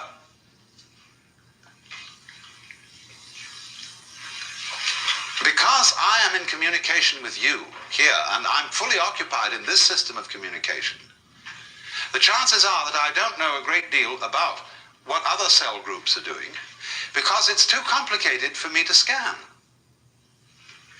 But therefore, we will delegate one particular individual and say, you make a specialty of scanning these other groups around here so that you have a wider knowledge. And so it goes, so that you have a hierarchical system of communication. You can call it government if you want to, because what we are simply talking about is an information system. So that, for example, one of these will not ever individually elect the President of the United States, but his representative at a certain level will, because his representative at a certain level knows far more about who to select than he does, because he's made it his business to do so. Every individual can't do that. And so you will find that this is the system of direct representation used by all dictators. All dictators vote themselves into office by referendum. They take it to the people. They say, you are the people, you elect me. Well, it's the easiest thing in the world to bamboozle an enormous number of people by mass persuasion to do practically anything you want. But you can't bamboozle that kind of structure. It's too strong. Here, with the mass communication, you see everybody getting the same thing. Now, oddly enough, you see, McLuhan, in his thought about the future of communications, says that with the development of the electronic circuits, we tend towards tribalism. And this precisely is tribalism. This is the monolithic state. This is the tribal community. This is utterly paternalistic, but this is different. This gives everybody a chance to have his say-so.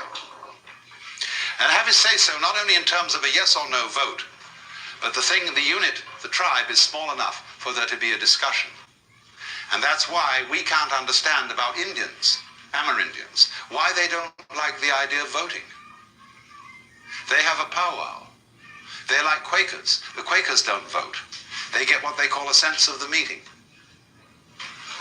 Because they all know each other, and they consider putting a thing to a vote as a kind of unreasonable procedure. We should all get together and feel it out and establish through discussion a consensus. So this, as I say, is a very strong human cluster, very difficult to be pushed around by this. Now, as we have developed electronic communications thus far, we have things like great national hookups. So everybody in the United States is watching whatever it is that comes over ABC or NBC at the major hours. And but that is, I think, a fairly temporary phenomenon. With the development of UHF, ultra-high frequency television broadcasting, and the more we develop microelectric machinery, the greater the capacity for discrimination on the dial. See, as it is, you get a lot of interference, and therefore it cuts out the possibility of an innumerable cluster of stations. But as the technology becomes more perfect, you can receive an enormous number of different stations. And these stations will increasingly have machinery that makes them fairly simple to run. For example, with a videotape machine now made by Ampex costing $6,000, and the Sony television camera costing $250. You can produce a television show with only one technician. The average TV show produced in a studio requires 14 technicians to handle it. So as this happens, you see, it means that there can be an increasing variety of the kind of material that is presented through the electronic channels. And McLuhan adds to this a kind of strange point of view, which is that it really doesn't matter what kind of material is going over, because the message is not the content of the television show, but your exposure to and involvement in that kind of a medium. Well, there's something to this. That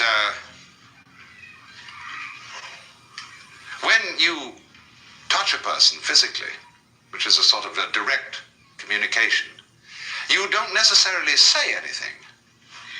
It is just the act of touching that may give the message or the massage of affection or love.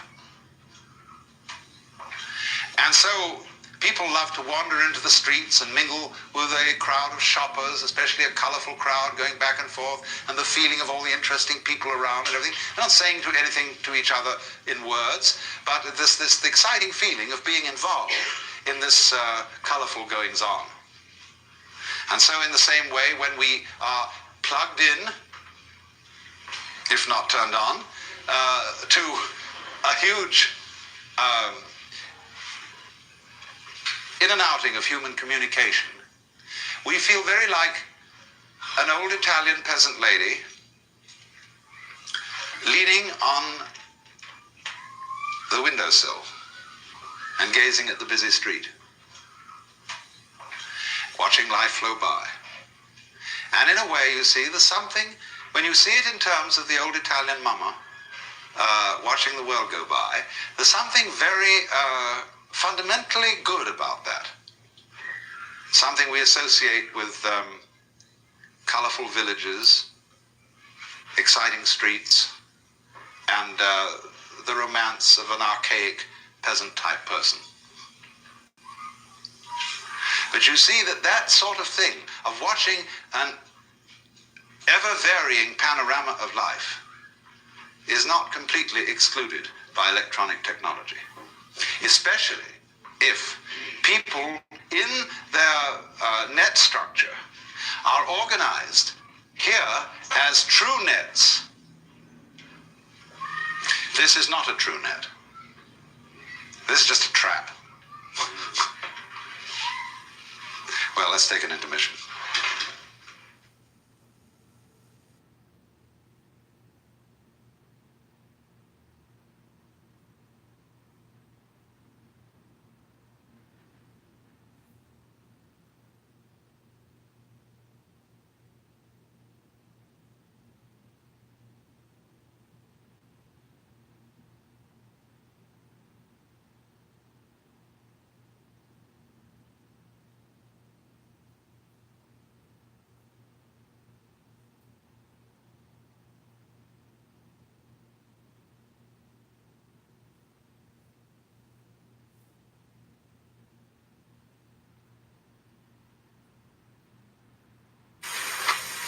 I was discussing the plausibility of two essential features of the philosophy of illusion. The question that we have to decide whether to take life seriously or not, that is to say, whether the plot is comic or tragic. And if it's tragic, you see, must we say that it's ultimately tragic? And the question of who are you? And are we to say that I myself, right down at root, am just a little kind of jerk of some kind that really has nothing to do with this cosmos, but just arises in it and is here on sufferance for a short period, and then absolutely nothing follows, you see. Or the alternative to that is what I really am, the same as the whole thing, that is, the works, the it, or whatever you want to call it, Brahman, God, the Tao, the great void, the Buddha nature, I don't care, the self, anything, any name you want. And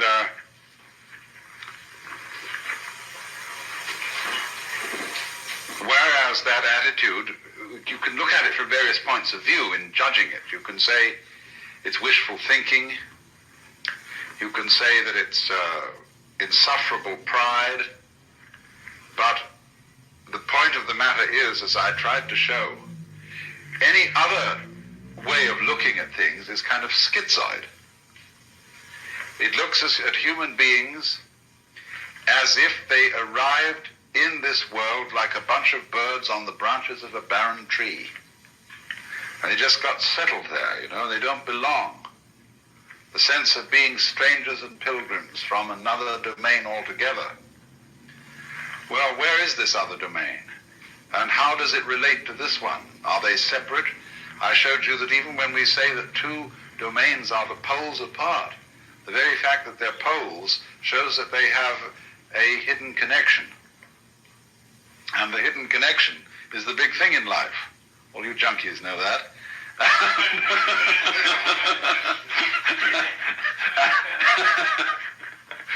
And so, in other words, we get a pattern of organization that is radial rather than an assemblage, as if the universe were really a multiverse. A lot of things that got collected together out of the infinite wastes of space and sort of began to maunder around each other. Whereas the other pattern, which is so much more sensible, is central and radial. And I showed you how the crystals and the stars and the octopuses and even the human beings are all radial structures. Of course, we don't see our radial relationship to the totality of the universe because it isn't obvious. It's obvious that a tree is an arm of the earth reaching up and waving at the sky. And a mountain is another kind of radiation from the earth. And so is a leg from a body, and hair, and things like that. But what makes human beings, as the highest of the mammals, so conscious of being independent is that they are topologically an enclosed surface, you see, which wanders around independently of the ground. What we don't notice is that we are not independent of the ground at all. That wandering around is something that is entirely related to there being some ground. In other words, when you run up a hill, the hill also runs you up it. The hill rises and lifts you as you run, you you see? And if you understand that, you don't take a hostile attitude to mountains and hills. You're grateful to them for lifting you up so high in the air, because that's presumably why you went up, that the thing was high. It was lifted up. You wanted to be lifted up. It lifted you up. You had to cooperate, of course. I always like the illustration that I've used before, perhaps you haven't heard it, of the thistledown. The thistledown, too, comes moving through the sky. I once was playing with the thing, and it just came out of the blue sky, and I caught it like that, pulled it under my nose, and it started to pull, to get away, see? It looks as if it were a butterfly or something. It pulls away when you catch it by the leg. And I thought, oh no, of course, that's not the thistledown, it's the wind. Well, which was it? You know, in a famous debate that was settled by the sixth patriarch of Zen, there were two monks arguing when a flag was flapping in the wind, whether it was the wind or the flag that was moving. And he said, it's neither, it's the mind. And so in a way, the same thing was true about the thistledown. The mind is the moving thing, because which point of view will you take? Which attitude of mind will you take towards this? Is it the wind moving the thistledown? Or is it the thistledown that is moving itself with the wind? After all, when you see a sailing boat, and there's a man in the sailing boat, who is moving the boat? Is it the wind moving the boat? Or is it the man moving the boat because he was smart enough to put up a sail? Much smarter way of getting around than rowing. You don't have to work. It's intelligence, you see, the mind that moves the boat. And so in the same way, I thought, you know, this thistledown has some kind of intelligence. It's radial, it's organized, it's beautiful. And it's used that to sail itself with the wind, to enable itself to pull like a little organism playing with the wind. And so in just the same way, each one of us uses the universe to get around. And the universe uses us to play with and to make games and patterns and to do its stuff. So because we seem to be disconnected and entirely sealed within our skin, that is a very deceptive thing, because the skin is not really the boundary of man. You will notice that in various periods of art, human beings have been shaped in different ways. And have been more or less transparent at some times, at other times opaque, and sometimes the emphasis has been on the state of mind which this human being is in. At other times the emphasis is on the bodily conformations and so on. In the work of painters today, one sees images that at first sight one doesn't recognize as being human. There was an exhibition at the Museum of Modern Art in New York some years ago called The New Image of Man. And these things didn't look like human beings at all. Some of them did, but that's because what does a human being look like? That depends on your point of view.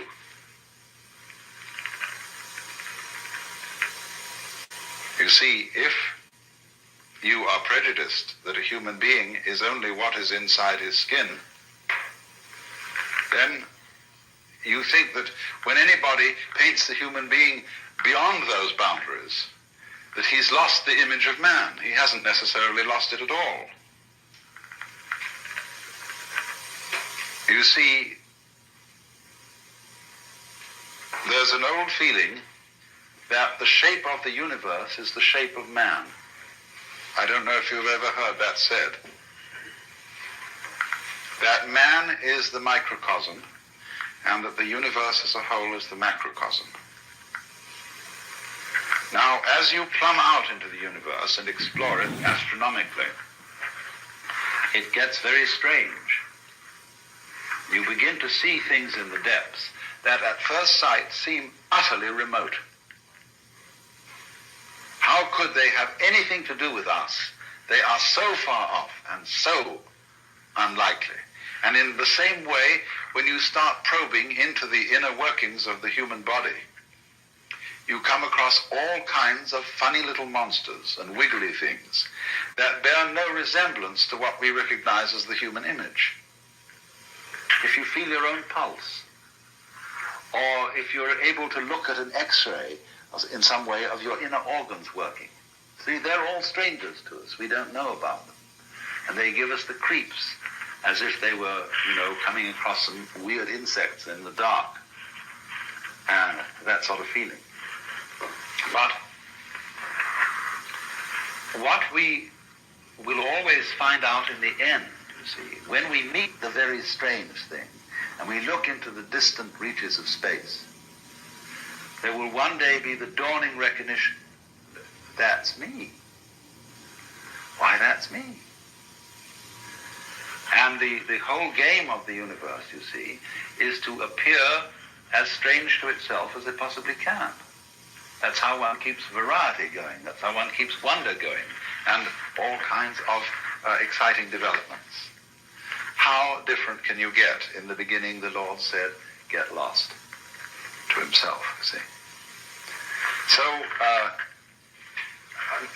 we shall find, for example, that space that you see all around you and containing you.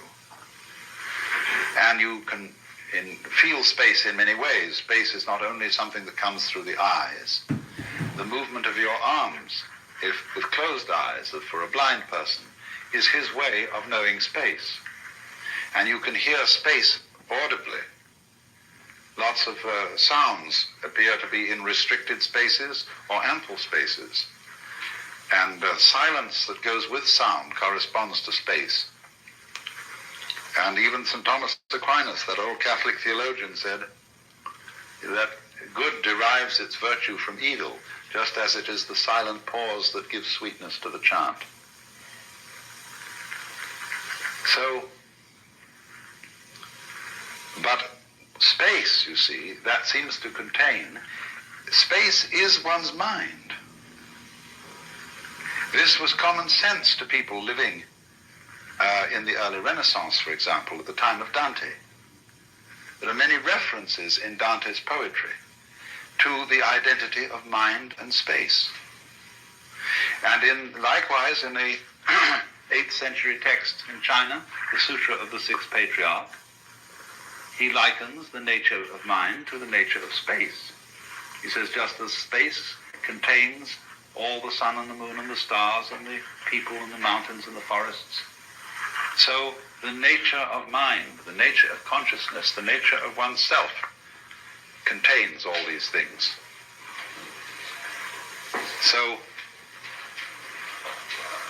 you see that if you think that way, you have an image of man that is global, that is very different from the image in which man is defined as bounded by his skin. That's a prejudice. We think now, for example, I have my own private thoughts. Well, nobody has private thoughts. Because one thinks in images and words, and these words and images are derived from the whole thought structure of the society in which you live. We think thoughts. The domain of mind is very similar to the grid structure of an electric power supply system.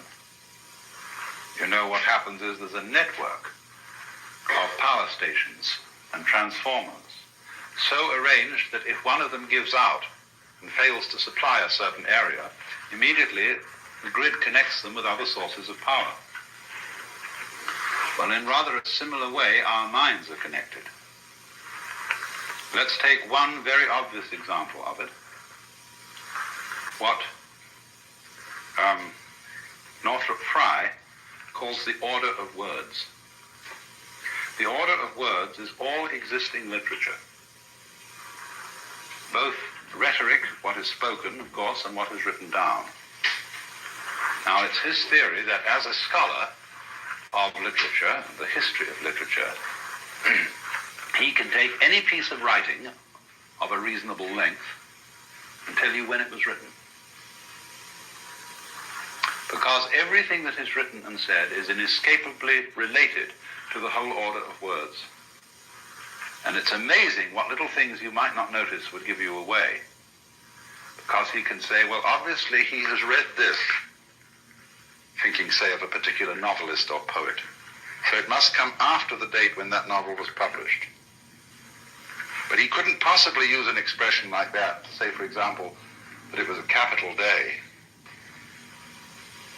He would never use that expression living, say, in contemporary 20th century America. That's a Victorianism, or it's an Edwardian way of talking. And so by all sorts of little clues like that, the scholar can pin down a piece of writing to when it was written, you see? That is because every individual piece of writing is a function of all writing that's being done. Well, now that's a very specific and almost crude illustration of something that's going on in a far more complicated way than that. It isn't only all writing, all thinking is being done in relation to the total order of thought. And in a still more subtle way, all living is being done in relation to the total order of life, to what de Chardin calls the biosphere, and it goes way beyond that, because of the vast interplay of what we now call gravitational and electrical fields, which embrace everything that there is. That is why the ancients, when a person was born, cast his horoscope. That was a map of the universe at the time of that person's birth. And therefore it was a drawing of his soul. Because the soul is not inside the body. The body is inside the soul. The soul, your soul, is the whole universe as it is focused upon your organism. Now, of course, astrology is a very primitive science, and it interpreted the influence of the universe upon the individual in very crude ways, and it works mostly by good guesswork on the part of the astrologer. If you know how to tell fortunes at a fair, you will find out a great deal about how all these predictive psychic sciences work, because the client invariably gives himself away.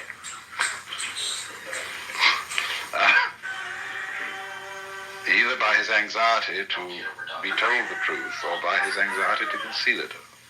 They work equally well.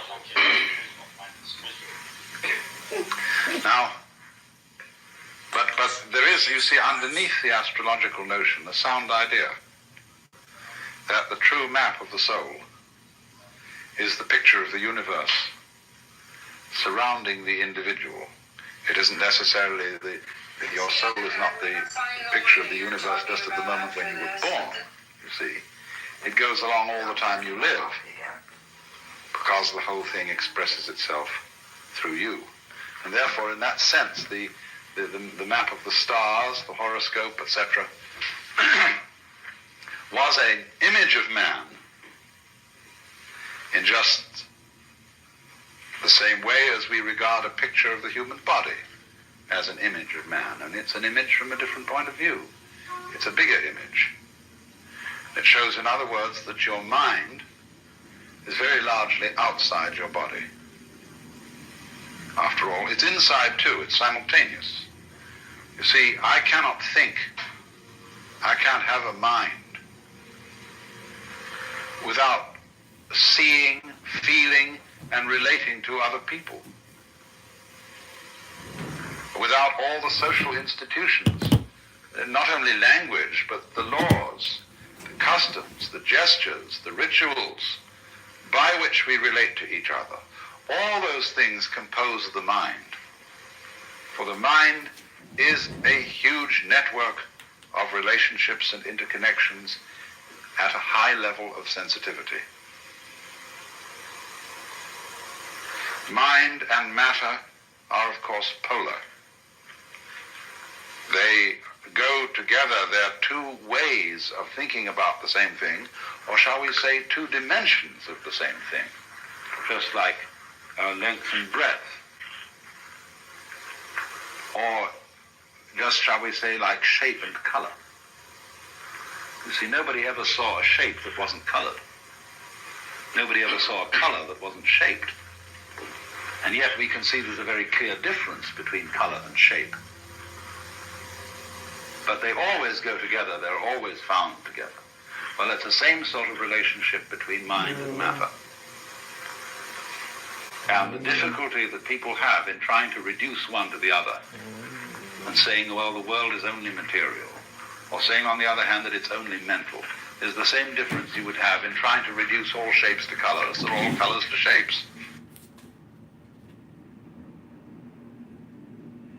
So perfectly, and yet stay so marvelously different.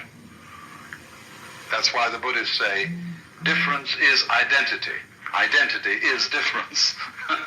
It sounds goofy, but it makes a great deal of sense, because what it's saying is a relational thing. That you don't know what identity is unless you know what difference is, and you don't know what difference is unless you know what identity is. That relationship between so-called opposites is called in the Chinese technical Taoist vocabulary mutual arising. So they say to be and not to be arise mutually. High and low are mutually posited. Long and short are mutually delineated, and so on.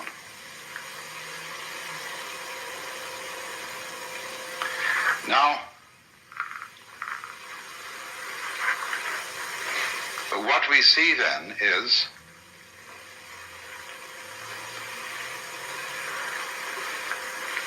the totality of the cosmos focused at each point, you see, gives rise to the illusion of the independence of the point from the whole. Just as the human being, by virtue of having an enclosed epidermis, and to be able to walk instead of having to be rooted to the ground, presents the illusion of being separate. And so that's why I asked Vada to do these demonstrations last night, because he showed visually the interdependence of the figure and the background, and how the two play together, how you can switch from paying attention to one to paying attention to the other, and in each case it's significant. That is an art that we have lost in our day-to-day perception of life, and it leads, practically speaking, to the serious problem of ecological blindness. That is to say, to the ignorance which most human beings seem to suffer from, especially in our culture, that they are inseparably related to their physical environment. It looks as if we aren't. It looks as if we can go out with bulldozers and insecticides and every kind of a gadget and make over our physical environment as it suits our whims. But then we discover to our consternation that we've upset all sorts of balances. That the house we made such a nice flat lot for on the hillside suddenly slides down the hill when there's a rainstorm because we took away all the shrubbery that was binding the hill together. And you know, this happens in Hollywood every day. And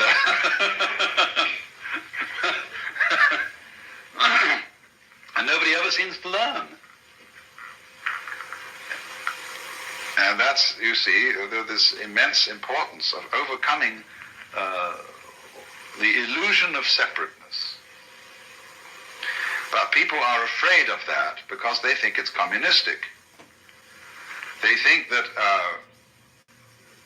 the grand style, the great thing about Western civilization, is its stress on individual personality and its value. And that we have created the ideal of personal integrity. That is to say that the most important thing in the world is the individual. All collectivities, corporations, states, and so on, exist as servants of the individual. And if they get in his way and they interfere with his private enterprise, whatever that may be, it's a bad thing.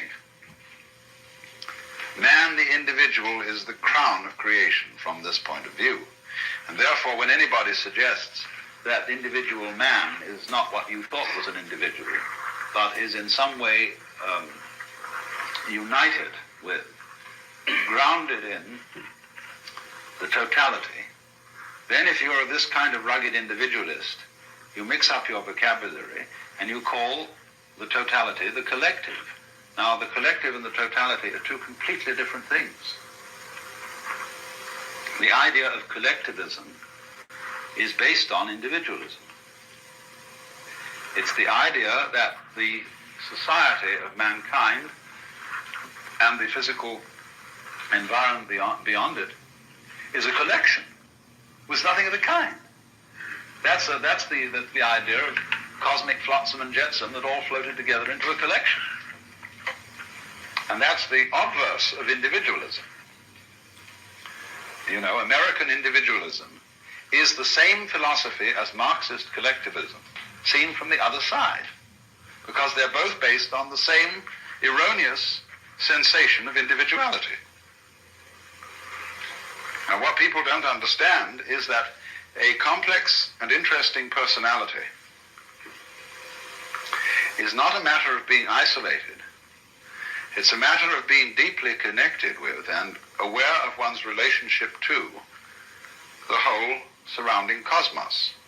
Let's suppose that I'm preparing to make a date with some lady, and she's such an individualist that her thoughts are only occupied with herself.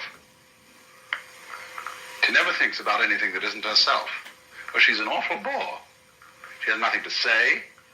She's not interested in any books, in any landscapes, in any works of art, in any literature, in any other people.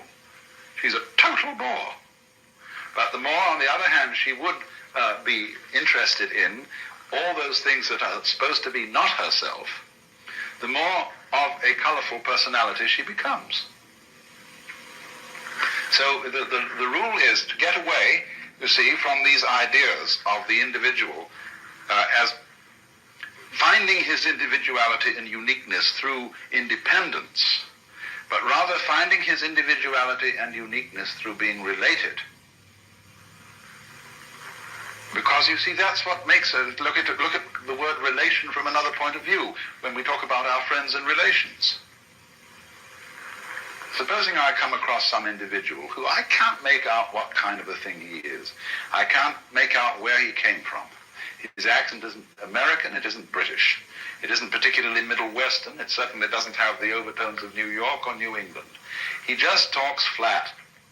And as to his style of clothing, it's utterly nondescript. Well, I think this is pretty much of a bore. What I like to see in an individuality, in a physical individual, is ways that I can relate him to his ancestry.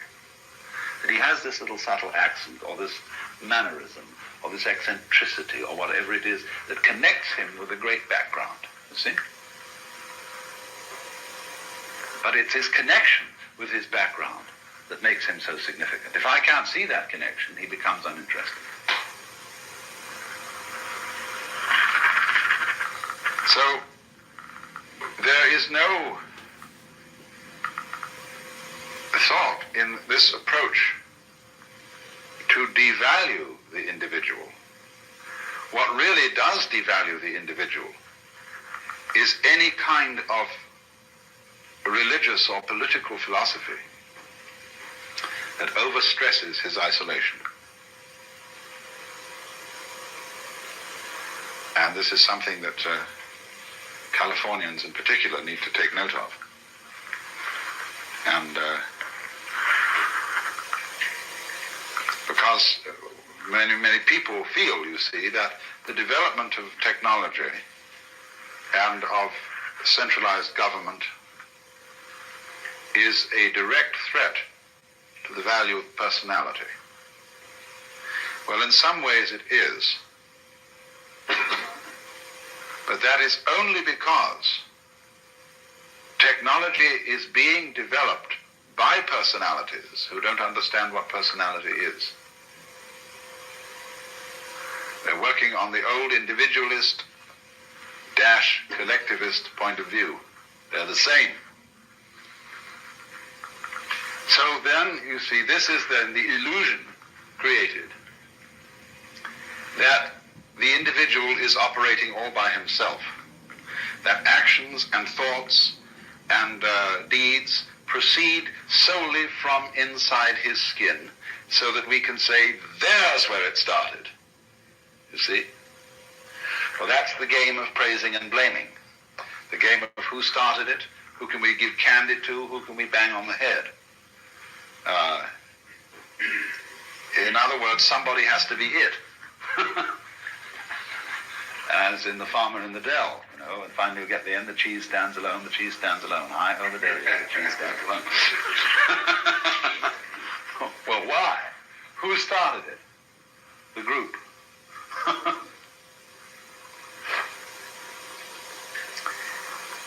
Well, another fear about this is that it absolves people of responsibility if they see through the illusion of separateness.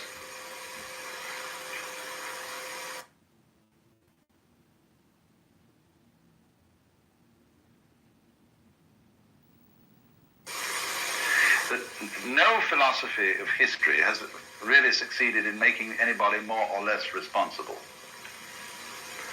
In other words, let's say that you are a Christian, a Catholic of the old-fashioned medieval type, who believes that you've got an individual soul with free will and that you're under responsibility to God to obey his law, and that if you don't, the most disastrous consequences imaginable will befall you. You will fry in hell forever. There's no evidence whatsoever that believing in that made people any more virtuous than they are today. None at all. Indeed, clergy who believed in all this owned whorehouses and all kinds of things. They were just as contemptuous of law and order as anybody could be now. And part of the reason was, of course, that the threat of hell was an unimaginable penalty, like the H-bomb. It's just too big to think about, and really brings justice into disrespect because it uses such crude and clumsy methods. You know, it's like using a steam hammer to drive in tacks.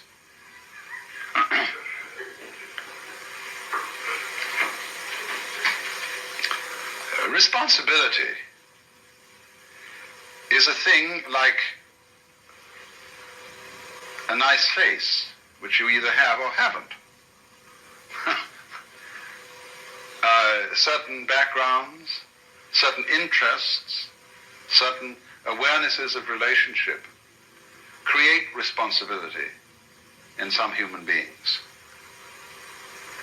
And they live that way not because they are giving themselves sermons and telling themselves all the time that they ought to be responsible. It's because they're intelligent enough to see that being responsible makes things very much easier for everybody all round. That's all there is to it. And, of course, that's all is a big all, but you won't, what I'm saying is, the people who are frightened that other people will abandon responsibility never did have any way of thinking that would guarantee that people would be responsible. There is no such guarantee. If there were, we should be automata.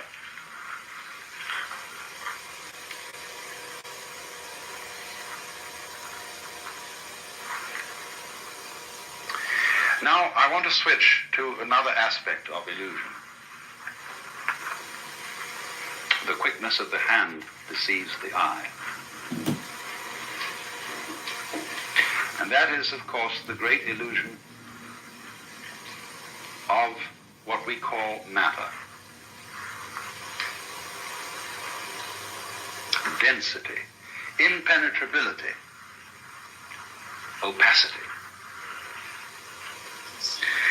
I find it hard to talk about the illusion of matter because I'm a materialist. That is to say, I like material. And though I may seem to you to be quite self-contradictory. For example, a wine should have body. Pure alcohol doesn't. No. I can say that. And it's terribly important in human character for there to be a blend of materialism and mysticism, between sensuality and spirituality. You see, people who are purely sensuous and materialistic get very boring. You can fill your lives with all good things, with Alfa Romeos and hi-fis and wonderful cameras and girls with beautiful bodies and Chris Crafts and dry martinis and Chanel No. 5, you know. And after a while, if that's all you've got, it gets sickening and the bottoms begin to feel like plastic and the martinis taste like medicine. And somehow, you get a distaste for life, and even for mountains and trees and waters. And then on the other hand, the purely spiritual approach to things is too rarefied, too earnest, too abstract, too purely Euclidean. And the people who are intensely spiritual and don't have any sensuality are always desperately serious, colorless, lacking in humor, and never are able to meet one as man to man with a kind of a friendly leer in the eye. That's terribly important. They live at a level of frantic intensity. I see these two extremes need each other. Say, spirituality needs a beer and a loud burp, and sensuality needs a rough blanket and a hard bed and a cold night with the stars, you know, to wonder about. The sensualist as such, the materialist as such, has no wonder, and the mystic, the pure mystic, has no body. He's pure alcohol. Spirit.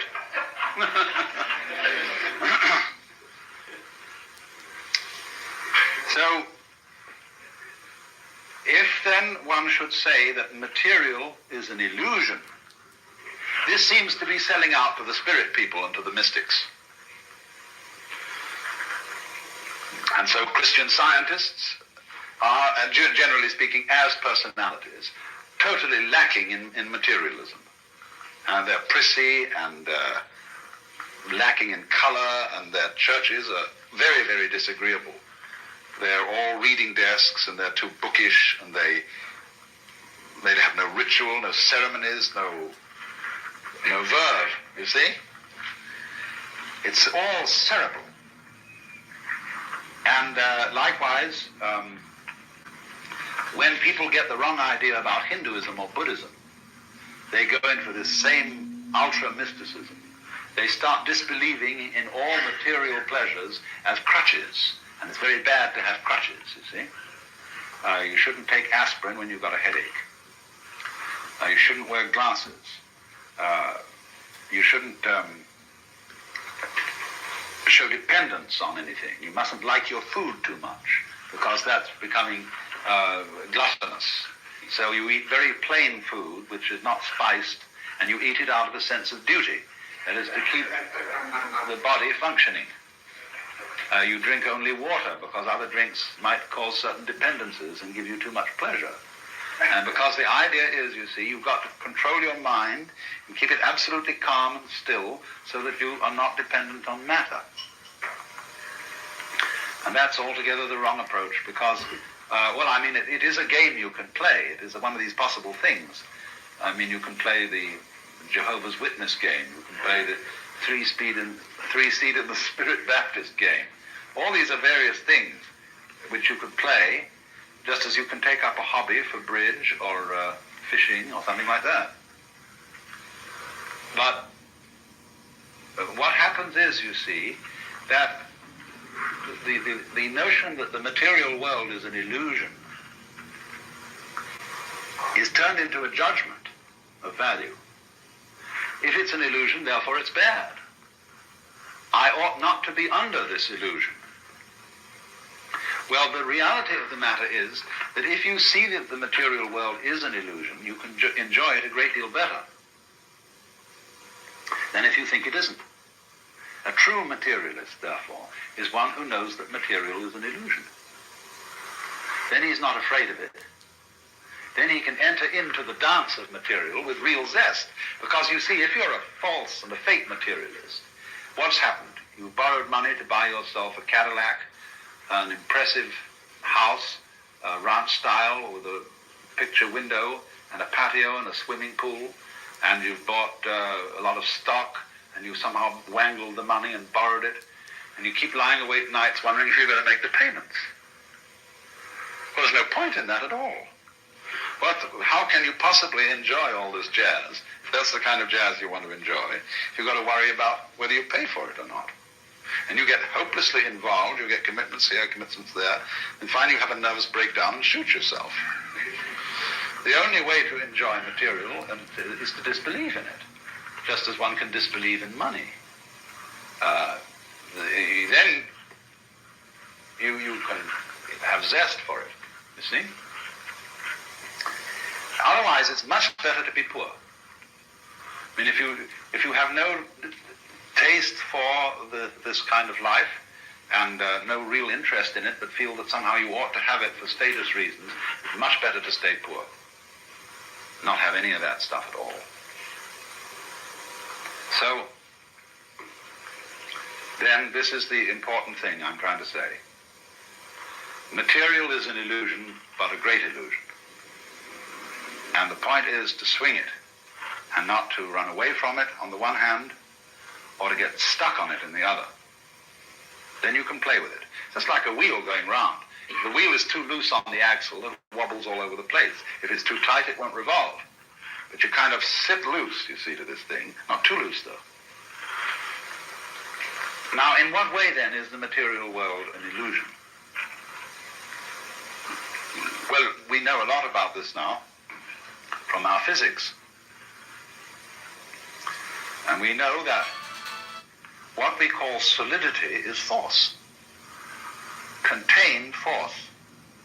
The agitation of particles or wavicles or whatever they are at such an immense speed that they become impenetrable to other agitations. So that when I put my foot on the floor, the reason it doesn't go through the floor is that the floor is coming into existence and going out of existence so rapidly that there is no interval through which my foot can penetrate. Like an airplane propeller, you can't put your head through it without getting it chopped off. Only that if it were going far faster still, it wouldn't even cut your head off. It would just be like banging your head against a brick wall. And it has to be going fast too within an extraordinarily small and restricted space. The airplane propeller is whizzing around through a considerable space in relation to the size of a head. But if it were going much faster, but through much smaller spaces, you see, then it would be like banging your head against a brick wall.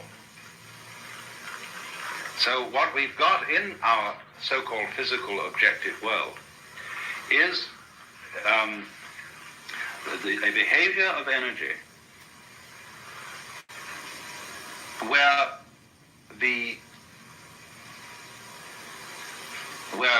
matter arises from it through its behavior in restricted spaces. Density is a quality of space rather than a quality of matter, if you see what I mean. I gave the illustration of the airplane propeller to try and show that. So that all this is an electronic, diaphanous world. Very similar to other creations of electronic patterns, the dance of forms on the TV screen, the rainbow, the aurora borealis. It's all fundamentally like that. Only we are of the same kind of jazz, you see. Our bodies are this dance too, and therefore the physical world feels real to us. In other words, it feels solid because we are something of the same kind. If we were on a different wavelength, we'd walk right through it, in the same way as radio waves come right through the house. They are of such a nature that they can penetrate the spaces, the interstices, or in some way jazz signals through. And but we are on the same wavelength, you see, as the wall, and so don't go through it. But nevertheless, the whole cosmos is therefore a function of energy, or you could say of light, something like light, and therefore we and it are all diaphanous. Now, it's easier to see that if you live in a medium where things aren't so dense. There's only one other creature as intelligent as man, and this lives in a medium that is less dense, and this is the dolphin. The dolphin is a mammal, and many millions of years ago it seems that dolphins were living on the land. But they are very clever, and they decided that the land was no place to live, because getting food was difficult, and you had to lug yourself around, and there were many, many bad shows about the land. It had very curious changes of temperature. It became unspeakably cold and unspeakably hot, and you had, in fact, to work. Well, no sensible person ever works. I never work, I get paid for playing. And everybody should do that. That's the mark of an educated man, is that eventually he gets a job where he's paid for playing. And a worker or a proletarian isn't necessarily a poor man.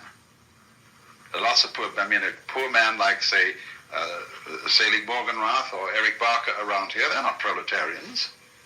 A proletarian is a person who is fettered to the process of work. That is to say, to doing chores every day that he really doesn't like and that aren't in the least interesting in order to go on living. So the dolphins decided this is ridiculous, this land existence, and they went back to the water. And it's pretty easy to fish, you see. There are plenty of fish in the water and things to eat. As we know, the ocean is the greatest food supply in the world. And when they'd eaten a few fish or whatever they need, they decided just to have a ball. So the dolphin can get abreast of a ship, get one of the wakes coming out on the side, can set its tail at an angle of 26 degrees, and be pushed along by the ship. And it's not going anywhere. There's no reason to go along there. As if it had to get to another part of the sea's pretty much the same all through. But they're just going, boom, and they chatter and dance, and they're really highly civilized beings. And so, please don't anybody ever kill dolphins or be unkind to dolphins, because they're exemplary, high-minded creatures. And we shall soon discover this. As soon as we can set up communication with them, they will tell us all about it, and we will then invent a new style of civilization based on frolic.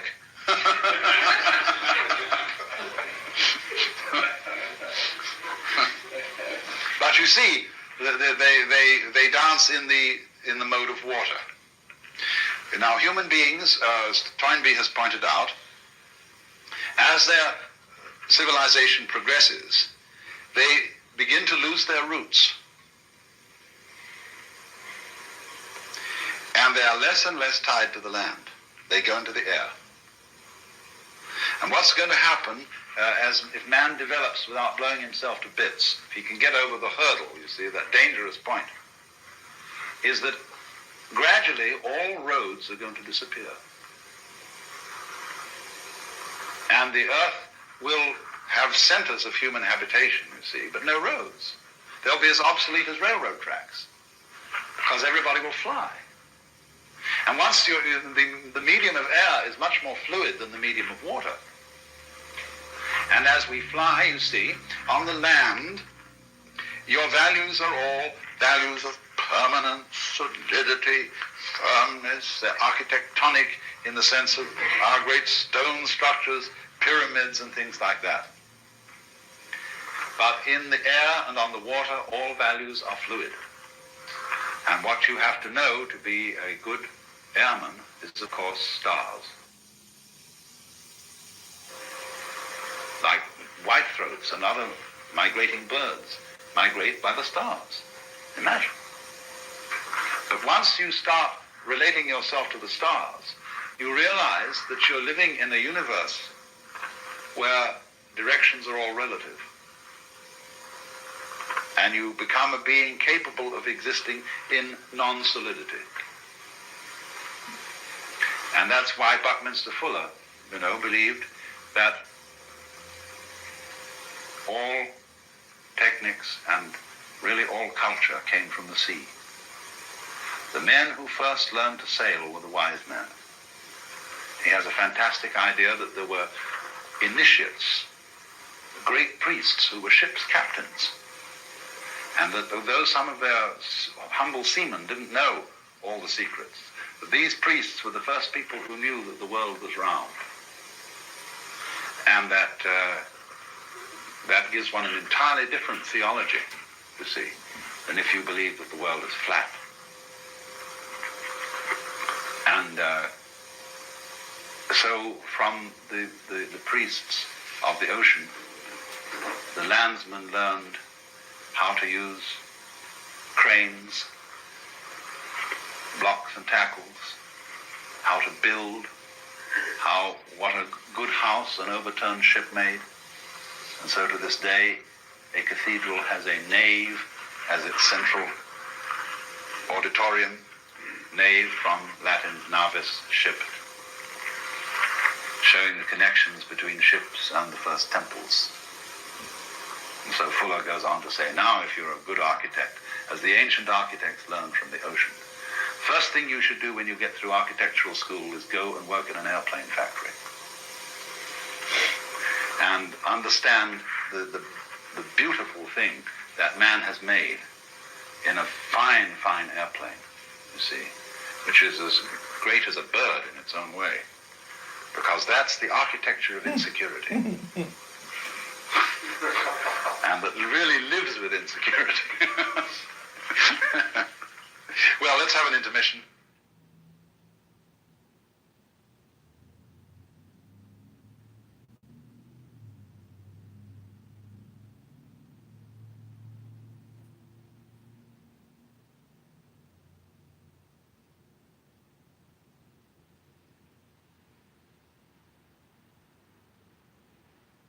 So then I was talking to you this morning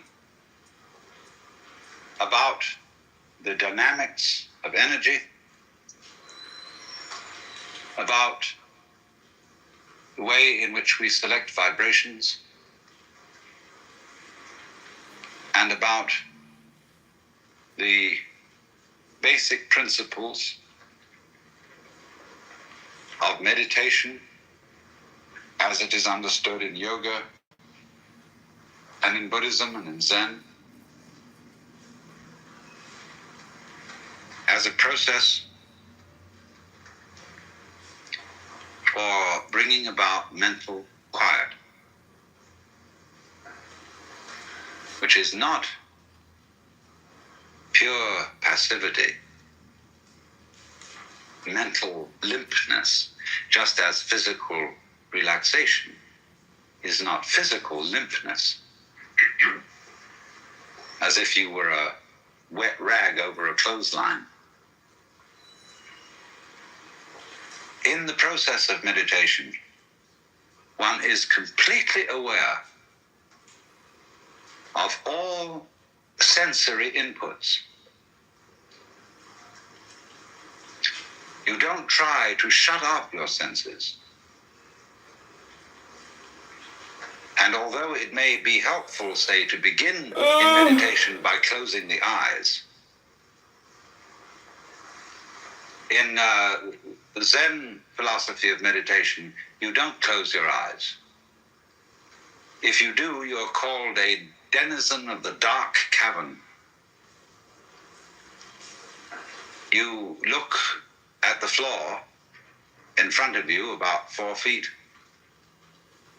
and you allow the light to play with your eyes without putting any names on these patterns of light and shade and color. Just as you allow the sound waves in the air to play with your ears. But you don't put any name upon it. The math on $40,000, and you're like, okay, that's just for the wealthiest. You allow yourself to be in a non-conceptual way. Now, the importance of this, the practical effect, although when you're in meditation, you're not concerned with practical effects. Shot and killed by a Palestine. Practical effects accrue as a byproduct. I'm looking for them right now. Just as happiness, which cannot be pursued, is only a byproduct of being interested in something else. Washington, D.C. I'm looking for it now. But I'm trying to find more information. The disease of civilization museum in Washington, D.C. is that we confuse the world of symbols in America now with the world of reality. As I said this morning, you all know what reality is. And it doesn't have to be explained to you. And if you try to define it, you become a professional philosopher, and you will eventually shrivel up and die. I haven't got any detail. But you know what it is. It's this.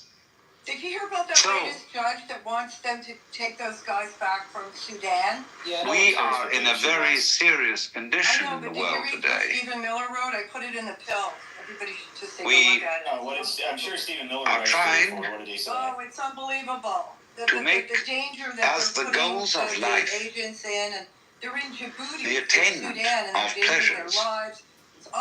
It's just that incredible. really This guy exist is on Judge paper Murphy. only. Probably related to Phil And Murphy. the chief example of this is lots of money. Yeah, I'll have. There are no limits to the amount of money you can make if you're sufficiently clever and sufficiently ruthless. In video. You can go on and on and on and on.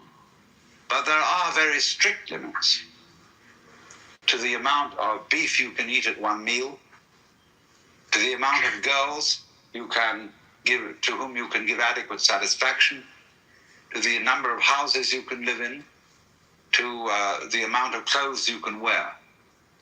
You can have, supposing you wore 3 suits a day, and you wanted to be different all the time, all right, there are 365 days of the year, multiply that by 3, and that's enough for anyone, with dresses also. Then that there is a real limit. And you would consider, if you were wearing a completely different suit for 1/3 of the day, and you never wore it again, after a while that would become a bit absurd. You might find a favorite suit, one that you felt suited you. What is a suit except something that suits you? And you would go back to it. And you would want that one again. Same with a woman. You find you've got a favorite one. And you want to go back to her. And keep her around. See? Then you have a house. You can have hundreds of houses if you're very rich. But you find you have a favorite one and you want to go back. So there are limits for what we can enjoy in a material, physical, real sense. Although I must say, when I say real, and I also join with that the word physical and material, the real world is not necessarily physical or material. The ideas that come out of the history of Western culture that we say physical or material, these are purely conceptual. You see, when somebody says, I'm a materialist, and I think there is nothing but material, see, and all the spiritual stuff is just fantasy. The idea of material is itself fantasy. These flowers are not material. Material is an idea, is a concept. These flowers you can only understand by looking at them and feeling them. We don't know what they are. We see the patterns of energy and the delight of them. But a person who says, well, this is just material, doesn't realize that he's some kind of a fantast. He's trying to put his personality up against the spiritual people who say the real thing in life is beyond all these things that we see and hear. There is a happy land far, far away. There is some kind of a thing beyond all this. And that's a kind of one-upmanship. People in religion are the worst game players in the world. They're always trying to outface each other and say, well, you don't have quite the right conception. Even among the most orthodox confraternities, say Orthodox Catholic theologians, they're always trying to one-up each other. Say, yes, you believe that your explanation of the doctrine of the Trinity is very correct, but there are certain subtle respects in which you haven't quite got the point. And they go round and round and round on this forever. Because it's not really religion at all. It's a form of personal contest. Because everybody in the world almost is challenging someone else to say, you're not real, are you? You're not really sincere. You don't actually mean what you say. Do you love me? Do you really love me? Prove it. I don't think you can. Everybody's going, so everybody's frightened. Everybody's guilty. And everybody else knows how to exploit everybody else's fear and guilt. And emotions, say, like guilt, are absolutely useless because they always frustrate their own objective. Guilt is supposed to make you good. But it's like alcoholism. The more terrible an alcoholic feels about his dependence on alcohol, the more he drinks. The same with jealousy. If I am jealous of the girl I love, terribly jealous, and won't allow her to have any other men, she hates me all the more for being jealous of her. I can't keep a girl by being jealous of her. And she can't keep me by the inverse process. So all those emotions deny themselves. So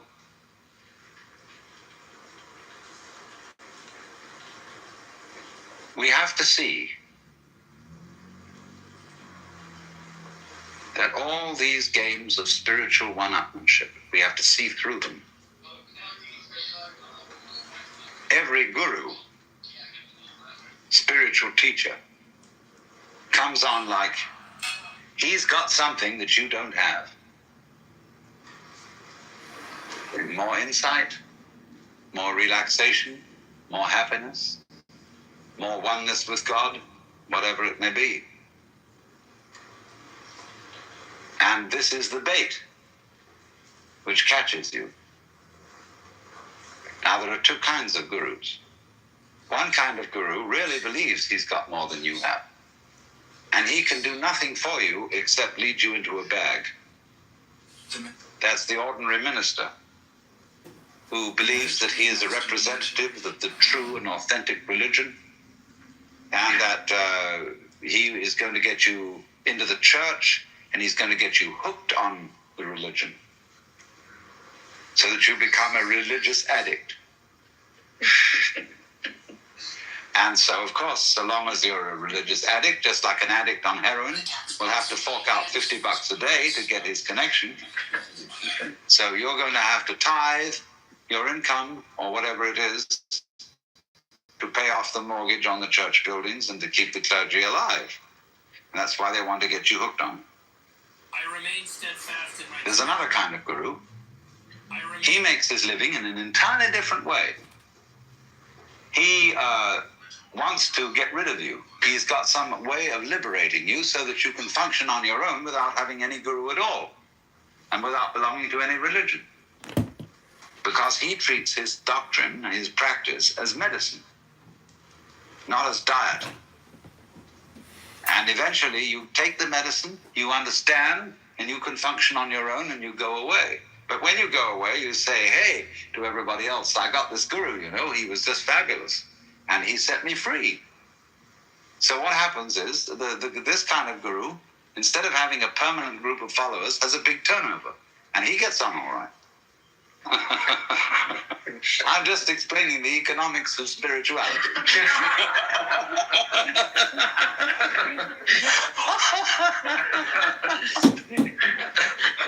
And there's another side to this, incidentally. Wherever a guru happens to liberate people instead of enslaving them, other people will want to do the same.